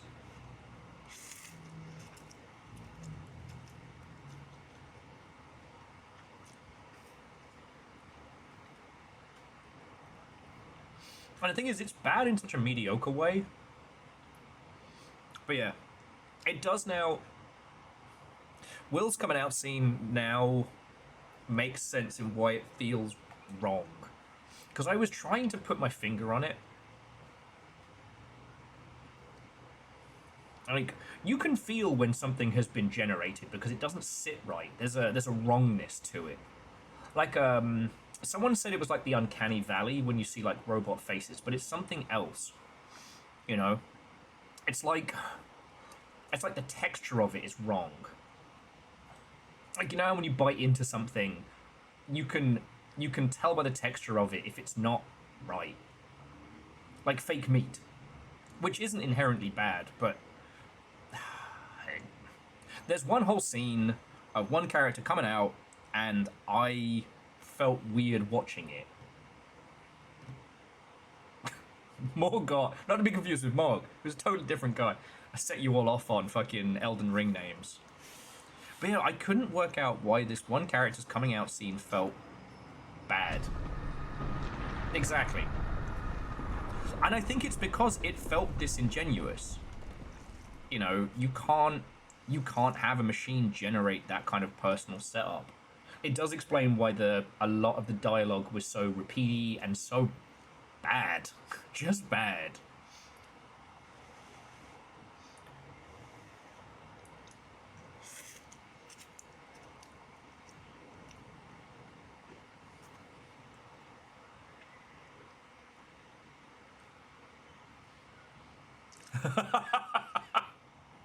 Yeah, Fanciest Penguin. Once the Nexus mods for Stranger Things Season 5 pop up, I'm gonna be there. Replace Vecna with Macho Man Randy Savage.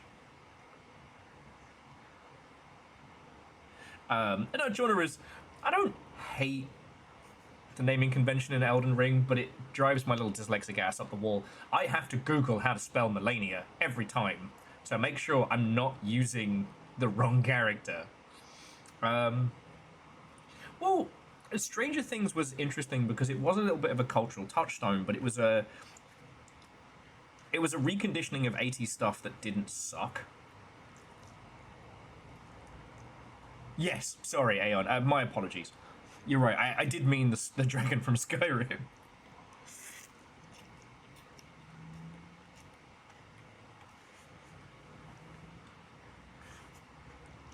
Sorry, me and Hornet just having some noodles on the bench. Because there's loads of stuff. Like, the thing that both me and Littlefire raged about is that they go through all this shit. They kill a bunch of American soldiers in front of American soldiers. They have... I hate that I keep forgetting the actress's name. It feels really bad of me to just say Sarah Connor. But the actress who played Sarah Connor in the Terminator movies... And she sees all this, and she's like the science commander determined to get 11 and breed a new army of... Yeah. They just let everybody go. Like, that's, I think, another reason why the conformity ending made more sense, because, like, wait, what do you mean? What do you mean you just killed a bunch of American soldiers on an army base, and they just let you go? Nah, you're in a black site.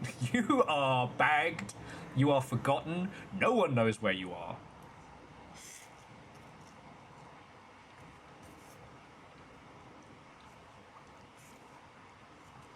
You know, Mike's running D&D for a bunch of rats in his cell. That is the canonical.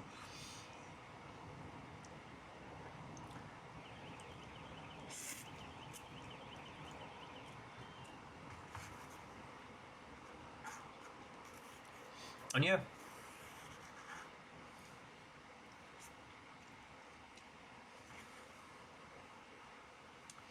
But yeah, one of the things that I think worked so well for Attack on Titan, the anime, was that when it got to the inflection point where things would have gotten a little too out of hand, they changed the perspective.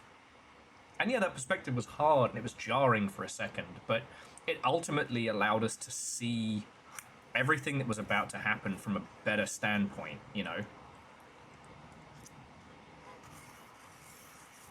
Oh, One Piece had its time skip and shit like that.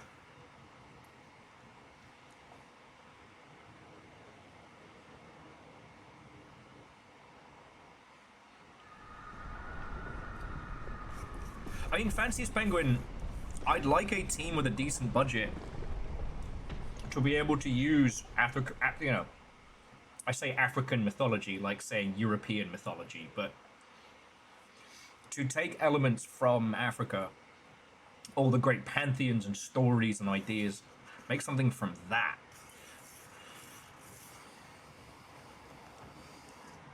However, we are getting a steal shit back from the British Museum game, so, You know, them video games, they're all right. Oh. Okay.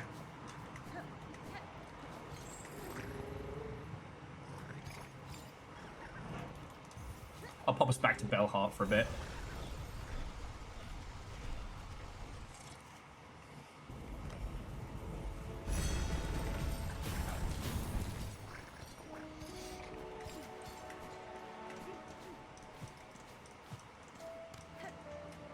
Because it's like, we've gotten a lot of Norse stuff in recent times, but for quite some time, we were drastically lacking.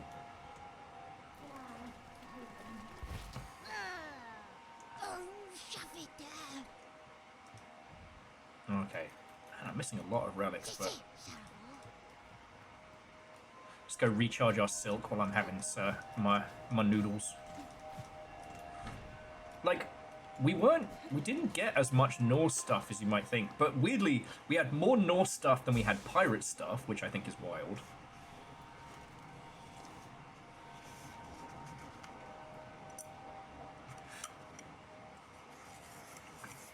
And I still remember that game we played way back in the day. That was based on, like, the mythology of the northern tribes of Mexico. That shit was awesome.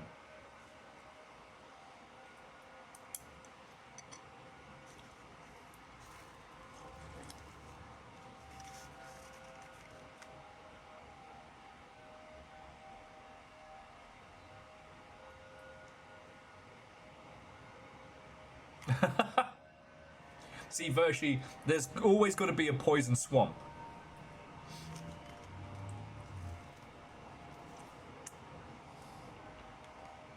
Even if that poisonous swamp is a person.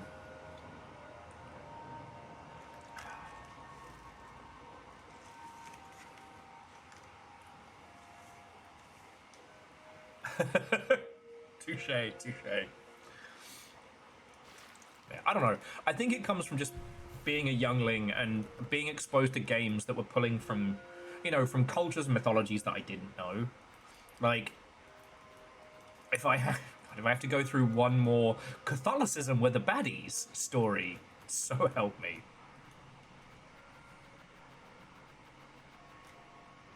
Like, I get it, you all play Final Fantasy, but can we have a rest from that one?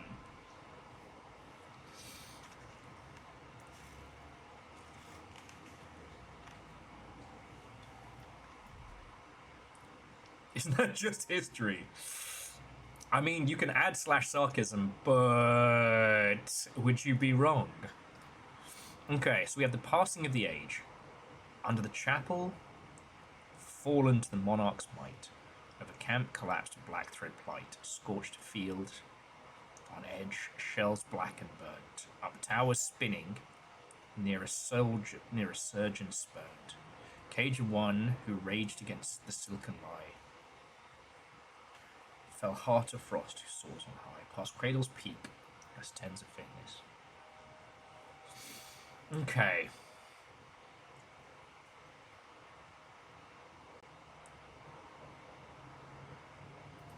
Now I know that what was it? The Cage of the Silken Lie was here, right? That was the ghost that we did battle with for powers.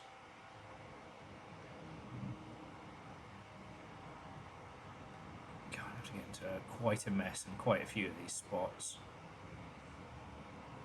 Is it worth going after this particular wish? The passing of an age? Because we haven't really mushroomed.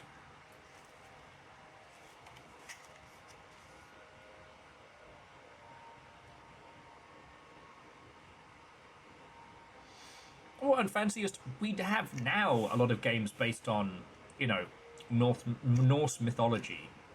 But it's just one of those things when you actually look back at the back catalogue of games, we had quote-unquote Vikings and stuff. You know, Rune, whatever that other weird one was. The horrible mutant blokies. but, you know, we didn't have a lot. These days, you know, everything from God of War to, you know, not Valheim. Yes, Valheim.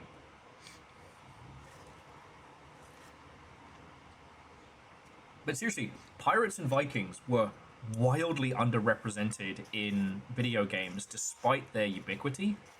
Now, pirates is an easy one because games at sea, games about naval combat, are fucking hard to make. Because you either make them historically accurate, which sounds cool. Sounds cool. Or you make them true to the mythology.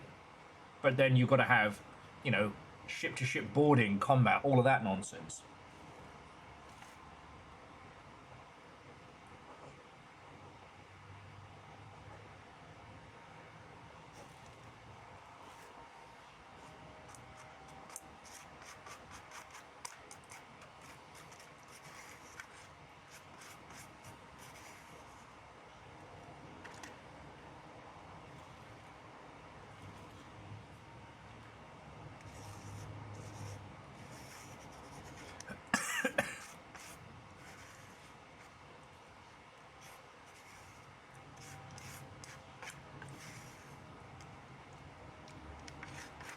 And get my noodles on.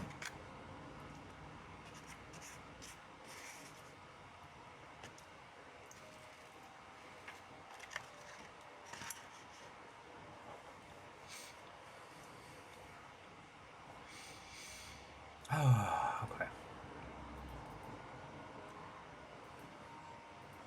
I do wonder if it's worth checking in on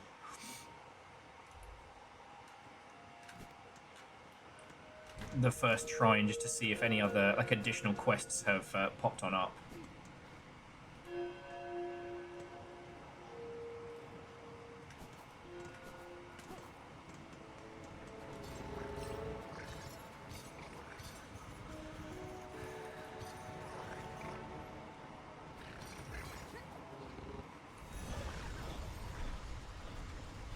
Because yeah, we're going to decide where we're headed next. We've got several locations to careen for, but poppies.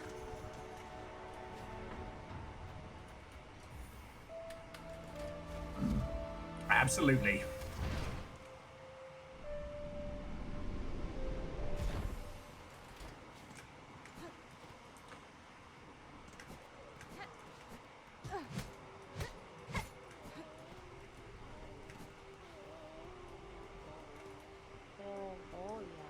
If we're no longer pilgrims, what are we? Sherma? I feel Holy Farlam is truly dying, but I still have hope, Red Maiden. Though kingdoms may fall, life endures still, and we bugs can build lands anew. I share your hope, Sherma, and remember, though whatever is built next belongs not to the past, but to you. Your instincts are strong. Let it be those that guide you, rather than any relevance towards a kingdom's corpse. Oh, you flatter me so.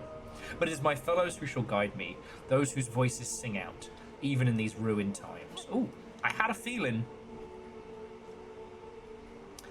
The pain, anguish, and misery, the tormented one. In the darkest shallows, as all make clear, Farloom draws its final breath, and we few remaining must bear its dying pain. Come to the citadel stage and let us suffer together. Wait, is that our little artist bloke? Oh no!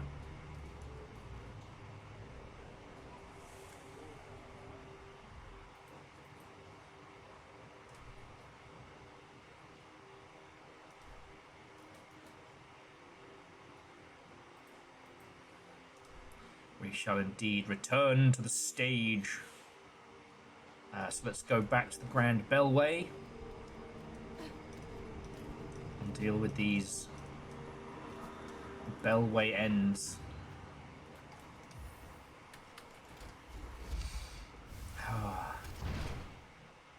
One of the pisses Dustin about having Sundays and Mondays off is it seems so too does a large proportion of the local area. Oh.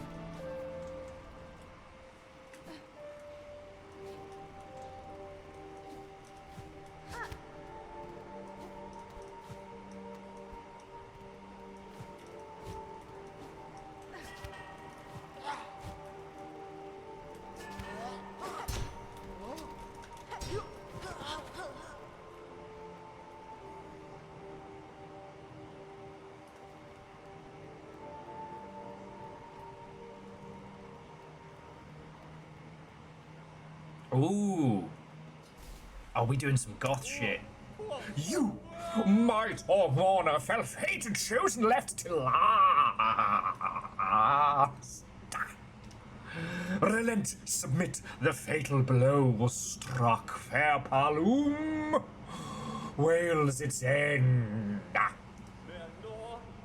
We were who befallen, few remained. Let us join here at last and show our fires fierce. Together we share our kingdom's bane. Feel it scorch our shells and know clear its suffering, its sorrow.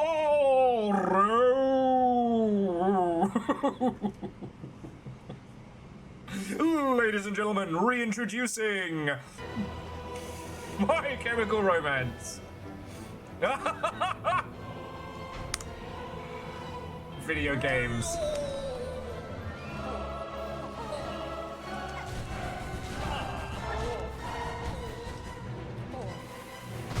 Oh.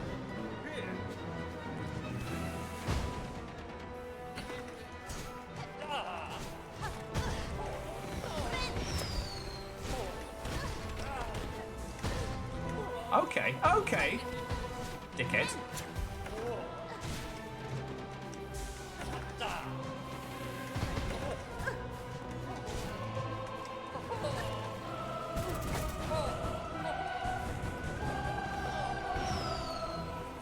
Itchy beard.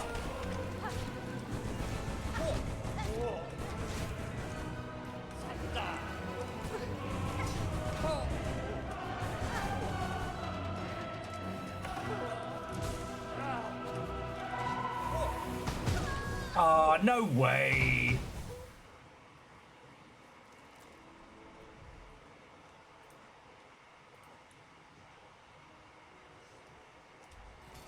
Actually, that's a good setup. I know. Excuse me, puppies. I'm gonna get the crap out of the last.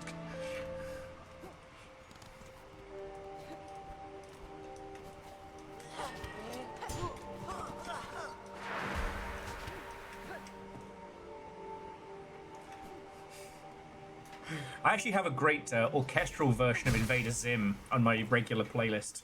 Continues to make me smile. I'm bringing on my understudy.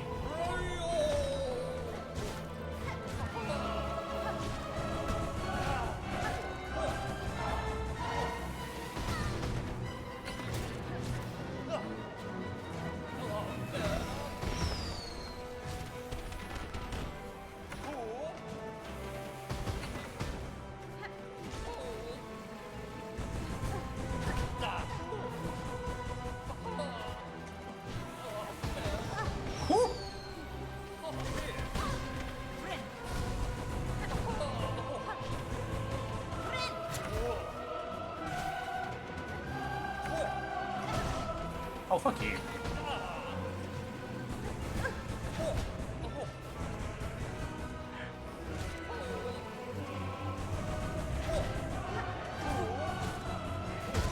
Oh, for fuck's sake. And Caffeine Watto, and welcome. Want to a fun fight now. But how you doing?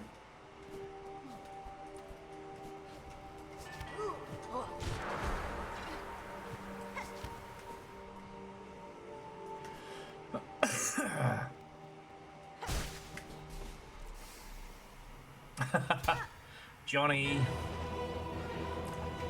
Invader Sim. Hell, Foamy the fucking squirrel.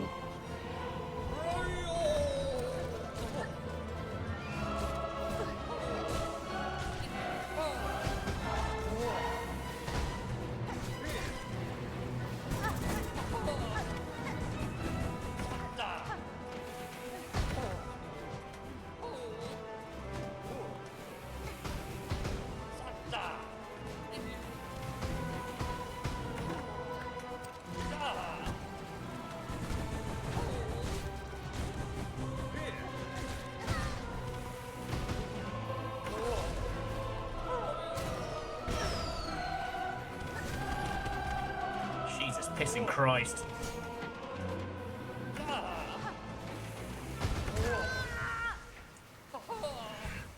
course we're to face off against a fucking theatre kid.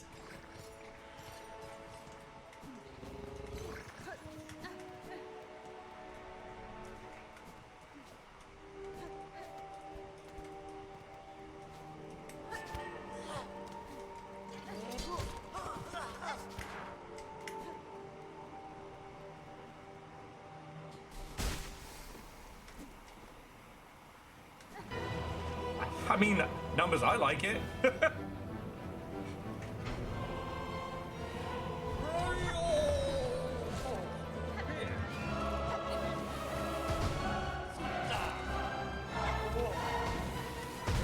Fuck.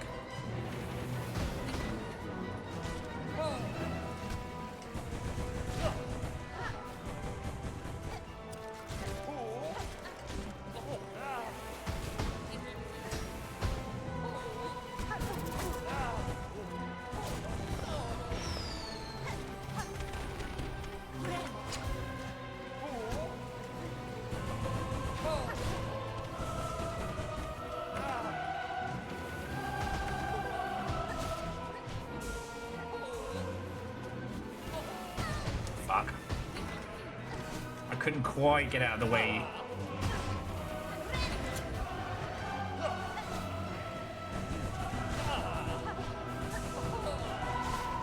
I mean, he's just a theatre kid. What can he do? Guess explode. Fuck you, mate. That is literally what I get for running my mouth.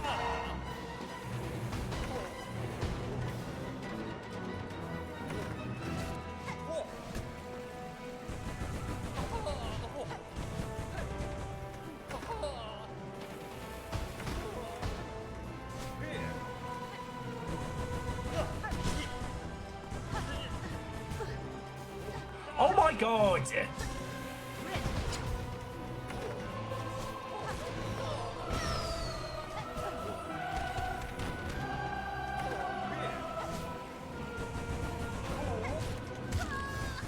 That did not go according to plan, let me tell you.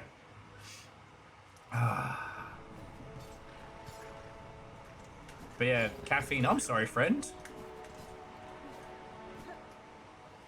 But aside from that, I hope you're doing well.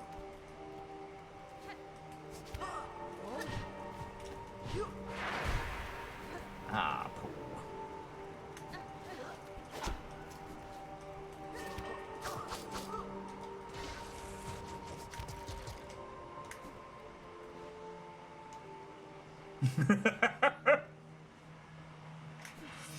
Yeah, I think this is what happens when the theatre kids just say, fuck it. We're using the whole budget. Oh.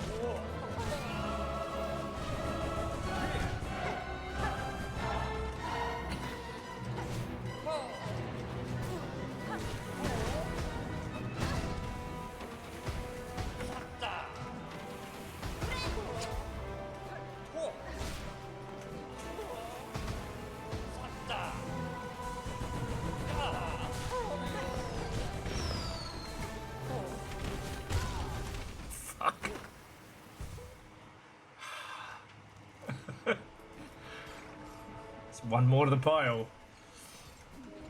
But once again, this is kind of like this one's a fun fight because it's like a dance, right? It seems chaotic, but it's actually, I don't know.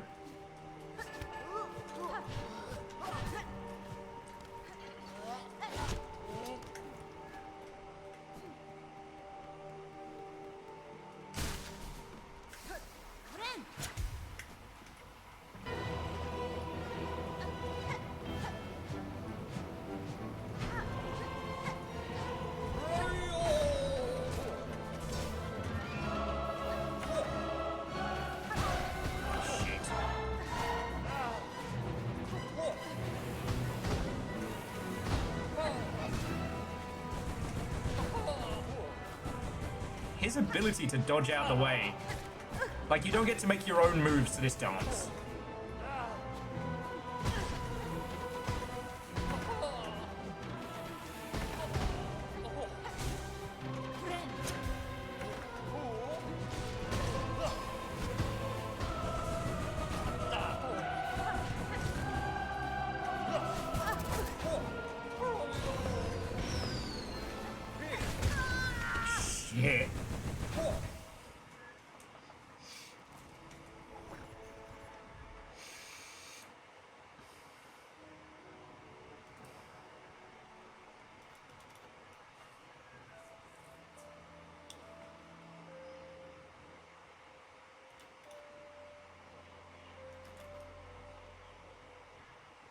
Fuck it. Let's fight Razzle with Dazzle.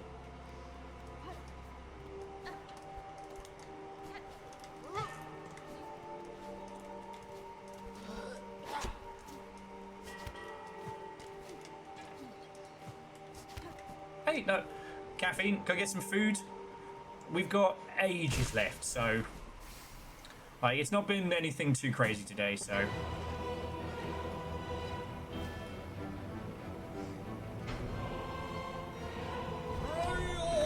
Woohoo!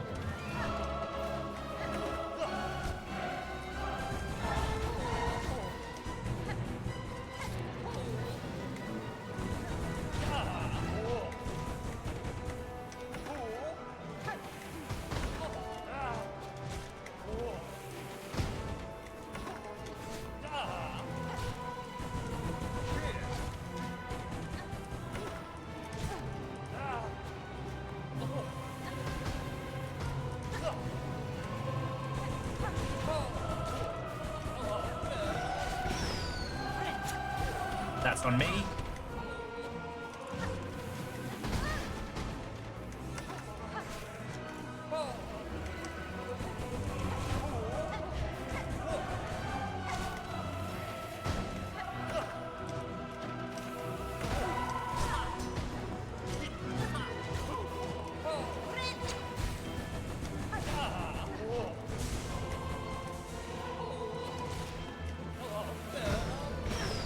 Ooh.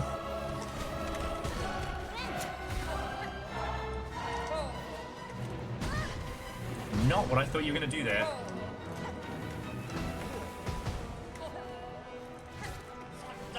That's what I thought you were going to do. Son of a bad word.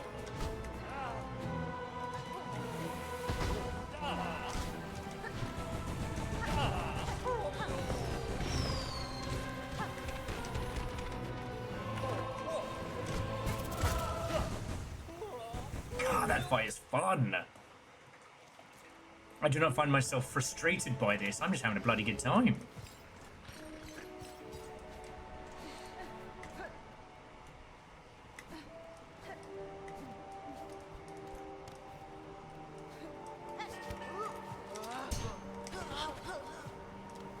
Nope. No fight for you.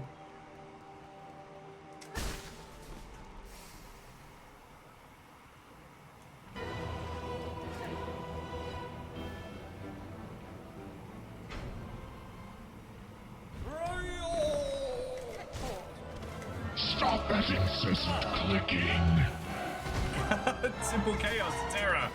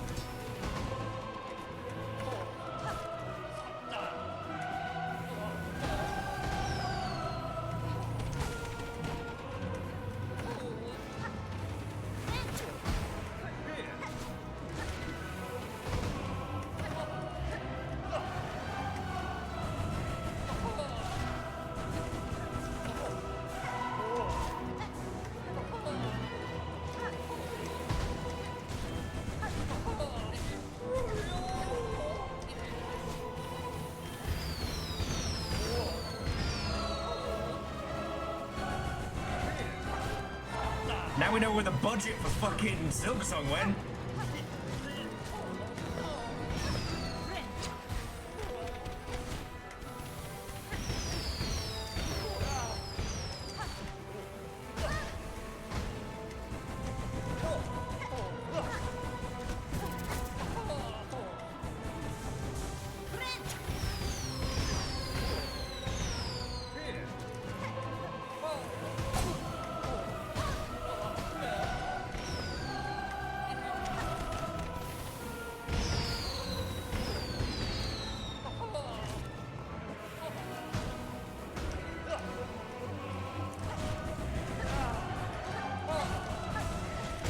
No! Ah, that was glorious. I thought I had him there. Oh, Simple Chaos, thank you for gifting us sub. Okay.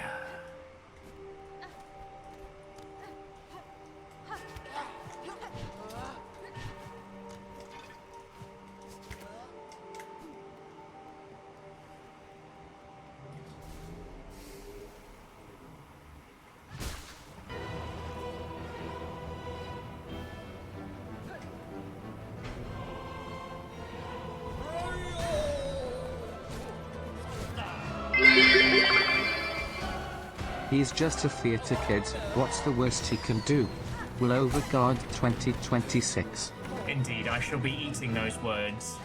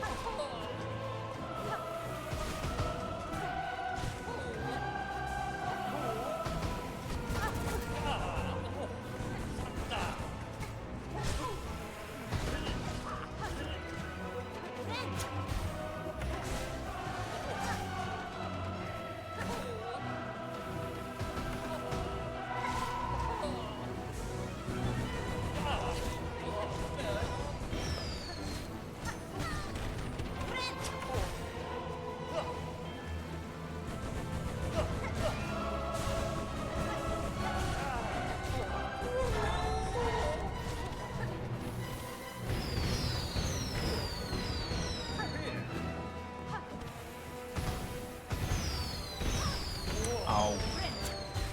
Who sticks?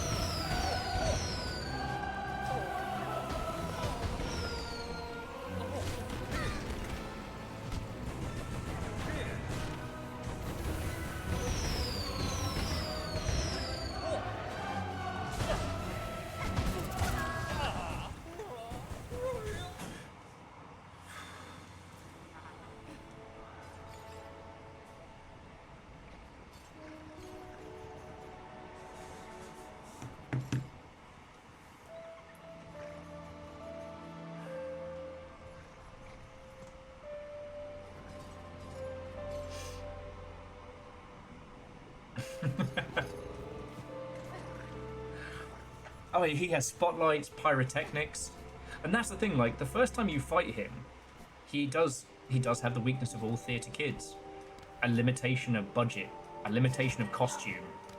But this is the no holds barred. This is the save nothing, not even the theatre. And what a glorious fight this is. Would that I could, I would sing along.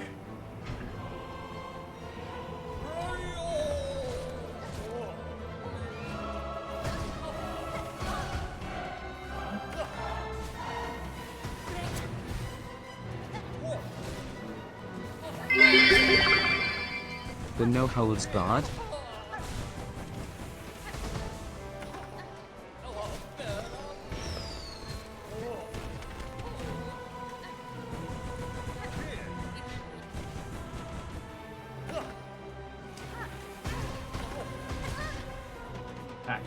according to plan too.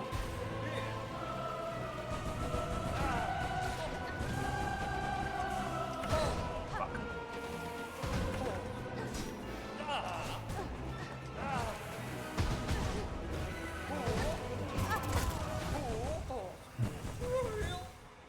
The no holds barred. Wonderful.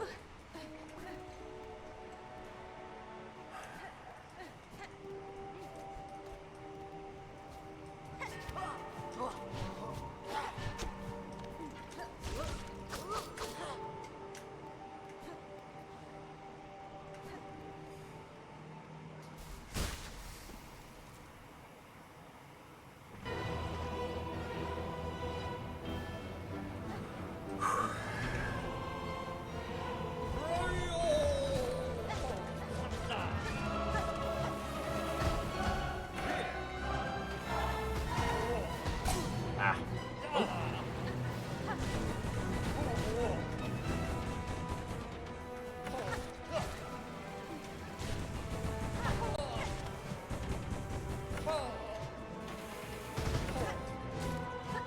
Sneaky.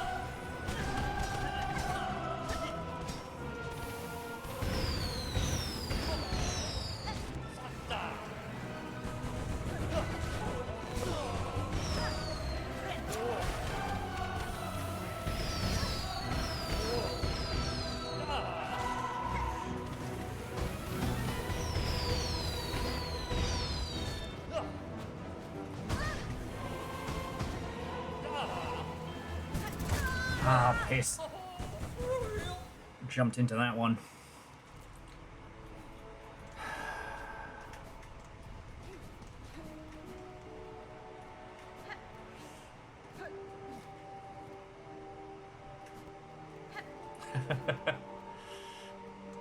It's fine, favor 6. I haven't done anywhere or been anything in a while, so if my legs can't hold up to 5 squats now, then I'm probably in a much worse state.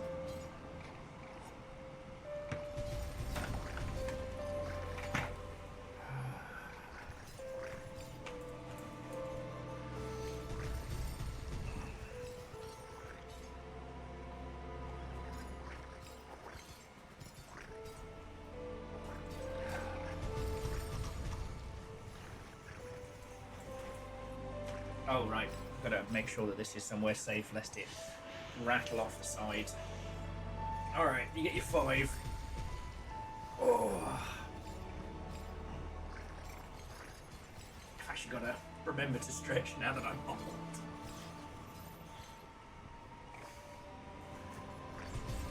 Alright. Ooh. That's 1. That's 2. 3. 4. And 5. Now that crunching sound that you heard was absolutely not my knees. It was absolutely something else. It kind of sounded like my knees. Pure coincidence. Pure coincidence.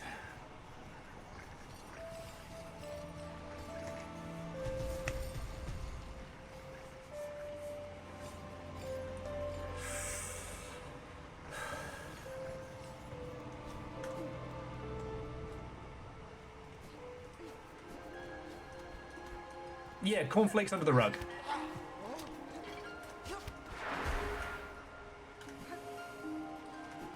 Ah.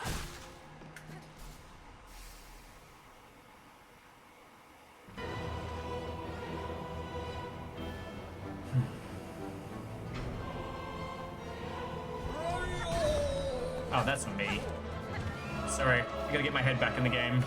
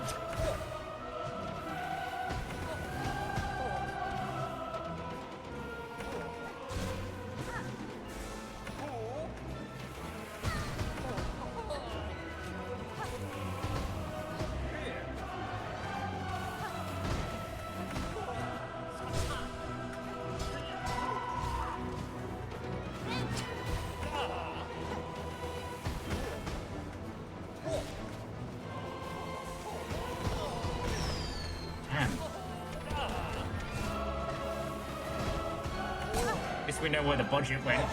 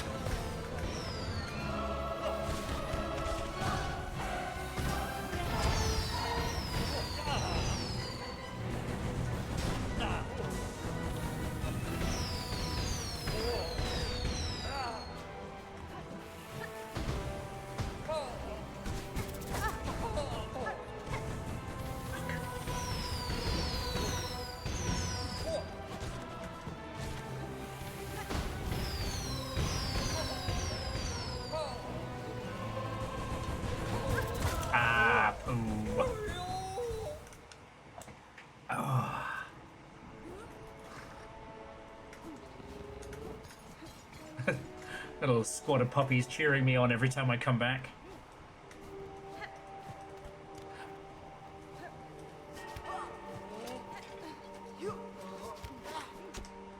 There's one thing I do like about Elden Ring, giving you the option to just straight up murder at least one person.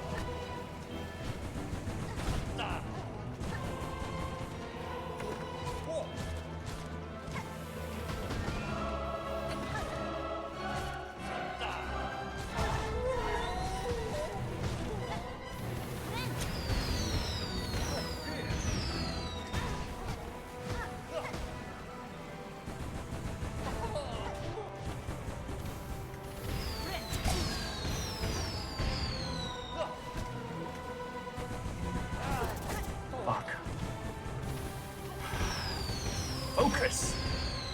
Focus, man. I'm gonna beat this jumped up theatre bug if you're not paying attention. Fuck. Once again, my own darn mind.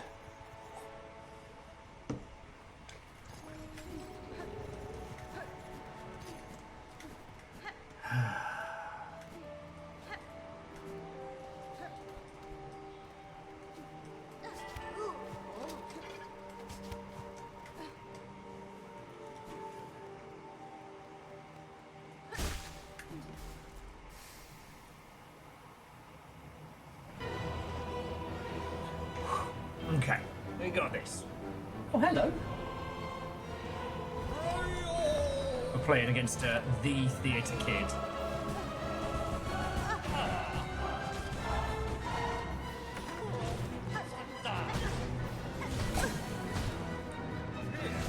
Can't seem to get my mind in gear today.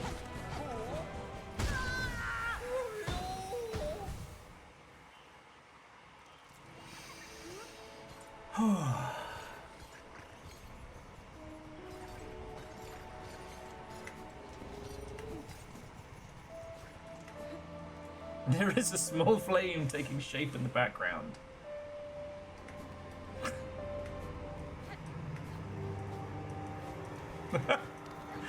Is there something I'm looking forward to this year?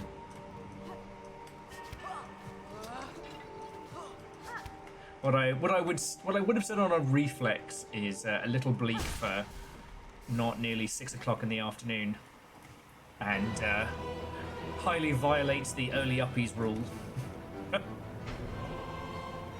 Currently, no. Video game wise, we do have the one where you have to control a gigantic cannon.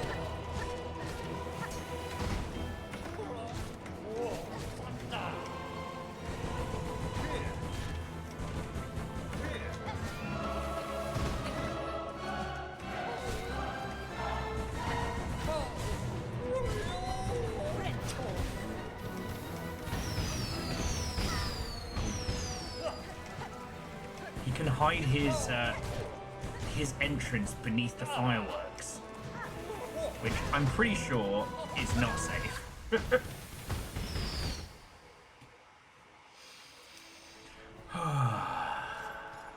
Is that the John Theatre Kid?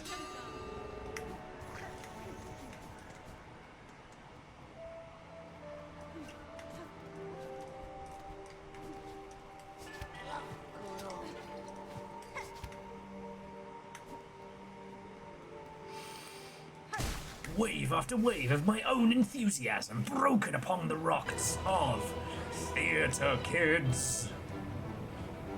They could be lurking in a Denny's near you.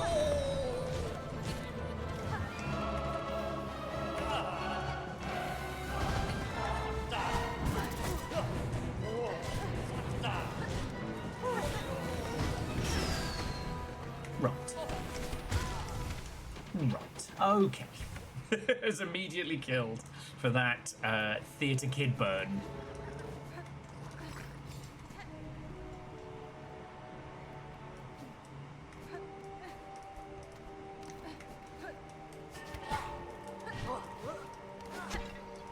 Okay, can do this. Sorry, I didn't mean to be so bleak there. I just like, I'm not doing GDC this year, and for everything else, I haven't the foggiest.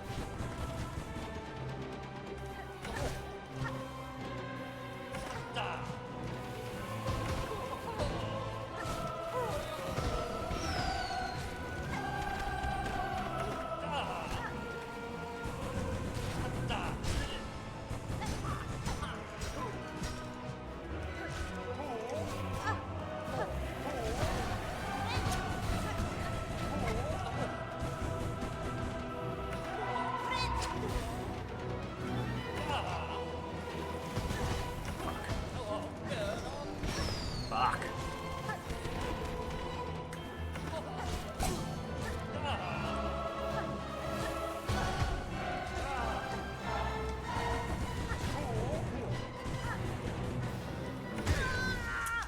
Ooh.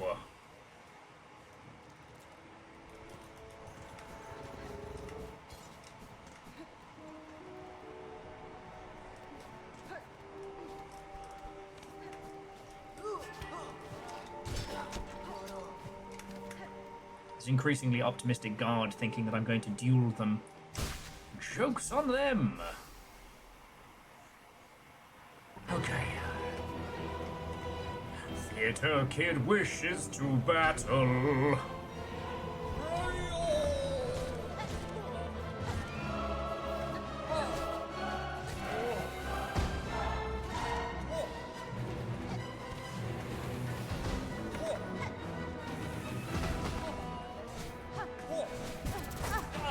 Sorry.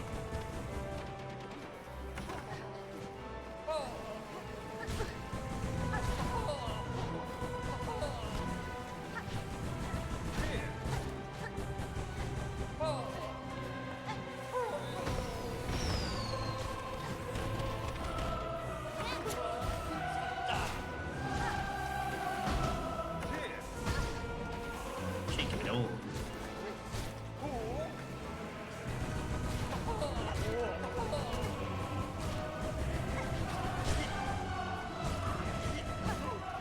Here was me thinking he wasn't going to do an encore.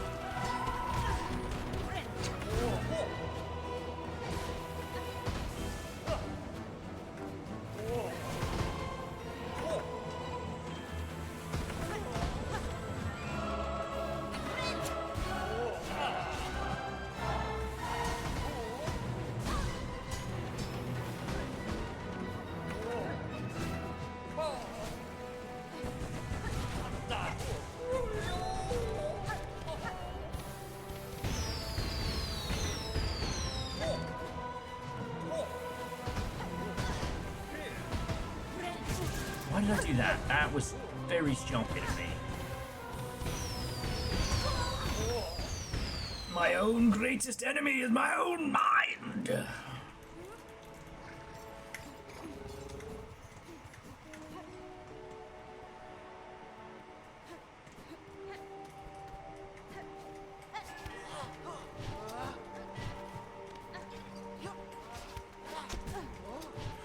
Okay, fuck that guy. Fuck that guy. We're gonna take a break.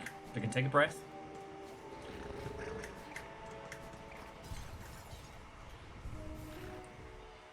The claw mirror is not helping.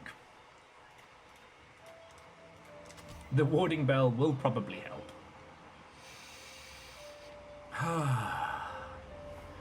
Okay. What are these messages on Discord? Why would people do this?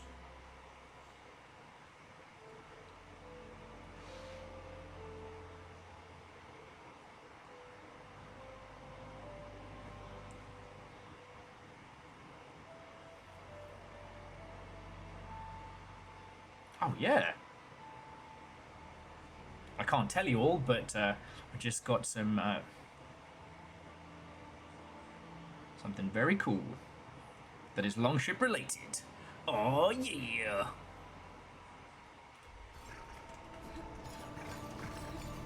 Whereas the J-Post, what I really like about this is that before, you know, his, like, this guy's philosophy was that through his performances, you know, he could help return Parloom back to its grace, to its glory.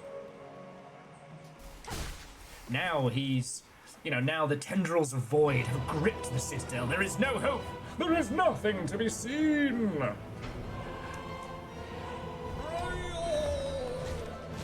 So there is no reason to keep the budget.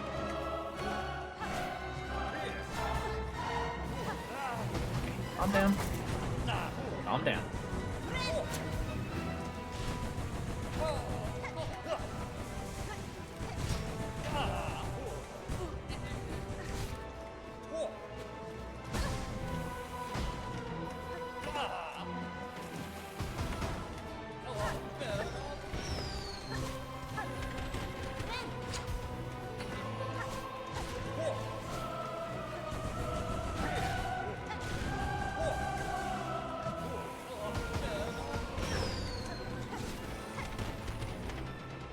His clever trick is hiding one pyrotechnic beneath another.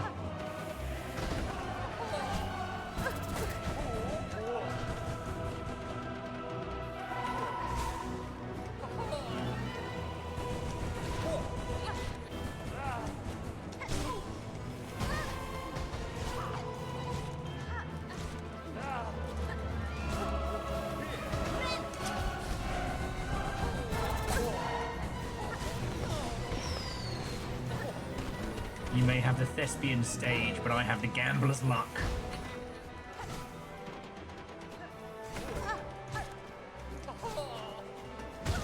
Ah, piss the bed. That's how the gambler's luck worked out for me. That good!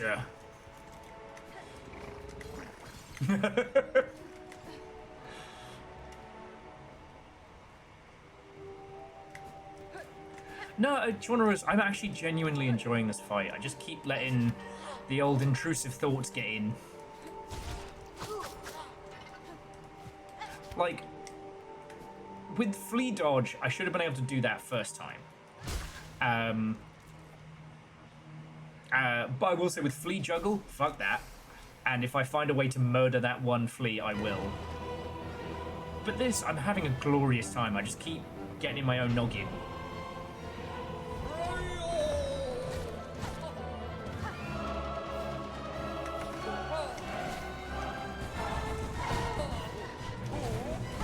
I mean, the thing I was thinking about is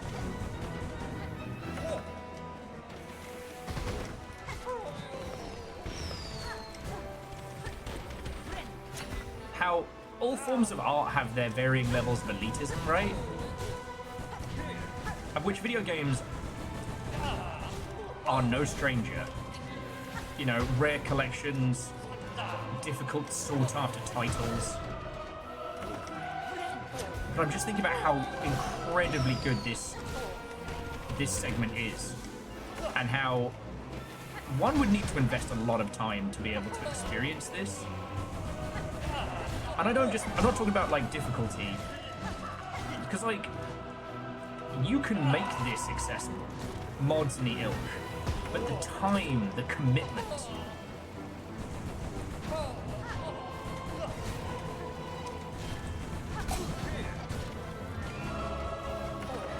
Then I think about like other spheres of art and their,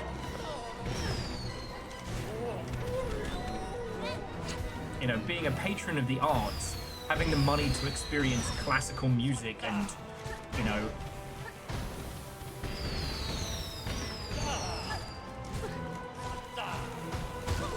there are certain works, there are certain musical pieces that none of us here will ever get to experience live.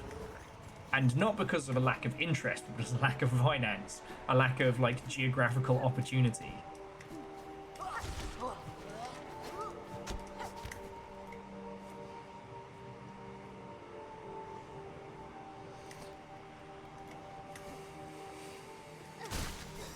I don't know.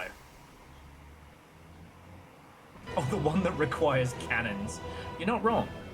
And this is by no means To even stand upon this stage for this boss fight, you have to invest so much of your life. To have this swelling score.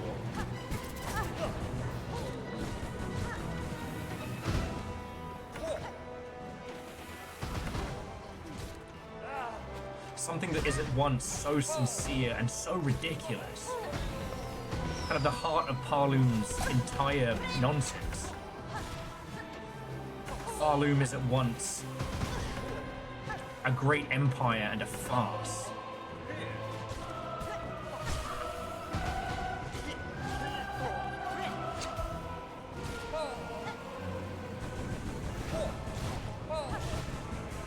It is at once a place of strength, and yet so much of it is stolen.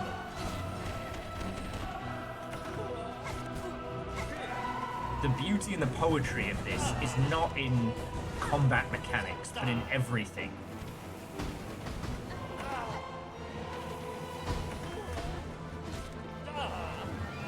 I just feel that of all the varying award shows and nonsense, so many of them didn't even acknowledge the music of this, which flits between beautifully diegetic and wonderfully constructed.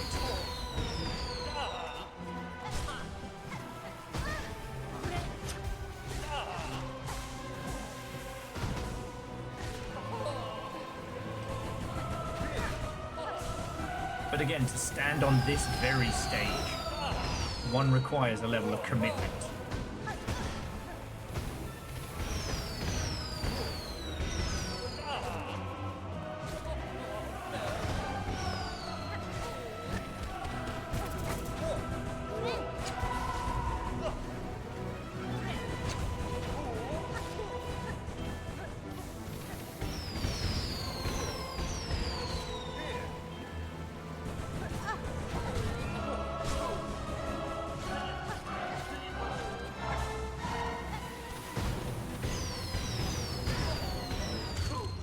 And there we go.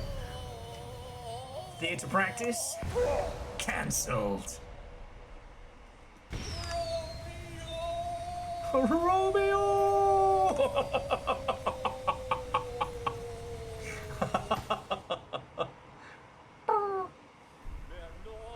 So be it, you impotent louse. Deny our kingdom's agony. Refuse its touch upon your fickle shell.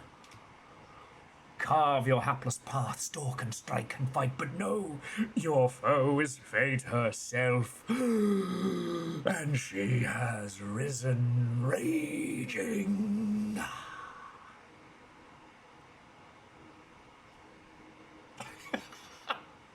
He should have just yelled, okay everybody take 5, dress rehearsal.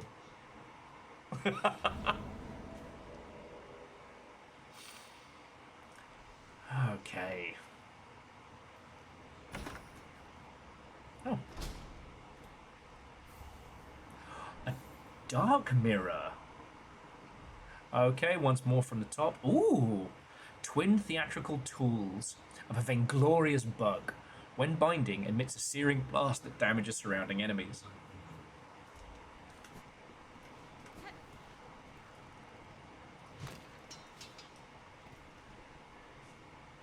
Play season 5. Thank you, 5. God. I'm immediately haunted. Let's see if he's back in his chambers.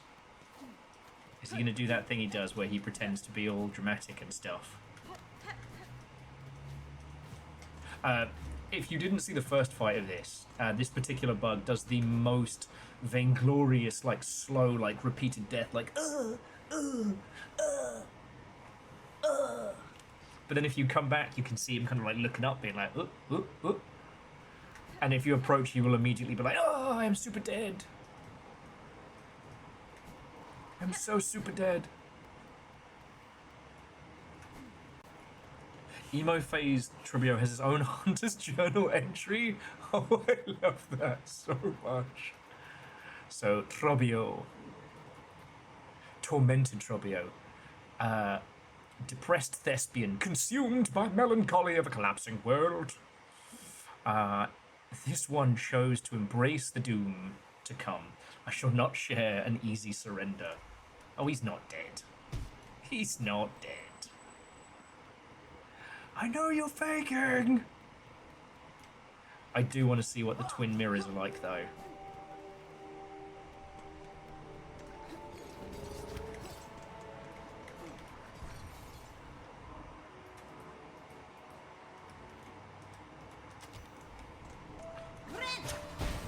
Ooh! Okay, so that's way more useful for... Okay. Oh, and to the Lord Jack Watto, and welcome. Hi, I'm Will. If you want to talk about video games or Silksong, hello. Though, no spoilers for this one. I'm at Act 3, but I still have to go to the 3 guys and kick their butts, and then... Oh, and Aeon, have a lovely rest of your evening. You got the Theatre Kid clip. If that ends up being Clip of the Month... For those of you who don't know, we have Clip of the Month Club. The winner gets a video game, personally chosen by me, via Steam, a website that sells video games. Bet you didn't know that.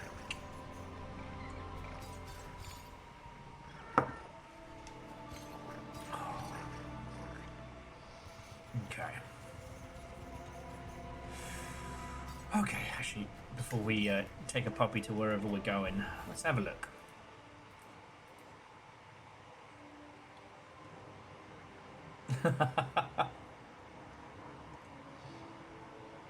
So we need the Heart of Might, the Heart of the Woods, and the Heart of the Wild.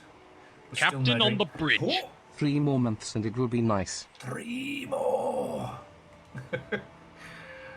Bacon, how are you doing? And thanks for nattering with us the other night. I know the Will's Night Off stream ended up being very weird, but I really appreciated that. I hope you're doing good.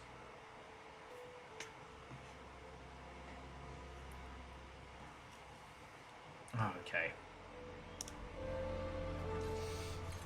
But friends, if you'll bear with me just a second, I'll be back in just a moment.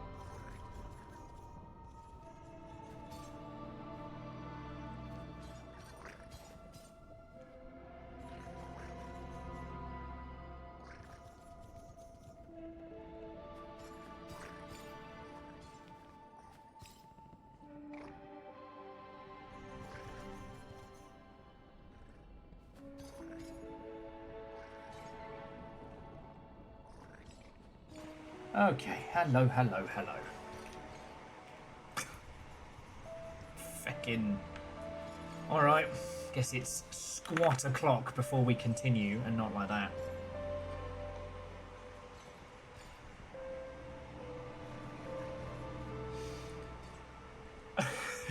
Look, DJ Coil, you get your redeem.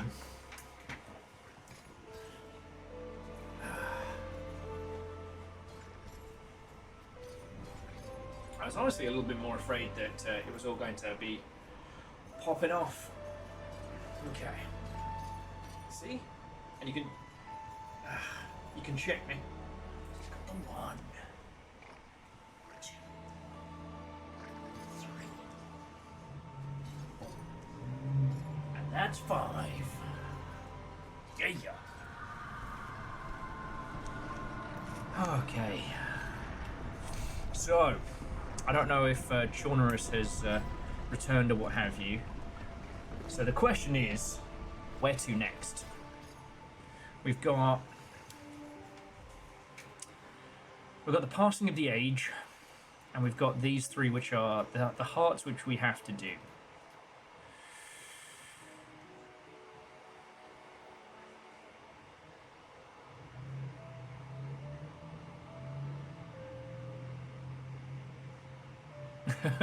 Well, Simple Chaos, we'll see. We'll see how it goes after a month or so. It was one of those that it was like, it was very intense day 1.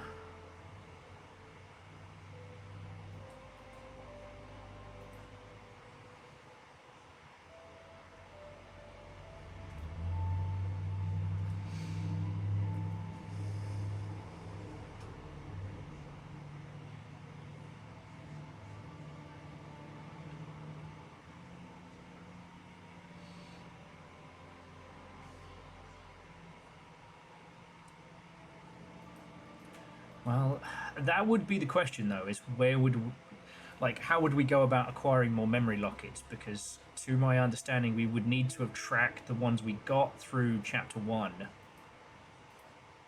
Through Acts 1 and 2.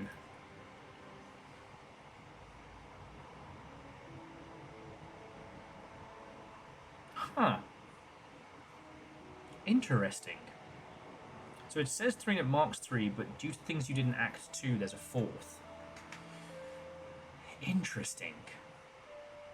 Any recommendations on what I should do? Because if I should go for that, like, secret heart, does that lock off the others?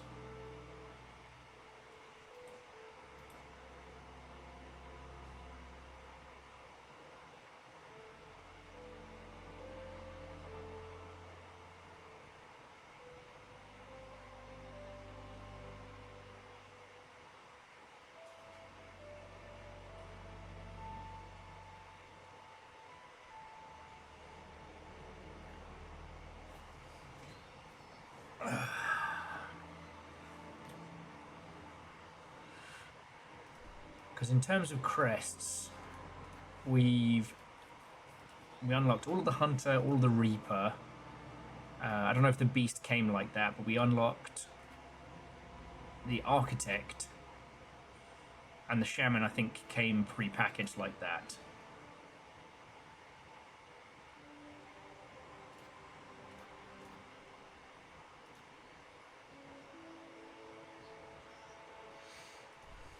Because, okay, sorry, I was reading the passing of the age. So basically, I need to head to each of these locations.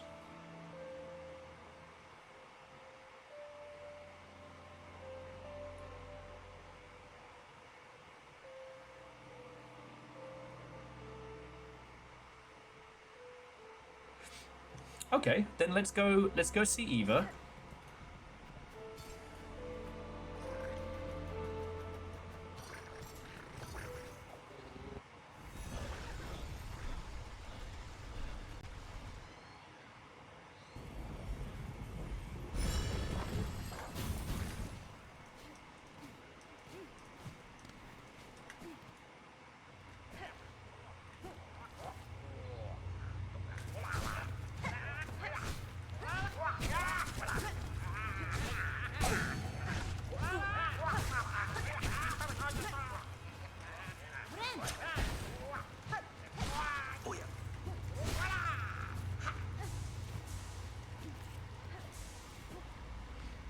Came in quids in on that one.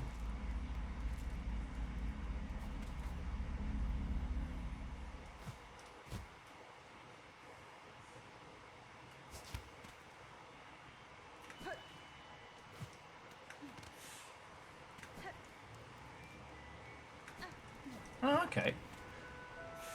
Sorry, Tron was saying the first stage of the passing of the age location is that first boss. I thought so, because it was under the fallen monarchs.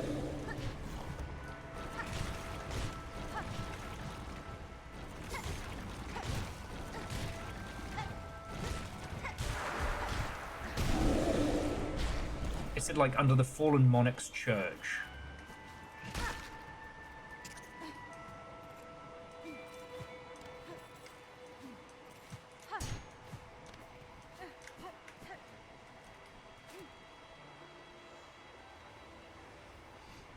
So I feel pretty good. I was getting close to like working that one out on my lonesome.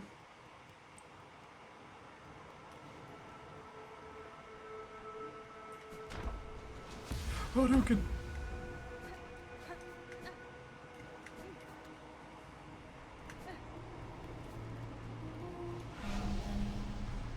Lady, you are a multitude within a single shell, a being truly unbound. To aid your growth has proved a grand task, even for one as limited as me.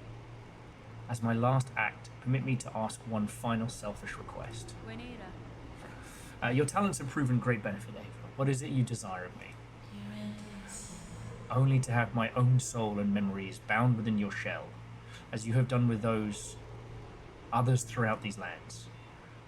I would not define as a crest within you, but my small strength will grant you a final boon.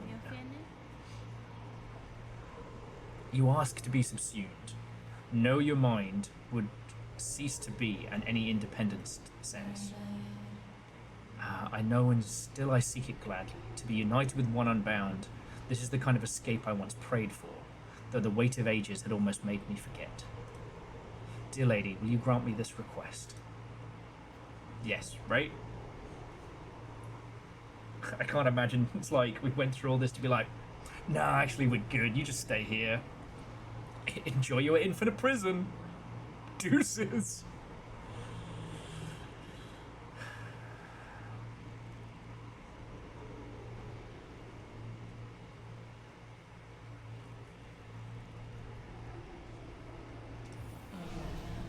By your grace, I am at last broken from my fate. Gladly I accept your union. No longer shall you suffer eternity alone.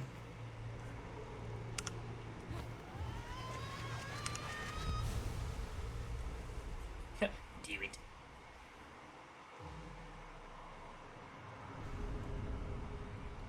Bound art. Silksong. Ava's soul and strength reside within. Silk will regenerate while resting on a bench. Ooh. Oh, that's good.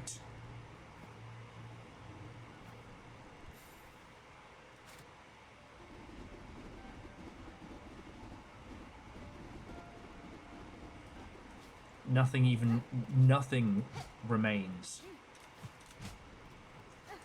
Neria.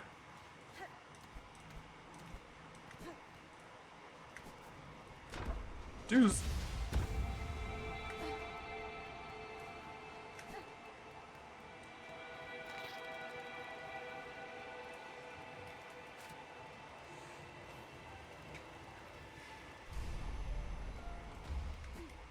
I mean, she'd just been basically bound in that sarcophagus of sorts for so long.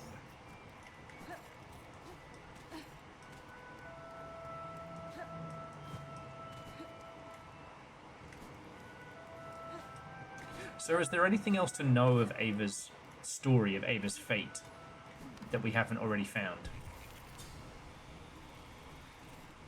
That's really powerful. I mean, what she had was not a life. No freedom or otherwise to speak of.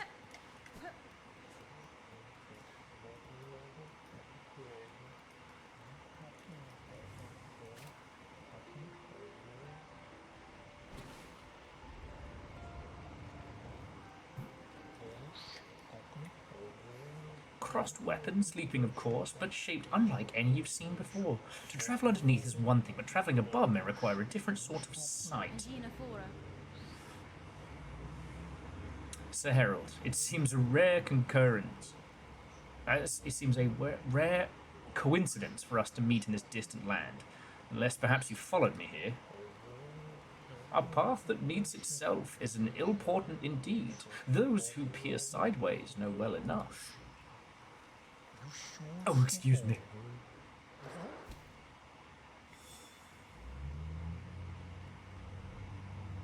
Okay. Over camp collapsed to black thread's plight.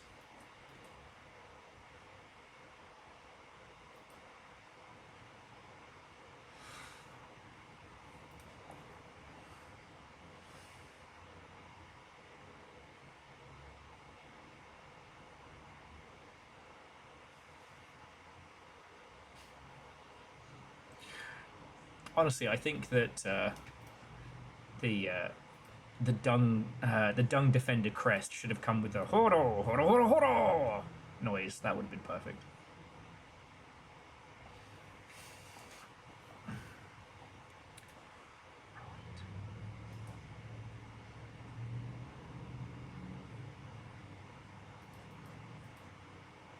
Over camp collapsed to black thread's plight.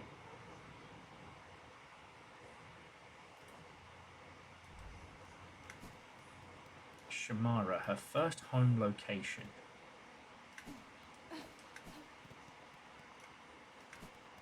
This weird little spot over here?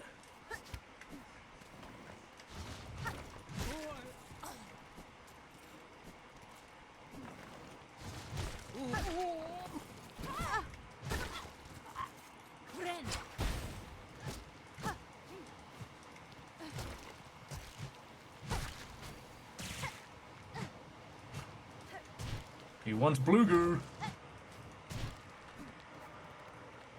It's not this way.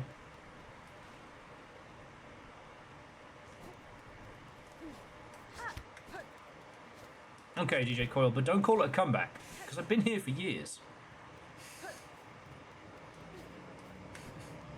Word to your parent or guardian.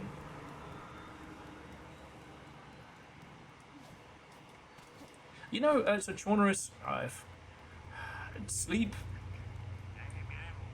has been not my friend. There have been many challenges, so feel free to be like, alright, you need to head to this direction.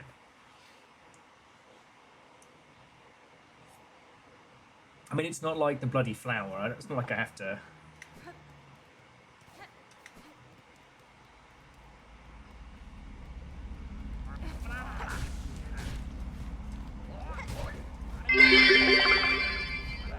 Sounds like you need someone to help you find a bed. Here I know a few sleeper agents. For fuck's sake. Thank you for the 200, friend.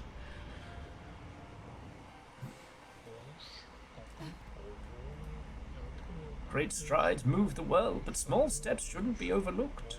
One mystery leads to another, scrutinizing the belly of the thing that will provide useful. The meaning behind your musings is opaque as ever. Would you converse with me directly, sir? Trust yourself and each other. The solution is always within grasp. Oh, excuse me.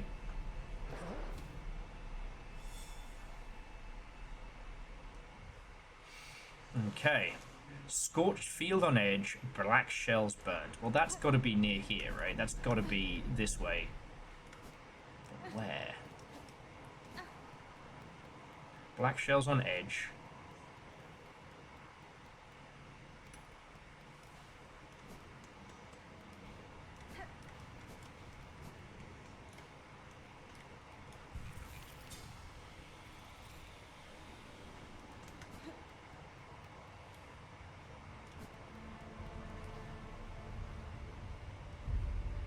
In front of the southeastern nest.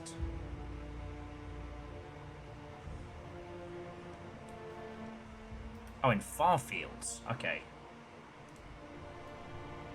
Well.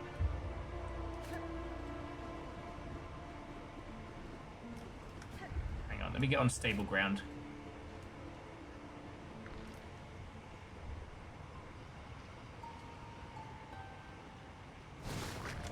To the far fields.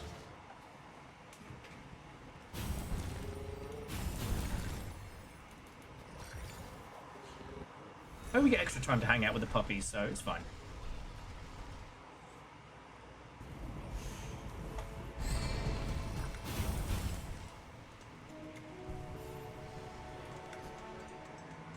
And at some point, I need to grab another mask shard as well. And you said it was the southeastern.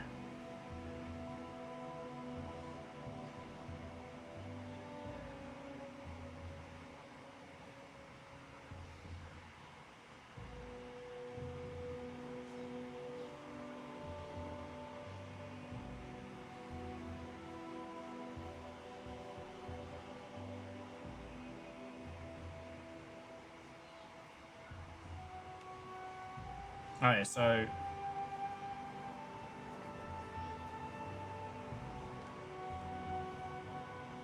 okay, so room above this shows some mastery.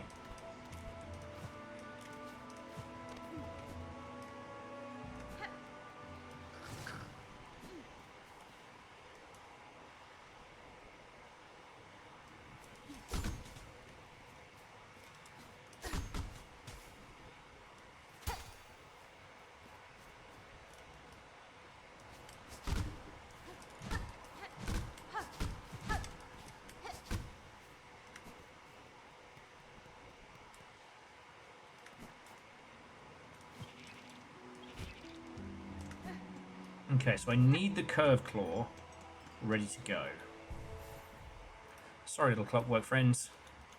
You'll have taken the rest of the night off.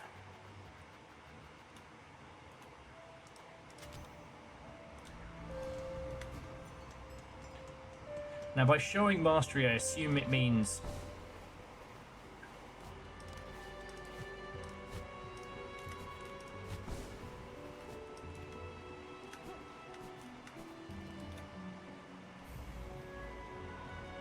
Ah, the weighted belt.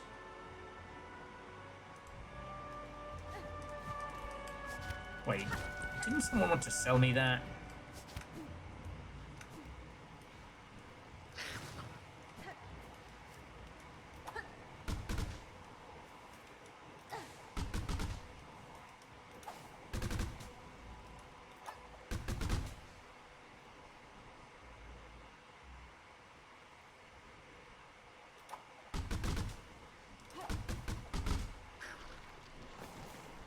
There we go. Here you go, little buddy. Curve claw taken.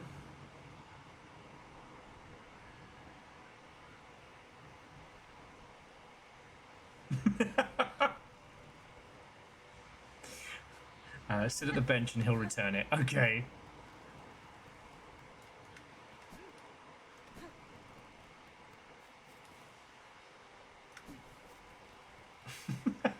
Yeah, genres. I've done this whole thing without that particular tool.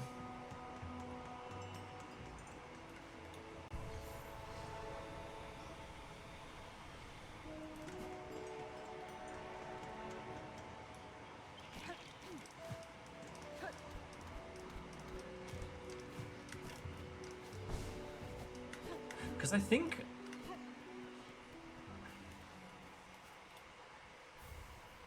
curve sickle. A radical sharp bone used by skilled hunters to take down dangerous prey. That is how they described me in the club. The radical hunter. D4 damage of power to the people. Is that the renegade master? I forget.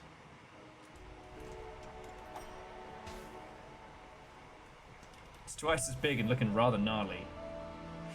Okay, so we're heading to the Weaver Nest here, right?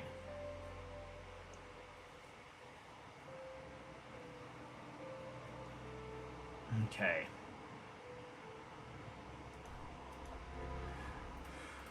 Right, so we want Where are you, Speedy Shoes? No, you're here. Alright, Speed Anklets.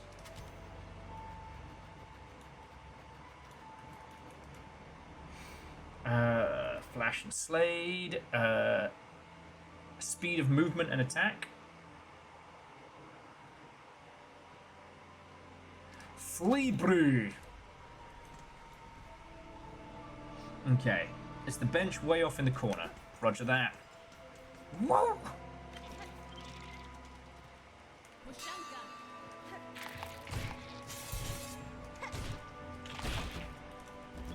I know I don't need to kill that guy, but they bullied me so hard in the early game that it's more about catharsis at this point.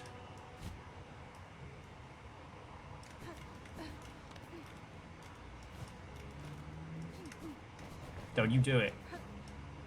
I see you back there, you big hulking great bastard. Don't you do it.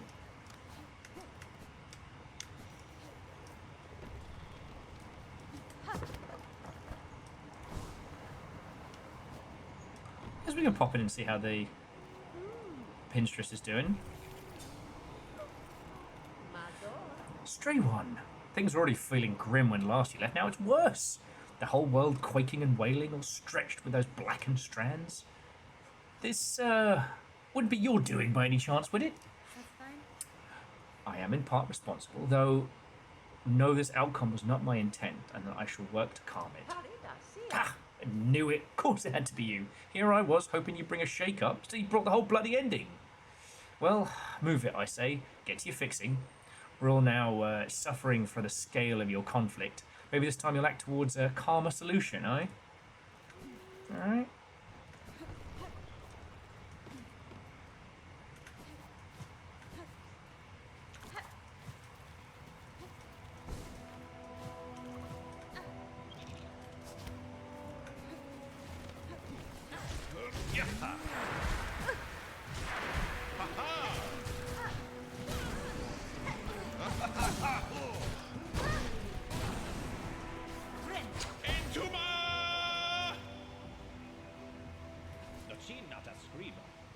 Ah, sister, what toll excites us? This endless combat.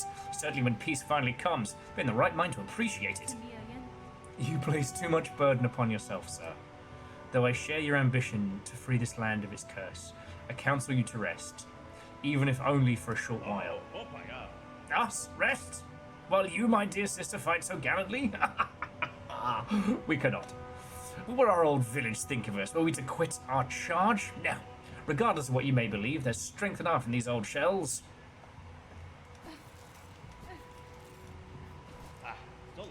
Anyway, press on. Much to do.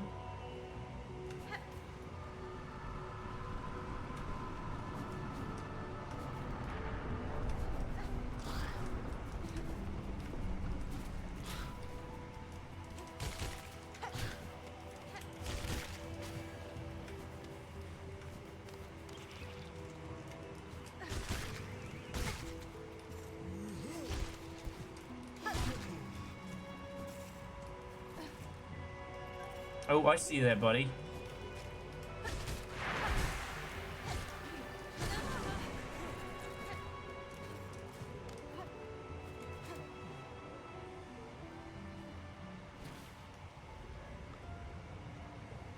Big weird mushroom. The elements do not conspire against you. They have their own desires. When one spies a great peak, the natural inclination is to begin climbing. The little left behind, you've decided then, a companion for the journey. Oh, excuse me. Terribly sorry, doing mushroom shit. Whatever could it mean? It means you've lived a life of sin.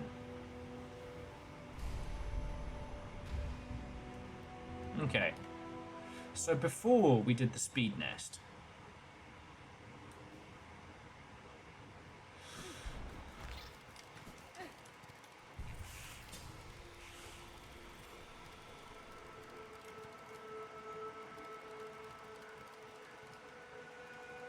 like, that was how we opened this great door, right?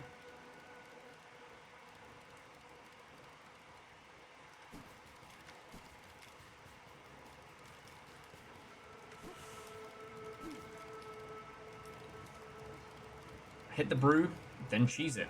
All right, job's a good one.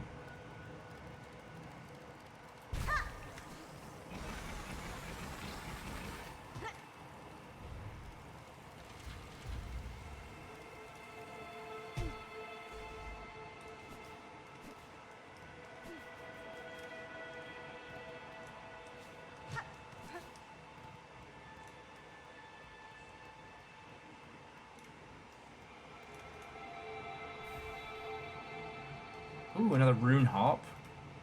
This is a rune depicting the paths away from Parlin.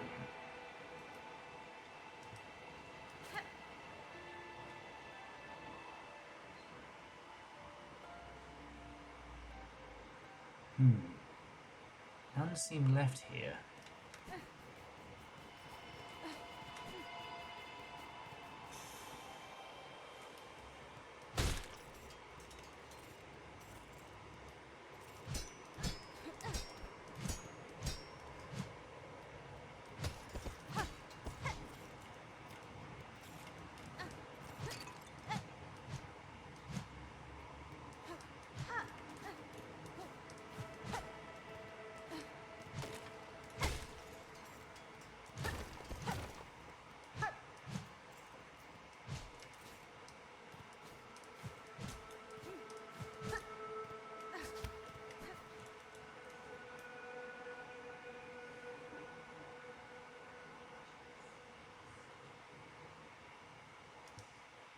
Okay. Hey, no, still cool as hell.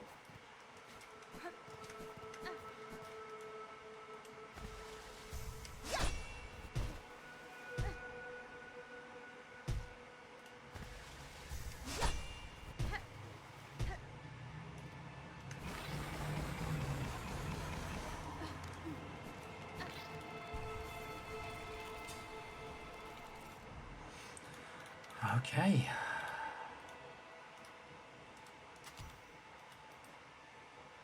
Up towers spinning near a surgeon spurned.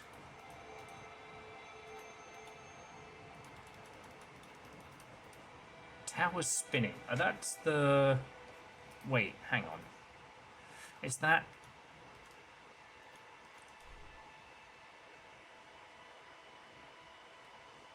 Is that Greymore? With the windmills?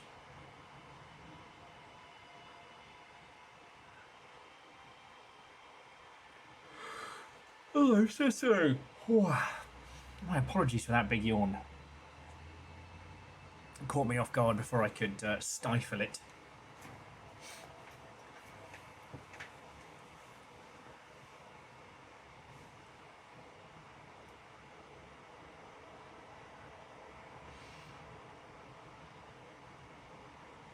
It's at the entrance to the Wisp Thicket. Roger that.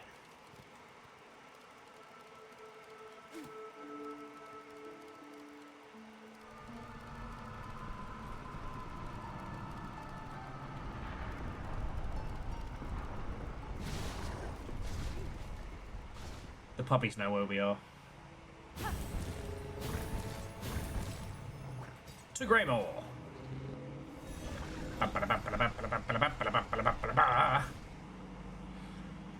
Okay, okay.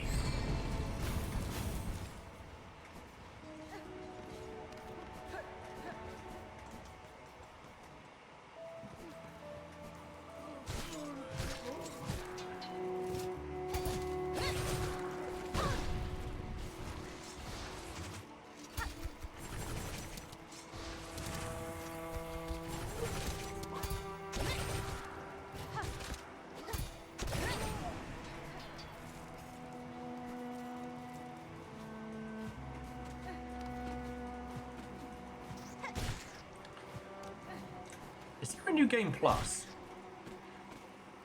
I'm only asking because being able to have some of these abilities early on would be so wonderful.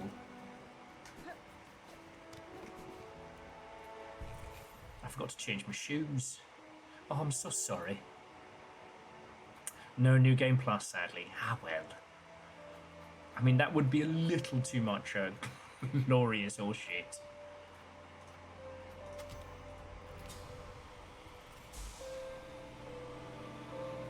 But being able to recharge Silk whenever we're at a stop is brilliant.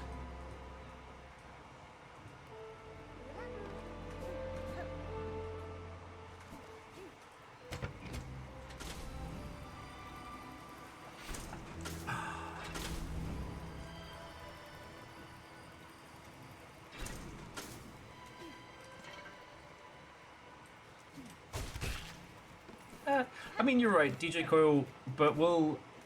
at the rate at which I've been playing, we'll have DLCs and stuff to look forward to before then.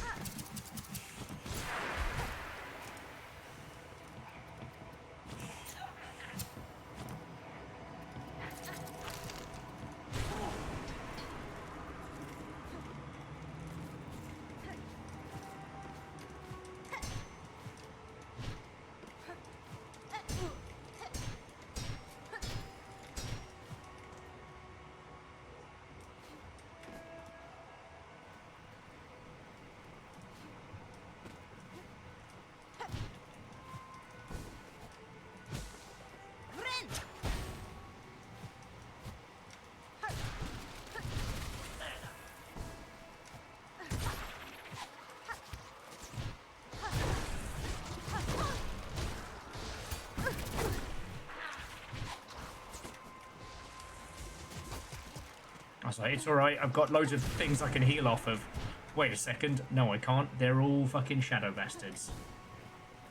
From that well-known game series, Shadow Bastards.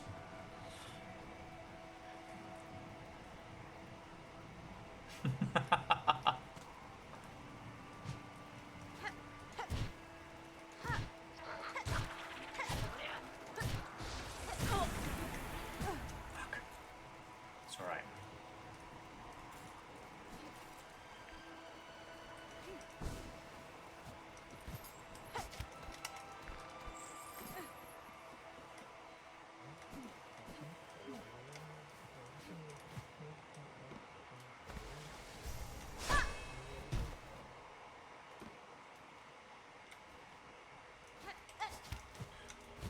Okay.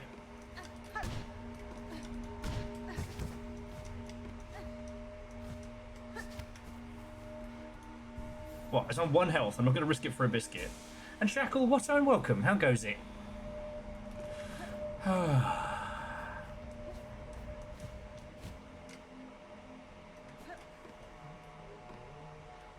then there's this guy.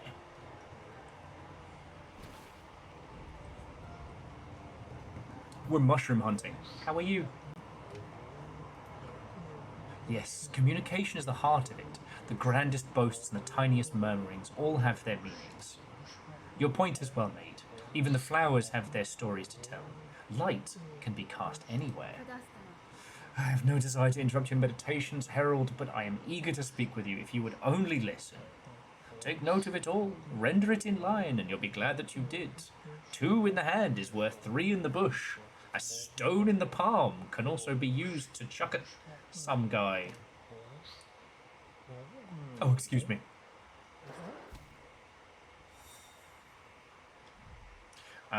Cage of one who raged against the silken lie. I'm guessing that's Sinner's Road, and it's where Matey was caged up. Right?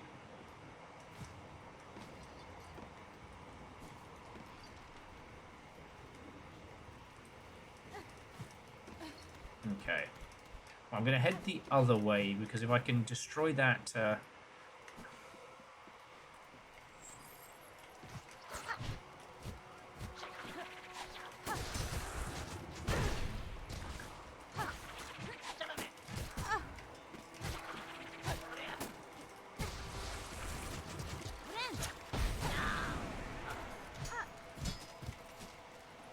As the theatre kids are my witness. That's how we get it done.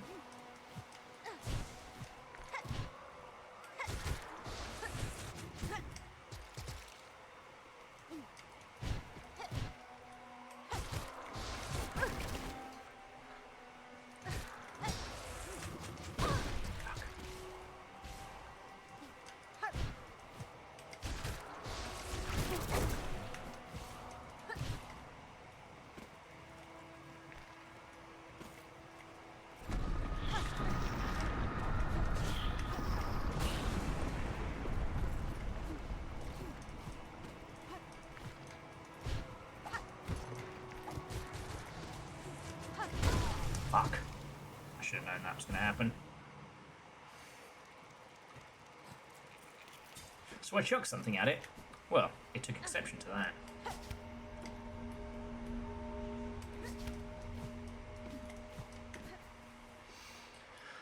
Okay.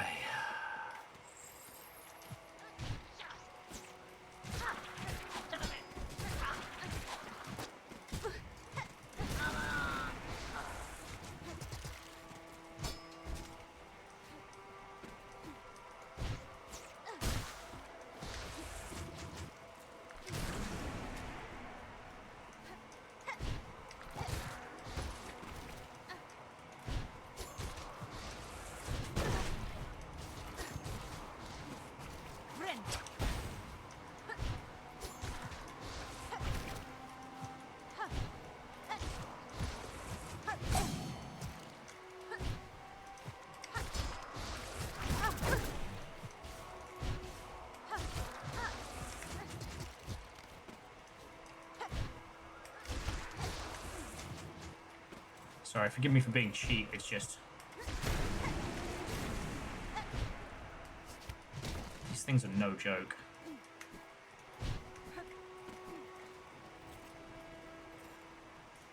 Alright, well...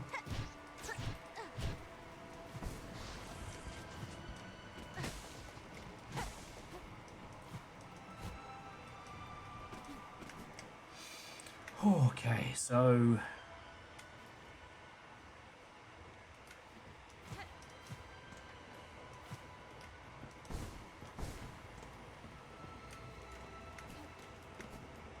and then straight across to Sinner's Road.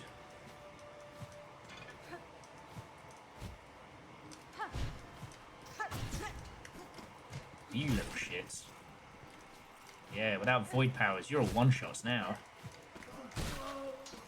Like that video game. One-shot.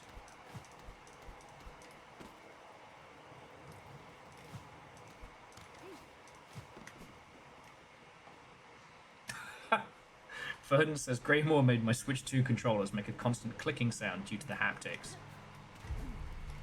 Oh god, what's worse than roaches? Cursed roaches.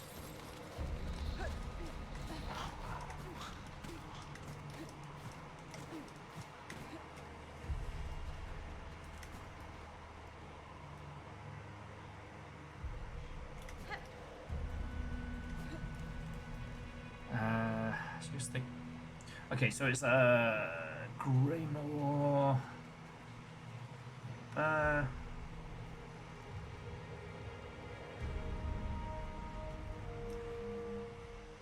Oh, it's the slab where we first fought the Sinner. Oh, okay, different cage. Despite all my rage, I am still just Nicolas Cage. We'll take the puppies. Excuse me. I feel like I've done my time in this game. I'm that little cheeky quick travel as a treat. Okay.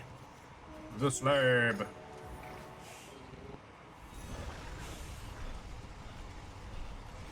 Oh shit, yeah, I guess because everything was happening, I didn't notice that Trobio was Jarl as well. Okay, so we fought the first Sinner. Right, that is...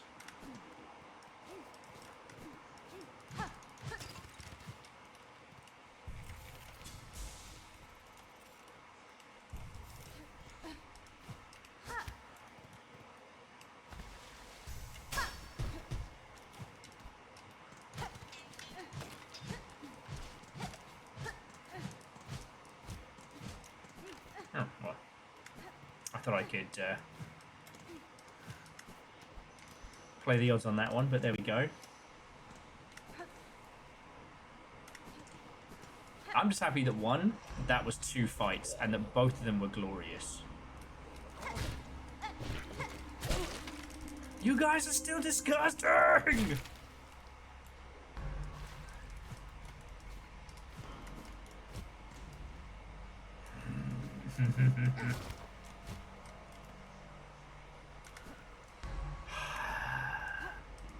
Note to self, murder that fucking guy.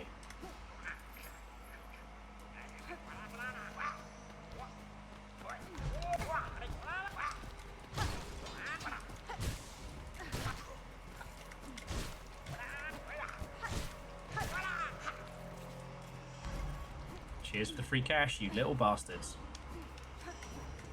There's something dark about how these guys don't have a lot of cash to take back.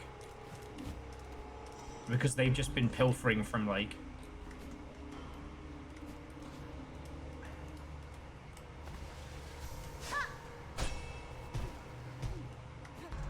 They've just been pilfering from, like, dead prisoners who may have smuggled a couple of rosaries out, as opposed to the ones who were there by the first settlement. Where they've been basically pilfering the corpses of all those poor pilgrims who died, who would have had more rosaries on them. At the bottom of the well, you can only look up. The past is hidden from those who look forward. Those echoes may guide you still. Yes, that's true. For the kind-hearted, a weapon can also be a friend. You're so eager to follow in her footsteps, but what are you leaving for those who come next? Oh, excuse me.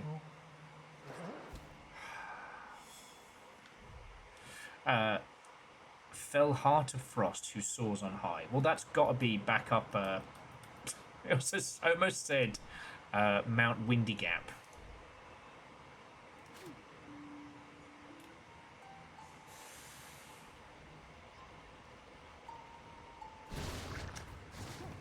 Throwing out the Bob's Burgers references there. Best popper. Quick little sit down before we scale the mountain. And the thing is, Trobbio's not dead. Like, I don't know if we get to see him again, but... Oh, wait, what did he say? Peak on high? Heart of Fell Frost who soars high. I'm gonna go to the top, bloody, don't I? Alright, well, we can...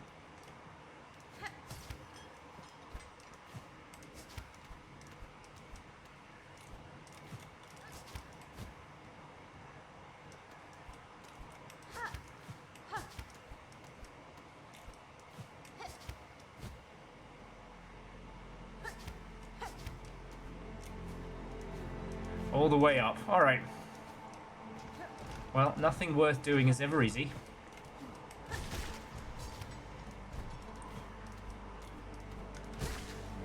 And hey, compared to when we first did this climb, I mean, this is practically therapeutic.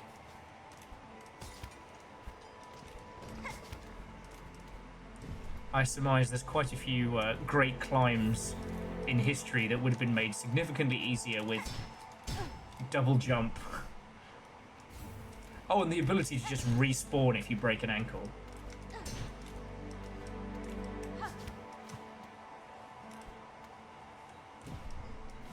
Hell, if we were feeling particularly lazy... Fuck. Biff to that one. If we were feeling particularly lazy, we could also put on our special shoes that stop us from slipping. But honestly, I try not to use those because I'm worried I'll get into the habit. It's like one of the reasons why I've stayed with the same movement set for a lot of this run.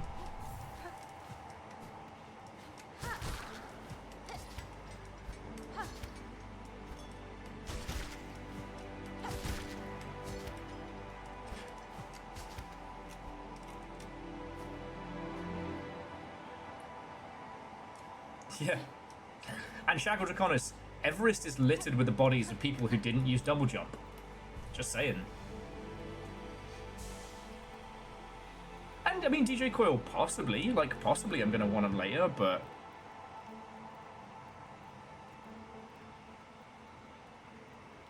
No.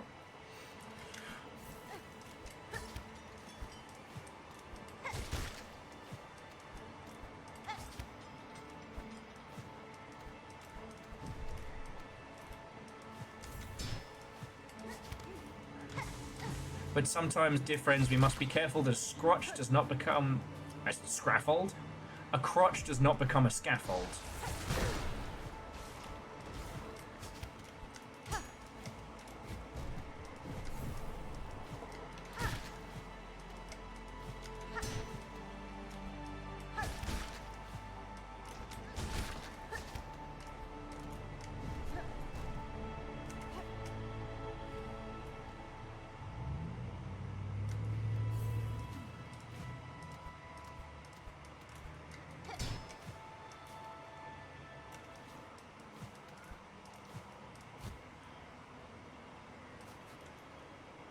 Ah, this gets us as far as the... There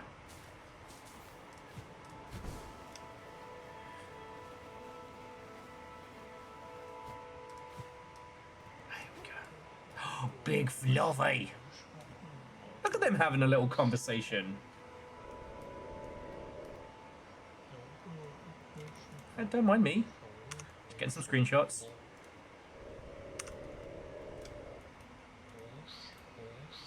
One can visit the past, but then memories become contradictory.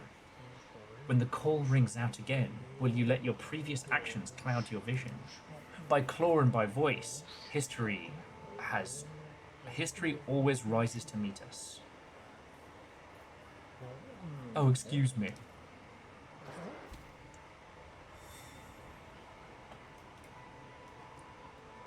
Sup, big fluffy.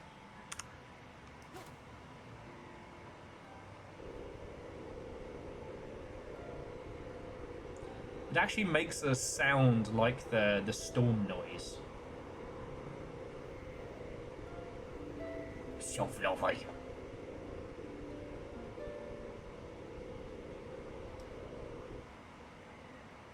And Shackle, the thing that I was pondering is that...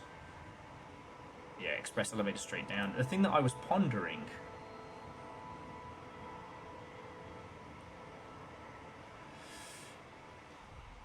Oh, and the final is a place I haven't been yet. Let Cradle's Peak, the last test of fitness.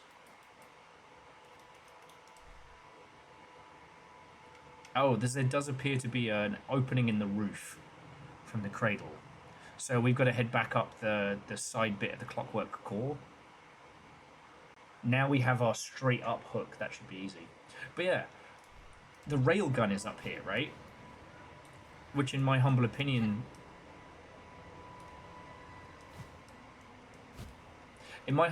says that this is an area that Weaver's past were able to traverse. Look, I get it. Sometimes a barrel is just a barrel, alright? Not everything in a video game has to have a greater, grander meaning. It's just... Well, that was fucking rude. But...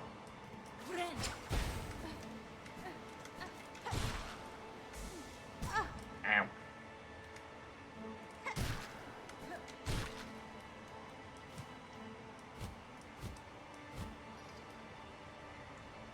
But I look at those heating pads that are installed on the side of walls, and there's only one kind of being that we really know who would be able to ascend in that manner. It's Weavers, spider folk, you know. Oh, look at the babies. Look at the babies. All right. I guess I need to take me to the Grand Bellway, please. So yeah, climbing the peak the other way is how anyone else would have had to have done it. But yeah, Weavers of yore would have climbed it using the varying ascension needle skills. I guess we go, yeah, back to Songclave and then straight up, right?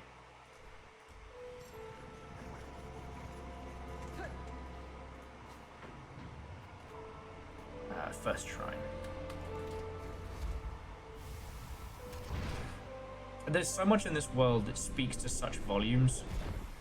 I don't know, I could spend fucking hours just deconstructing where certain certain pieces are put.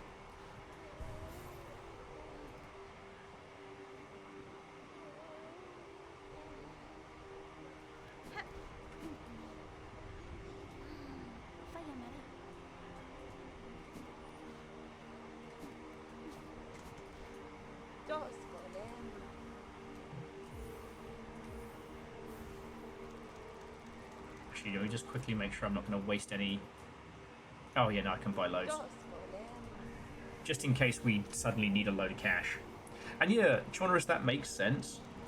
The mask, the Weaver tech, the way it all kind of... The way it's been constructed, it makes sense that it was a pilgrimage point. So it... I guess it's one of those things you can't talk to me about yet.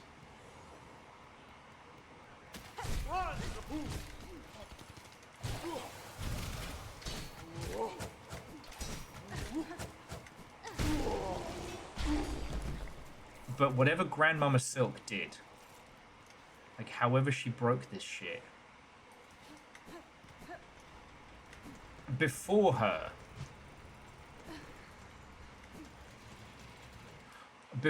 there were many weavers. Okay.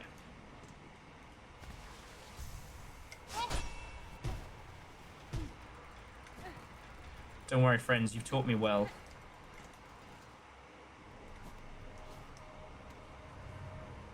Oh. Apparently not. Oh, wait, it's up from the coral chambers, not from here.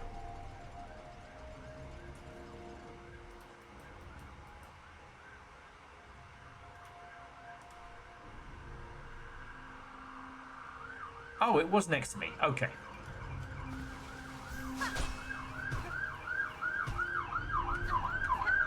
Oh, shit.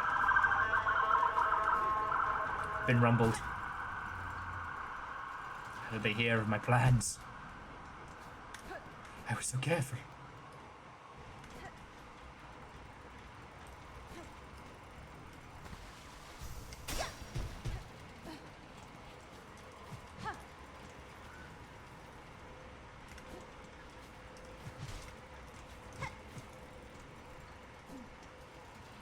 Okay.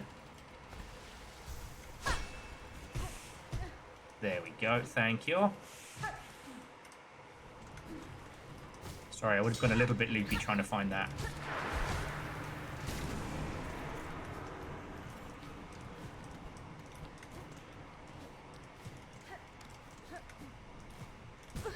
Okay, ow.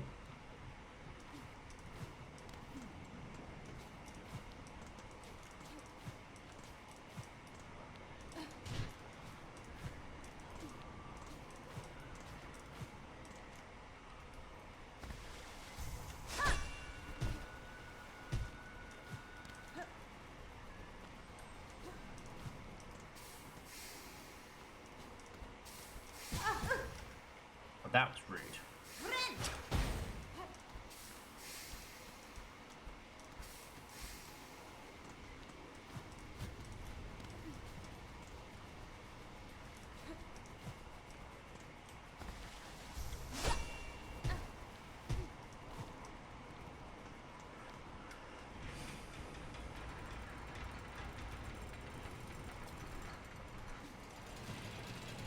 I mean, DJ Core, if it's stuff I've just not realised, right? If it's stuff I've missed, then, like, go for it, friend.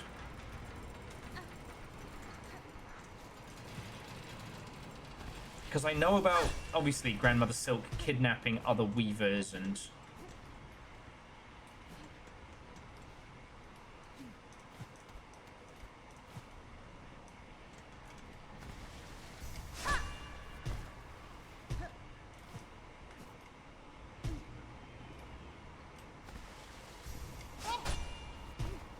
Fucking wee! I'm just gonna say, though, there's a lot of times where poor Hornet seems to take, you know, a fucking header into something. Like high-speed velocity concussions.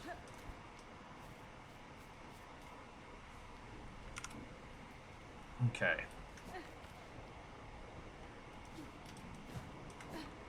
I don't see any mushrooms, so let's... At least, and again, at least the lighting in this place makes sense.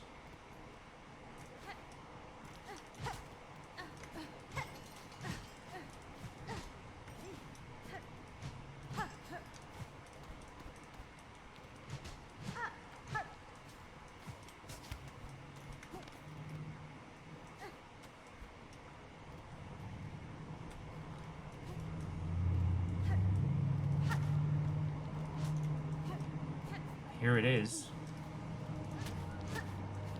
The dusty silken remains of... I don't know what. Whatever in the higgity heck we're looking at here.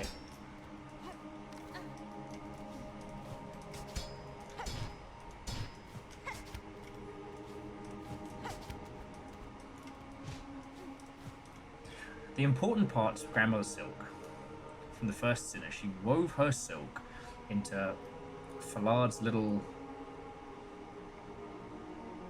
cloth mask bugs.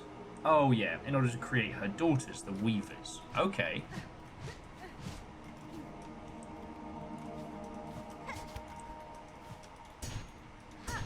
So she didn't start kidnapping other weavers until after.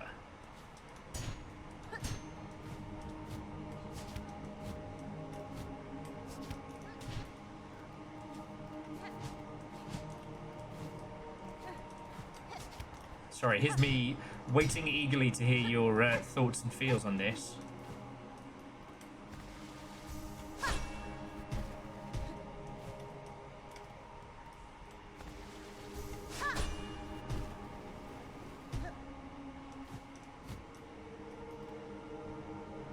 Oh shit. Should I? Should I take Grandmama Silk's bloody arm? Do it. Oh, I will bind that shit. Let's go.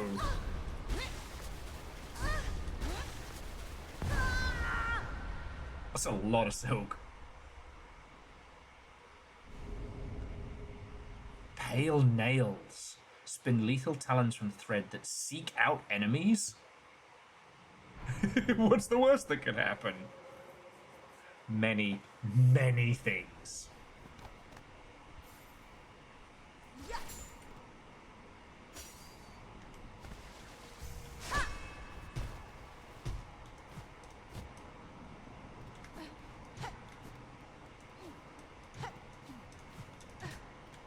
Alright, mushroom guy. Where you at?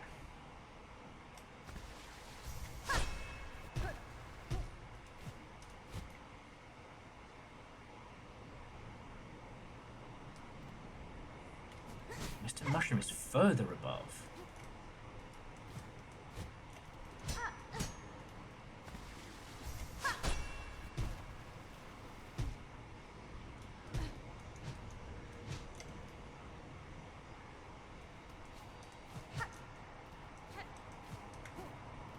Huh.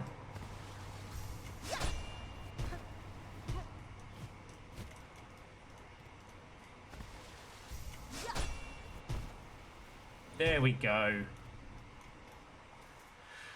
Okay.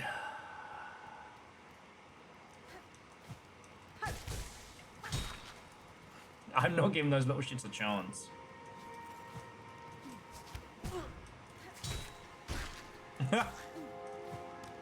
Didn't get the shards, but I did get... Ah.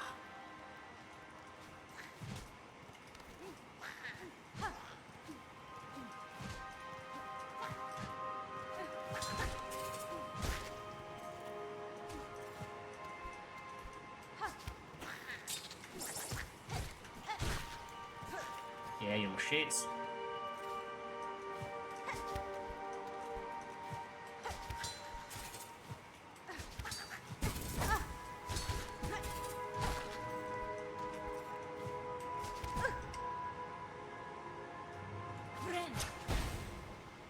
Sparkling.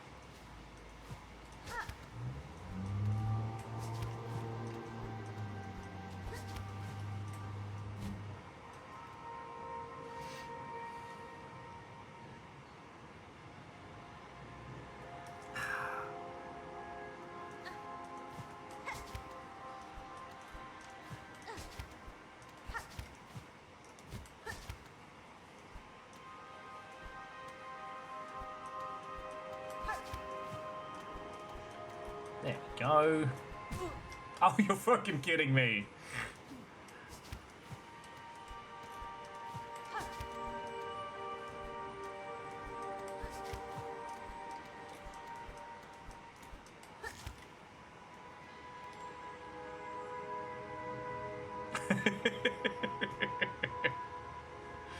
You're not sorry at all.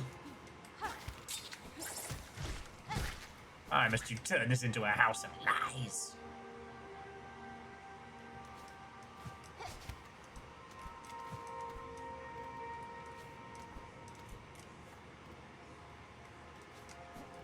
So I guess I was pondering it also, and the thing we now know is that they had a way to get out.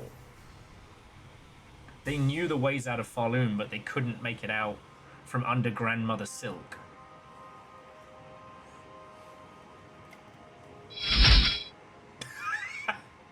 Thank you for the follow. I didn't even introduce myself proper. I made video games for a living, and now I do this for a living. Hi. Okay, so generally, I'm not sure what the story B is from, but Falloon is a heavy caste-based country. Yeah. Where each step down is sharp, damn near impossible to surmount, and each tier is slaves to the tier above. So the weavers caught on that Grandmother Silk might call them daughter, but she treated them similarly to how they treated the caste below the weavers. Yes.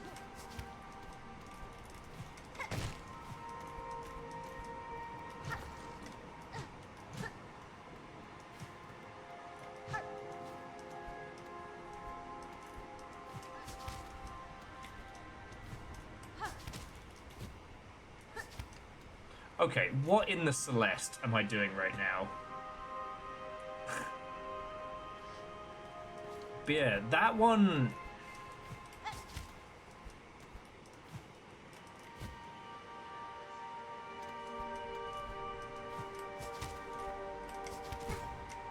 Okay, I get it.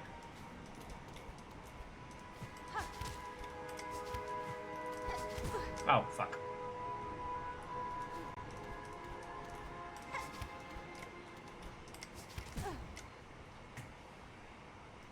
Just keep climbing.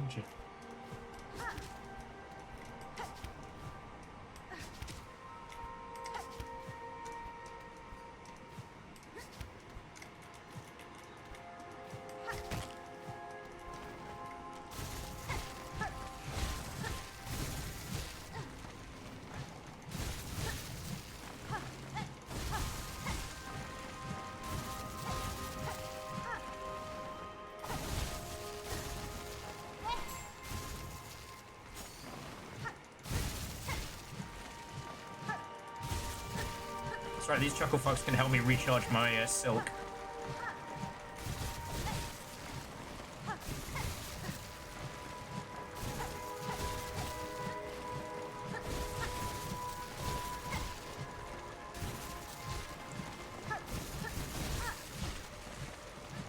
Okay.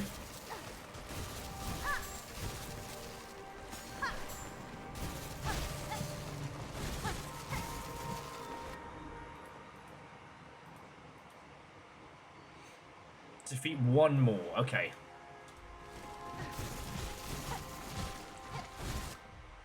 A common enough bug, though not enough to underestimate. The acuteness of their other senses more than makes up for their lack of vision. And I call DJ Coil, like, thank you. Is there anything else up this way whose ass I'm going to need to hand? Because I got these guys.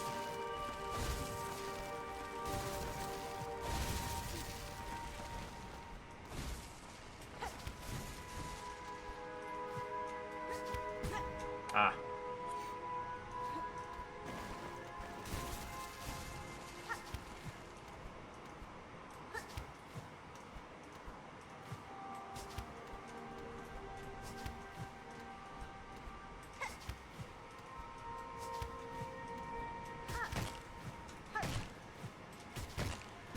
Ah, you pea bag.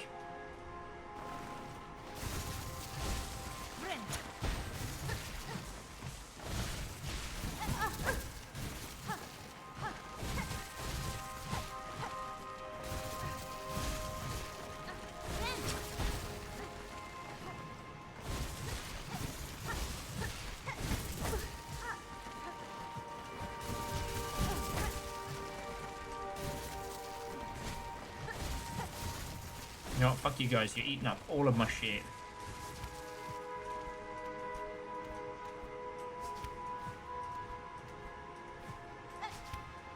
Ah, pull bag. But yeah, so... Ah, that was on me. I looked away to read and I forgot these guys do it. Reactor online. Sensors online. Weapons online. All systems nominal. And Nova, Watto and welcome. How are you doing? What? La. Ho ee. 87 months. Yeah, you're right. I might want the grippy shoes. If only to give my little hands a break, you know. Where are the grippy shoes?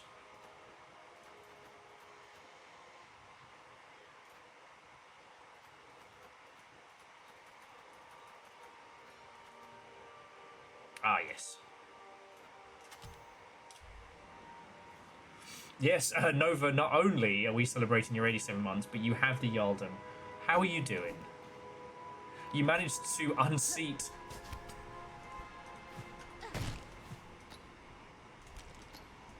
none other than the famous Tribio. A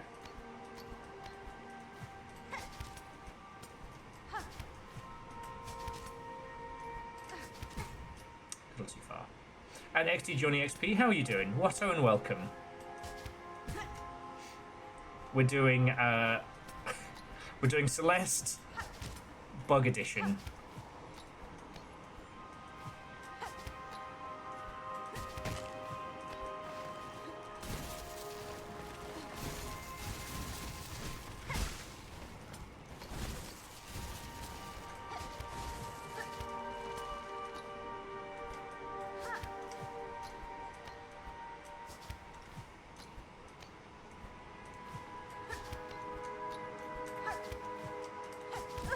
Fuck. Okay, well... I don't know, Johnny, if I'm going to be my usual conversational self, as we're currently doing some kind of, like, celestial... Ah, celestial, that's pretty good. Celeste-esque hell climb.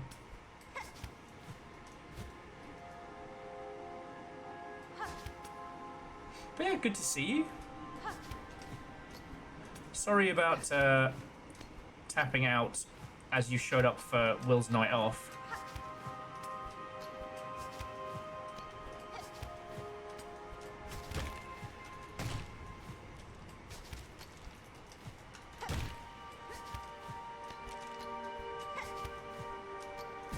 Oh, I even heard the click there. That's bullshit.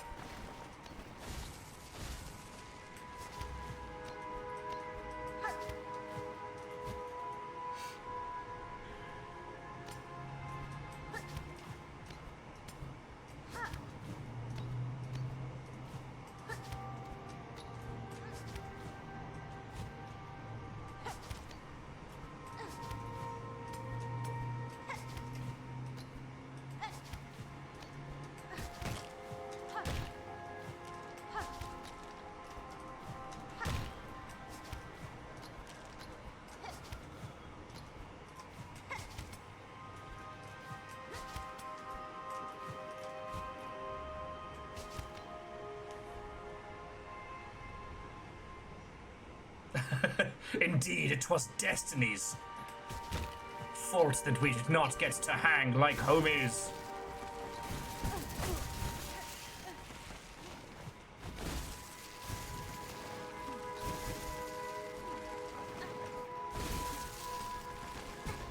Oh, fuck you.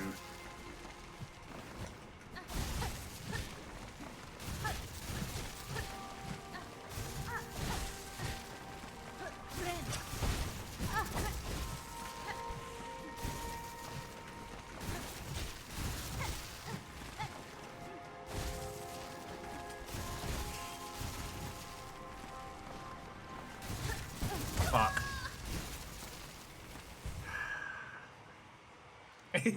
It has indeed. The error was that I was succeeding just a little too hard.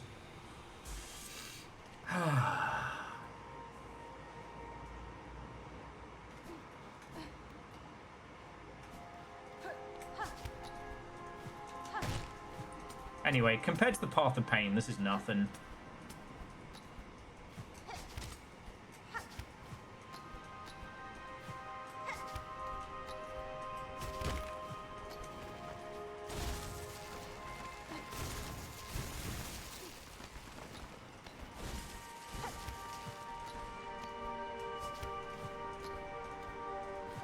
Sorry, I do have to get a little monosyllabic while playing this, but...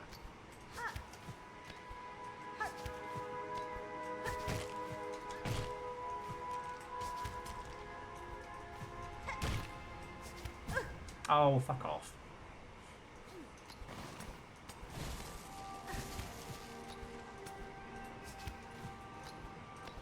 And to all of you watching, sadly, these thorns aren't the kind I can bounce on either.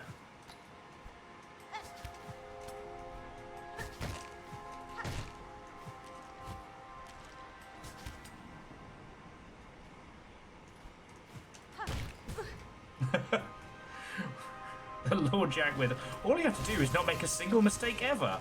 Ah, yes. The secret to financial prosperity, I believe that is as well. Wait, no, that one is have rich parents. That's it.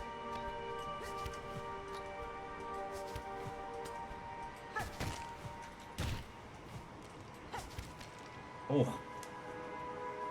Definitely challenging my fingies today.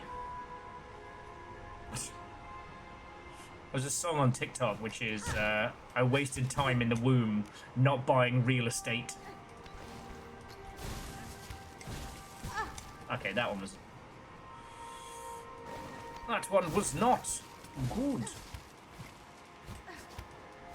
Okay, back in the zone. Back in the zone. I have special parking in the zone. Or at very least a visitor's pass to the zone. First time every time, right?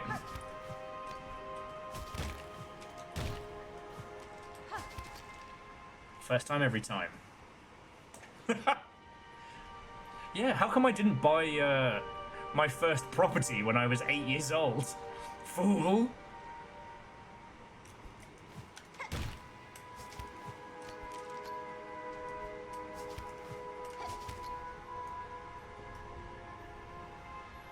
What are you, an idiot?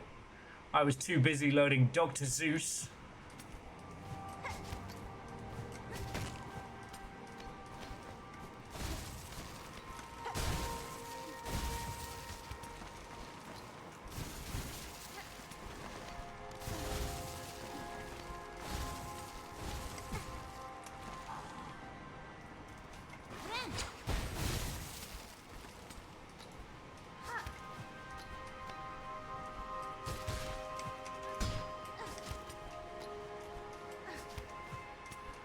Do I need to kill one of these guys?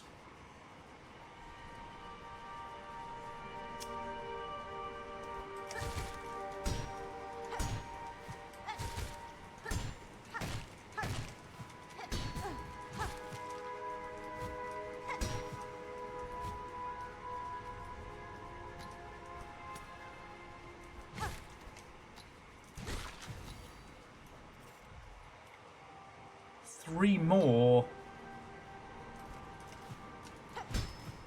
Oh, okay, they do respawn. Alright.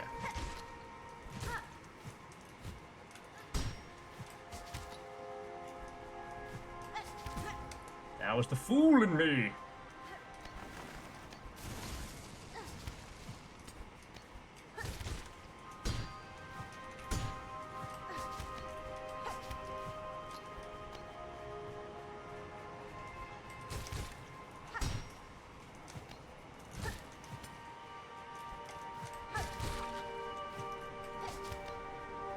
Okay.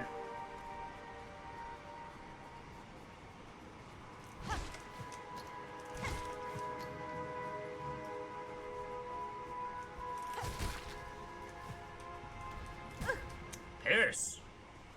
Ice climbers! Pierce!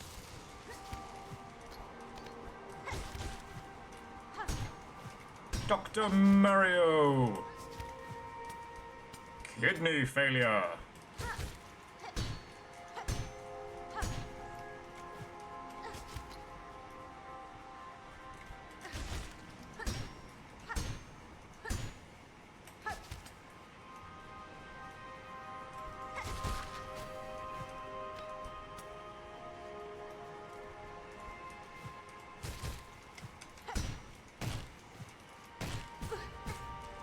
Oh, that was horse shit.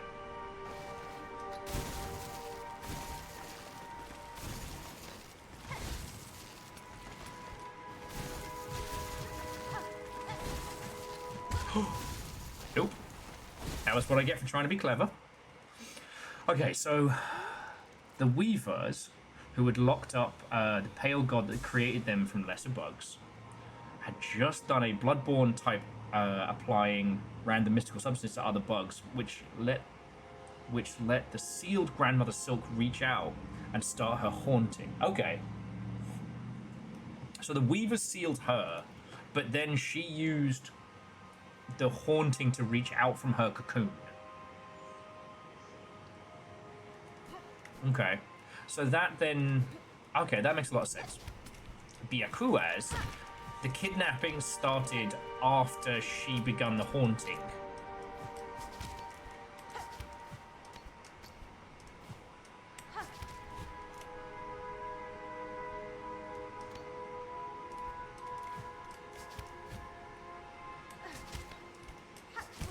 Oh, piss.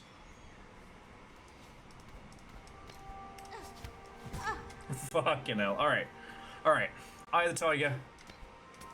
Face of the Lawmaster. Colon of the Librarian.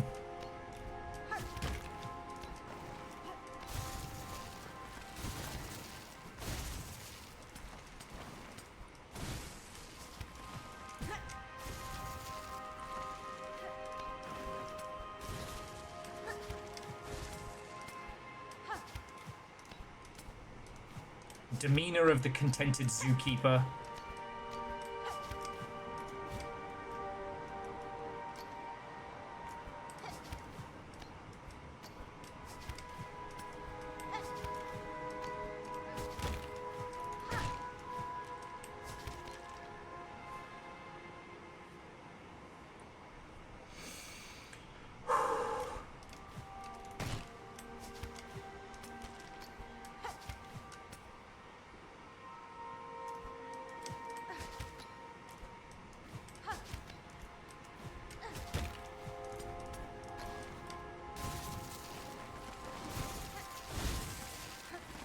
Oh, really?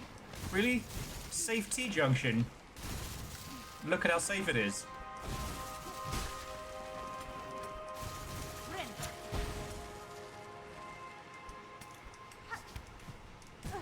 Pierce! Ice climbers!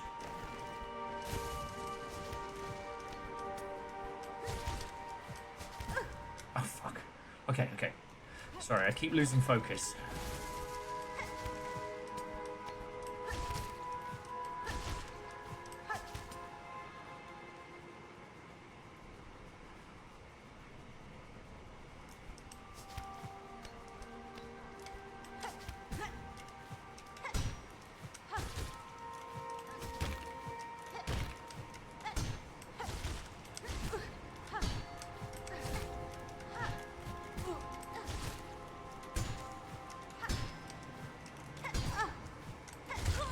Oh, fuck off. Sorry, I got super out of rhythm there. Okay.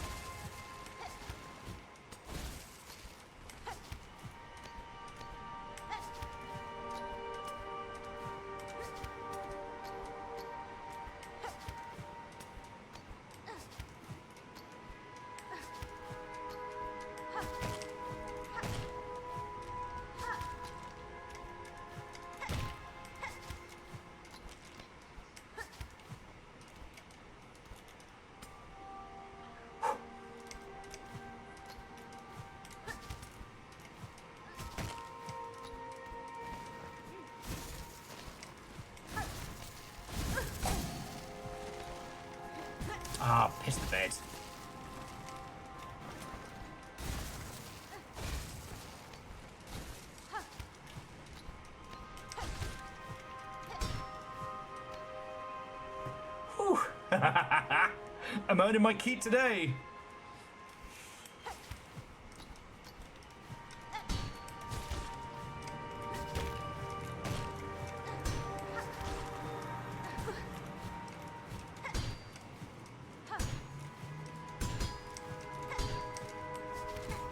Oh, fuck off!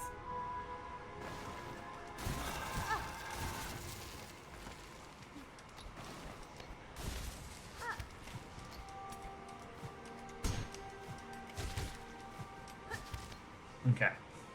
As far as I know, the kidnappings happened via her controlling the bodies of those with the remit to send out war parties. Yeah.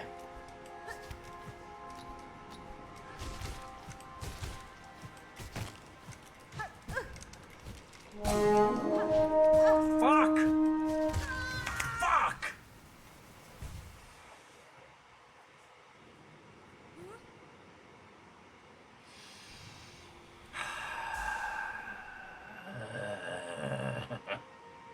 Oh look, a raid! How wonderful! Oh. Sorry.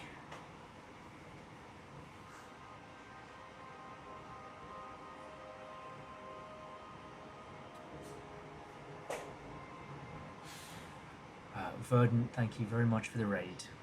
Bear with me just a second.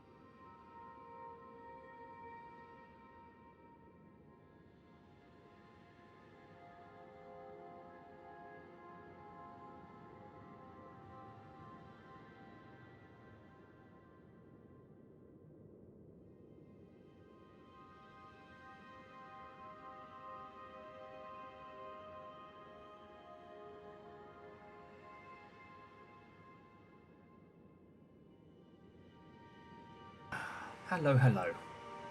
So, oh, it was a bedtime raid. Well, Verdant, thank you all the same. Sorry about that. Let's see if we can get through this.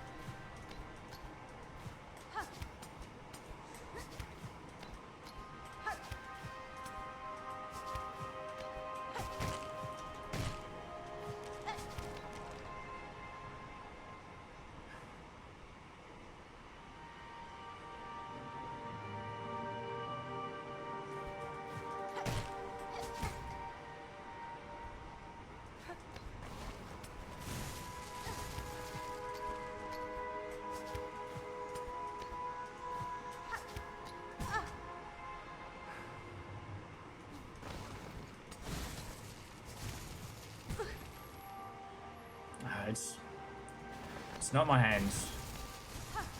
But Chonrus, thank you for saying.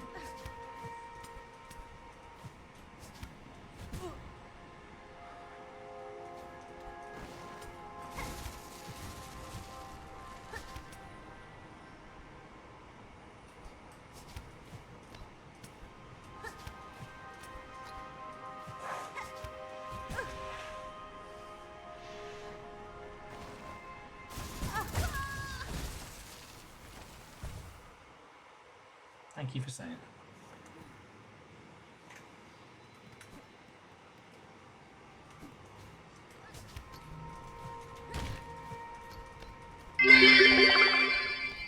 Sometimes the will to continue is in opposition to better sense.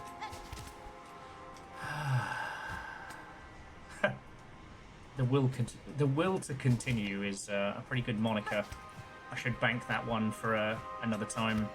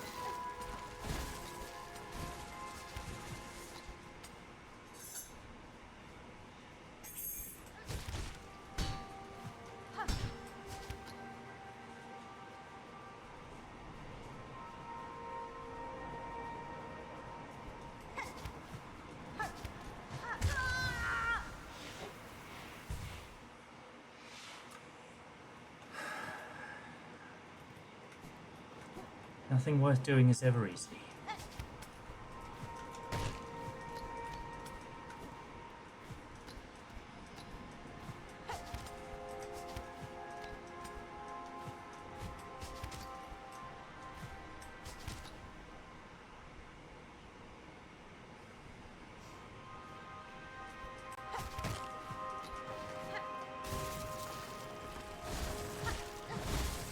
Ah, this is what you meant. The upside down T.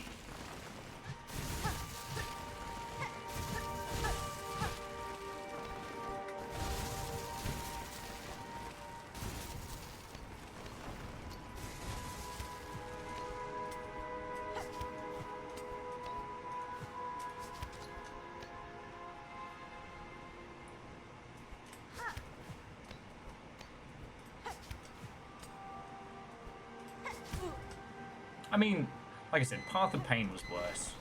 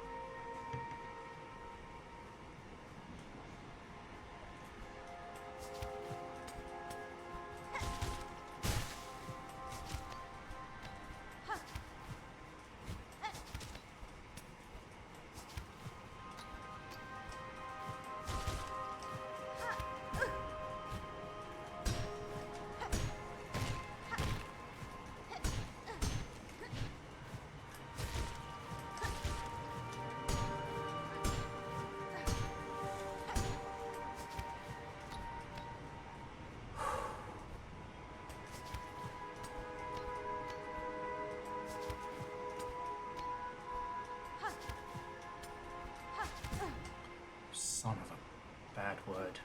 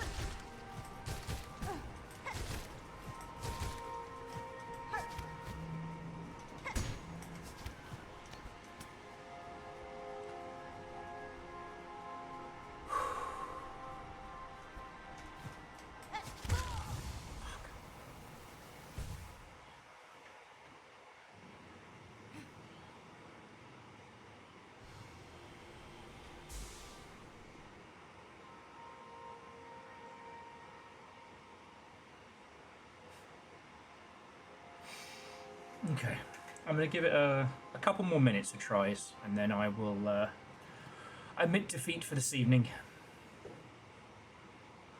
Sorry.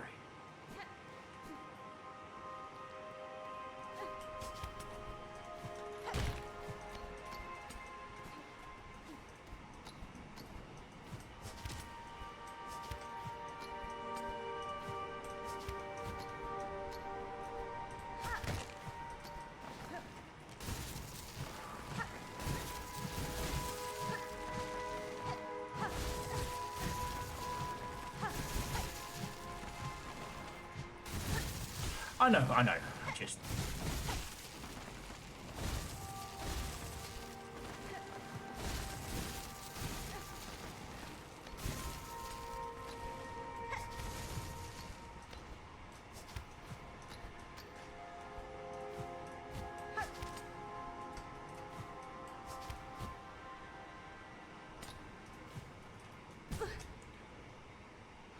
Okay, we're all good.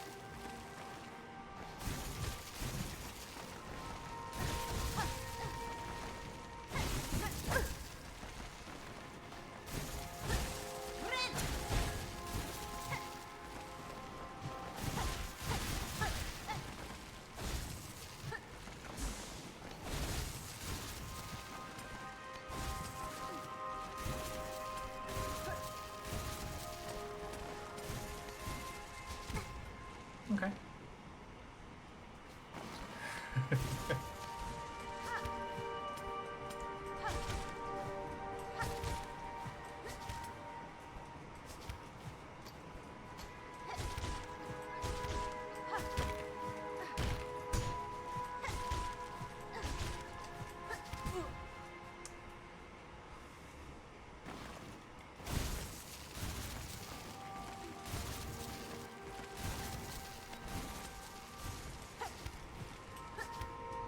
You know what I should have done, which would have been smart, is equip the extra health. That would have been the play.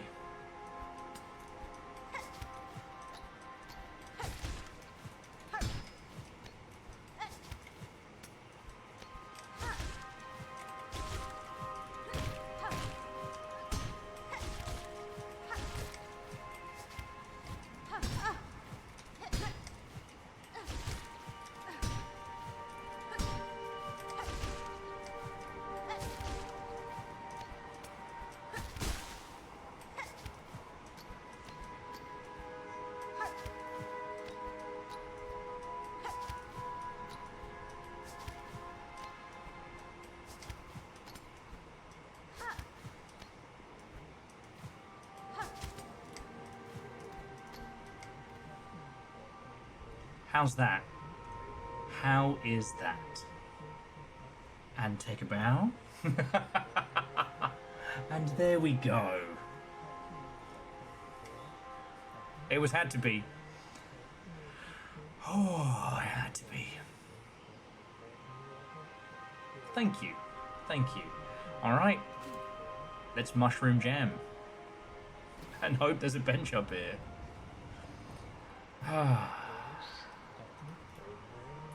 Do they realise it would only be the beginning? If they cleave themselves free, they would need to find their way anew. Oh, Wormchild. No surprise, it's you who meets me here. Following me, are you? Or calling me? Is it true I would not have sought the lands below if not for your grand actions within them? But now, having journeyed their breadth, what singular sights I beheld. Flaming lakes and tangled woods, caves consumed by sand and frost. Remarkable things all, though given their void-claimed state, it seems that you and I may be the last to hold these memories.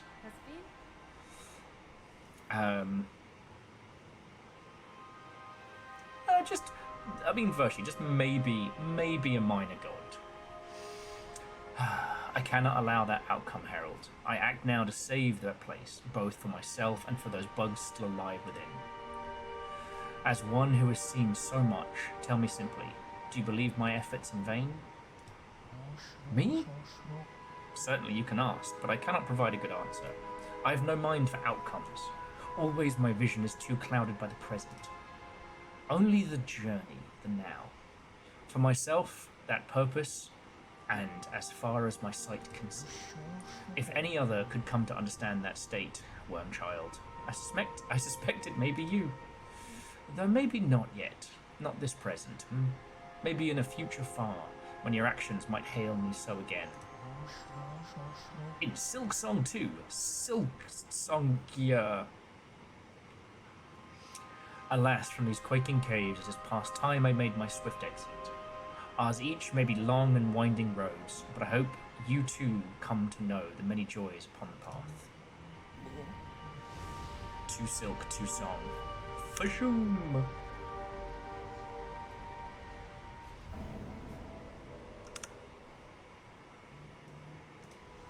Oh, you're darn right, I'm following that mush up.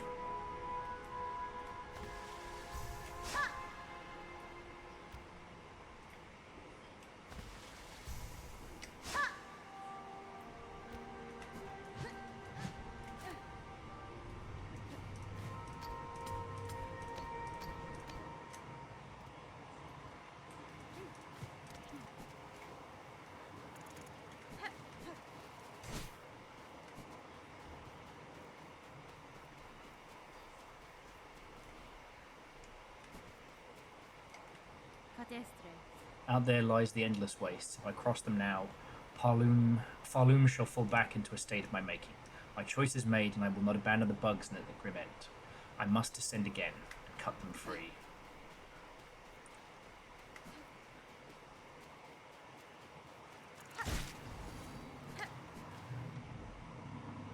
A common crawler that lies beneath sand.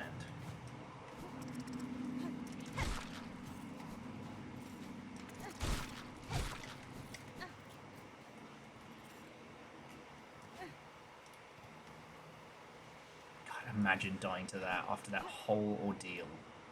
A small tunnel leading downwards. Descend to Parloom? Nope.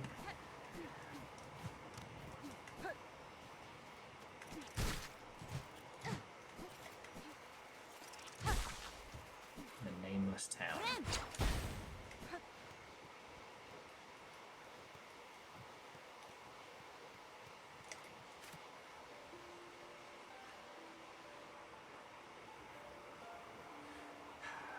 Now only the wind, the weaving ones beckon. Friends seduced.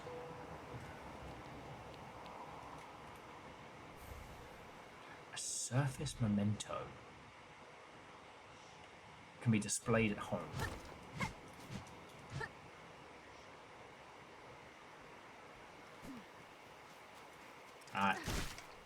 Don't worry, friends. You have already taught me well. I saw the threads of sand anew.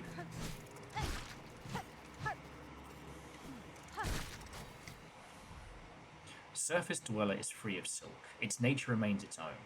The monarch's influence have only stretched below it.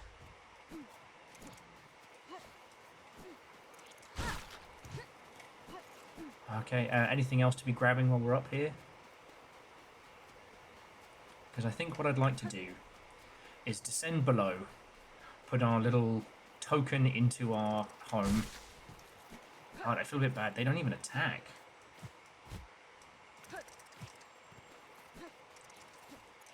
Like, they just run from us.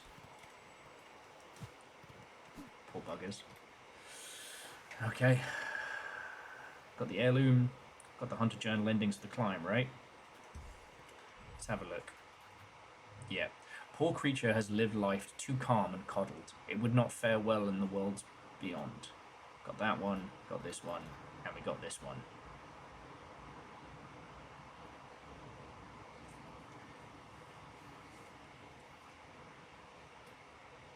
Okay. Then let us return. Oh, okay, okay.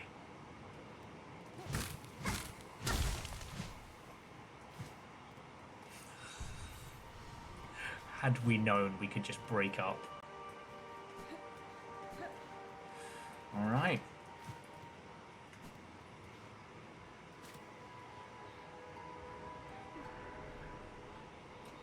Okay, the puppies can't reach this far up.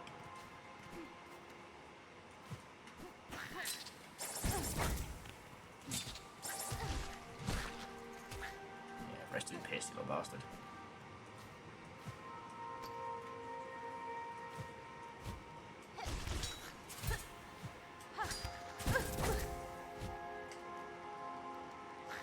You know what? I'm not going to get my ass killed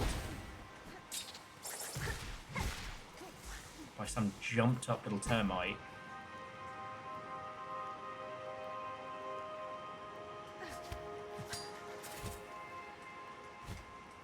No, see, friends, that is one of the reasons why I love playing these games with you, because doing that climb again would have caused anger and tears, the likes of which I don't think has been recorded.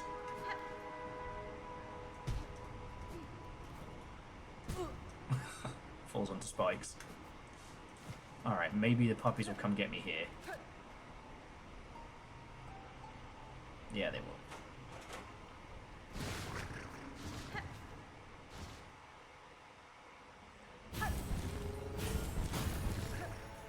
Puppies. Alright. Home to Home to Hart. Puppies! Onward!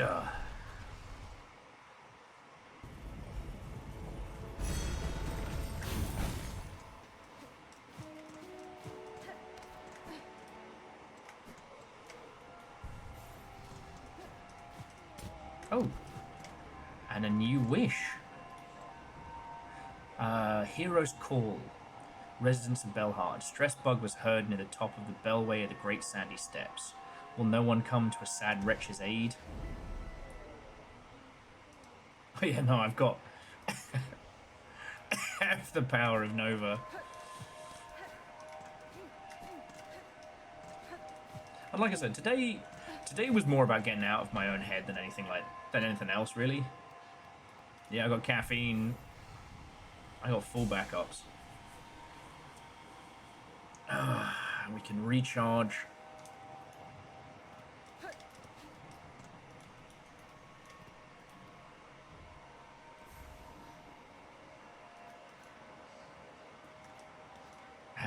Worn ornament of a nameless town high above Farloom. And there it is, sitting on the shelf, looking all cool. Right, friends. So again, I just want to apologise to Verdant Dash. You brought in a 4 little squad, and I did not handle it well. But thank you. I hope you catch at very least the Vodosphere of the future or whatnot, because I really appreciate it. You know, today was not. Yeah. Today, we bested bosses. We succeeded greatly.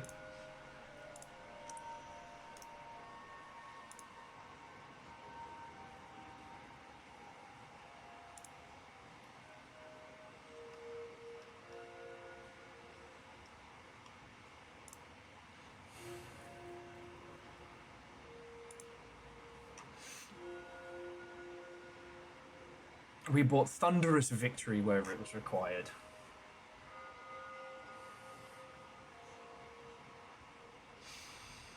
Oh, look, just like I said, thank you. I'm sorry last week was such a mess.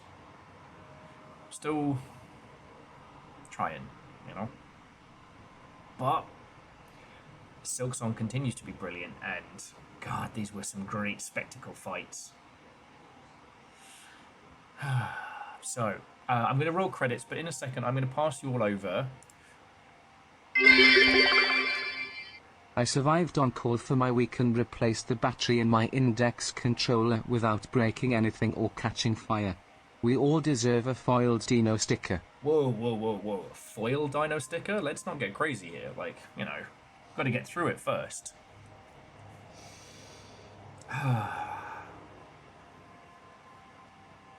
Yeah. Last week was a lot. It was life. And life has this annoying tendency of happening far too often. Anyway. So look, I'm going to pass you all over to my good friend Falcon, who is playing some Elden Ring. He's rocking about level 44. And I think has just entered the not the Blightlands. Oh, the Rotted Lands, where you get Guts' berserk sword. So, from one glorious adventure to another. And Falcon's real cool. So, if you haven't met him, I'm looking forward to introducing you. Caleb, thank you, Cold Ankles. I would not have remembered that. So yeah. Friends, I'm only here because you lot have kept me alive and been a bunch of heckin' legends. Thank you for that. From the absolute bottom of my heart, thank you. To the one Lord Jack, thanks for throwing a follow. If you come by tomorrow, I can talk your ear off about indie games and video game news. And then show you a wonderfully weird little comedy indie game. To Alnus, Neo Shadow, Marty Cow, Favor 6, Relu, CMC Passerby, Tribio, Bacon, and Nova. Apart from one comedy, while those were gifted subs and long subs alike, those were all long-term friends, and that is a wonderful thing to see. To Akari, Ehrman, Vanderbeest, Simple Chaos, Some Numbers, Divershi, Bacon, Puns, and Wolfcrad, even though I was completely off my game and batting nothing but horse piss today, you still threw in bits, and that's what keeps me alive, so thank you. To the whole mod team, not just Nova and Caffeine, but Moose and Tal, you feckin' legends, thank you. And to Verdant Dash, again, thank you for bringing this raid in. Sorry I was out of sorts. Really appreciate it. But yes, tomorrow we have funny games, and good vibes, and merriment aplenty. So yeah. But that's enough from me, friends. I'm going to pass you over to Falcon. I hope you have a feckin' excellent rest of your evening. Go say hi. But whatever you do, have a good one. And I'll see you all tomorrow, okay? I'll see you tomorrow.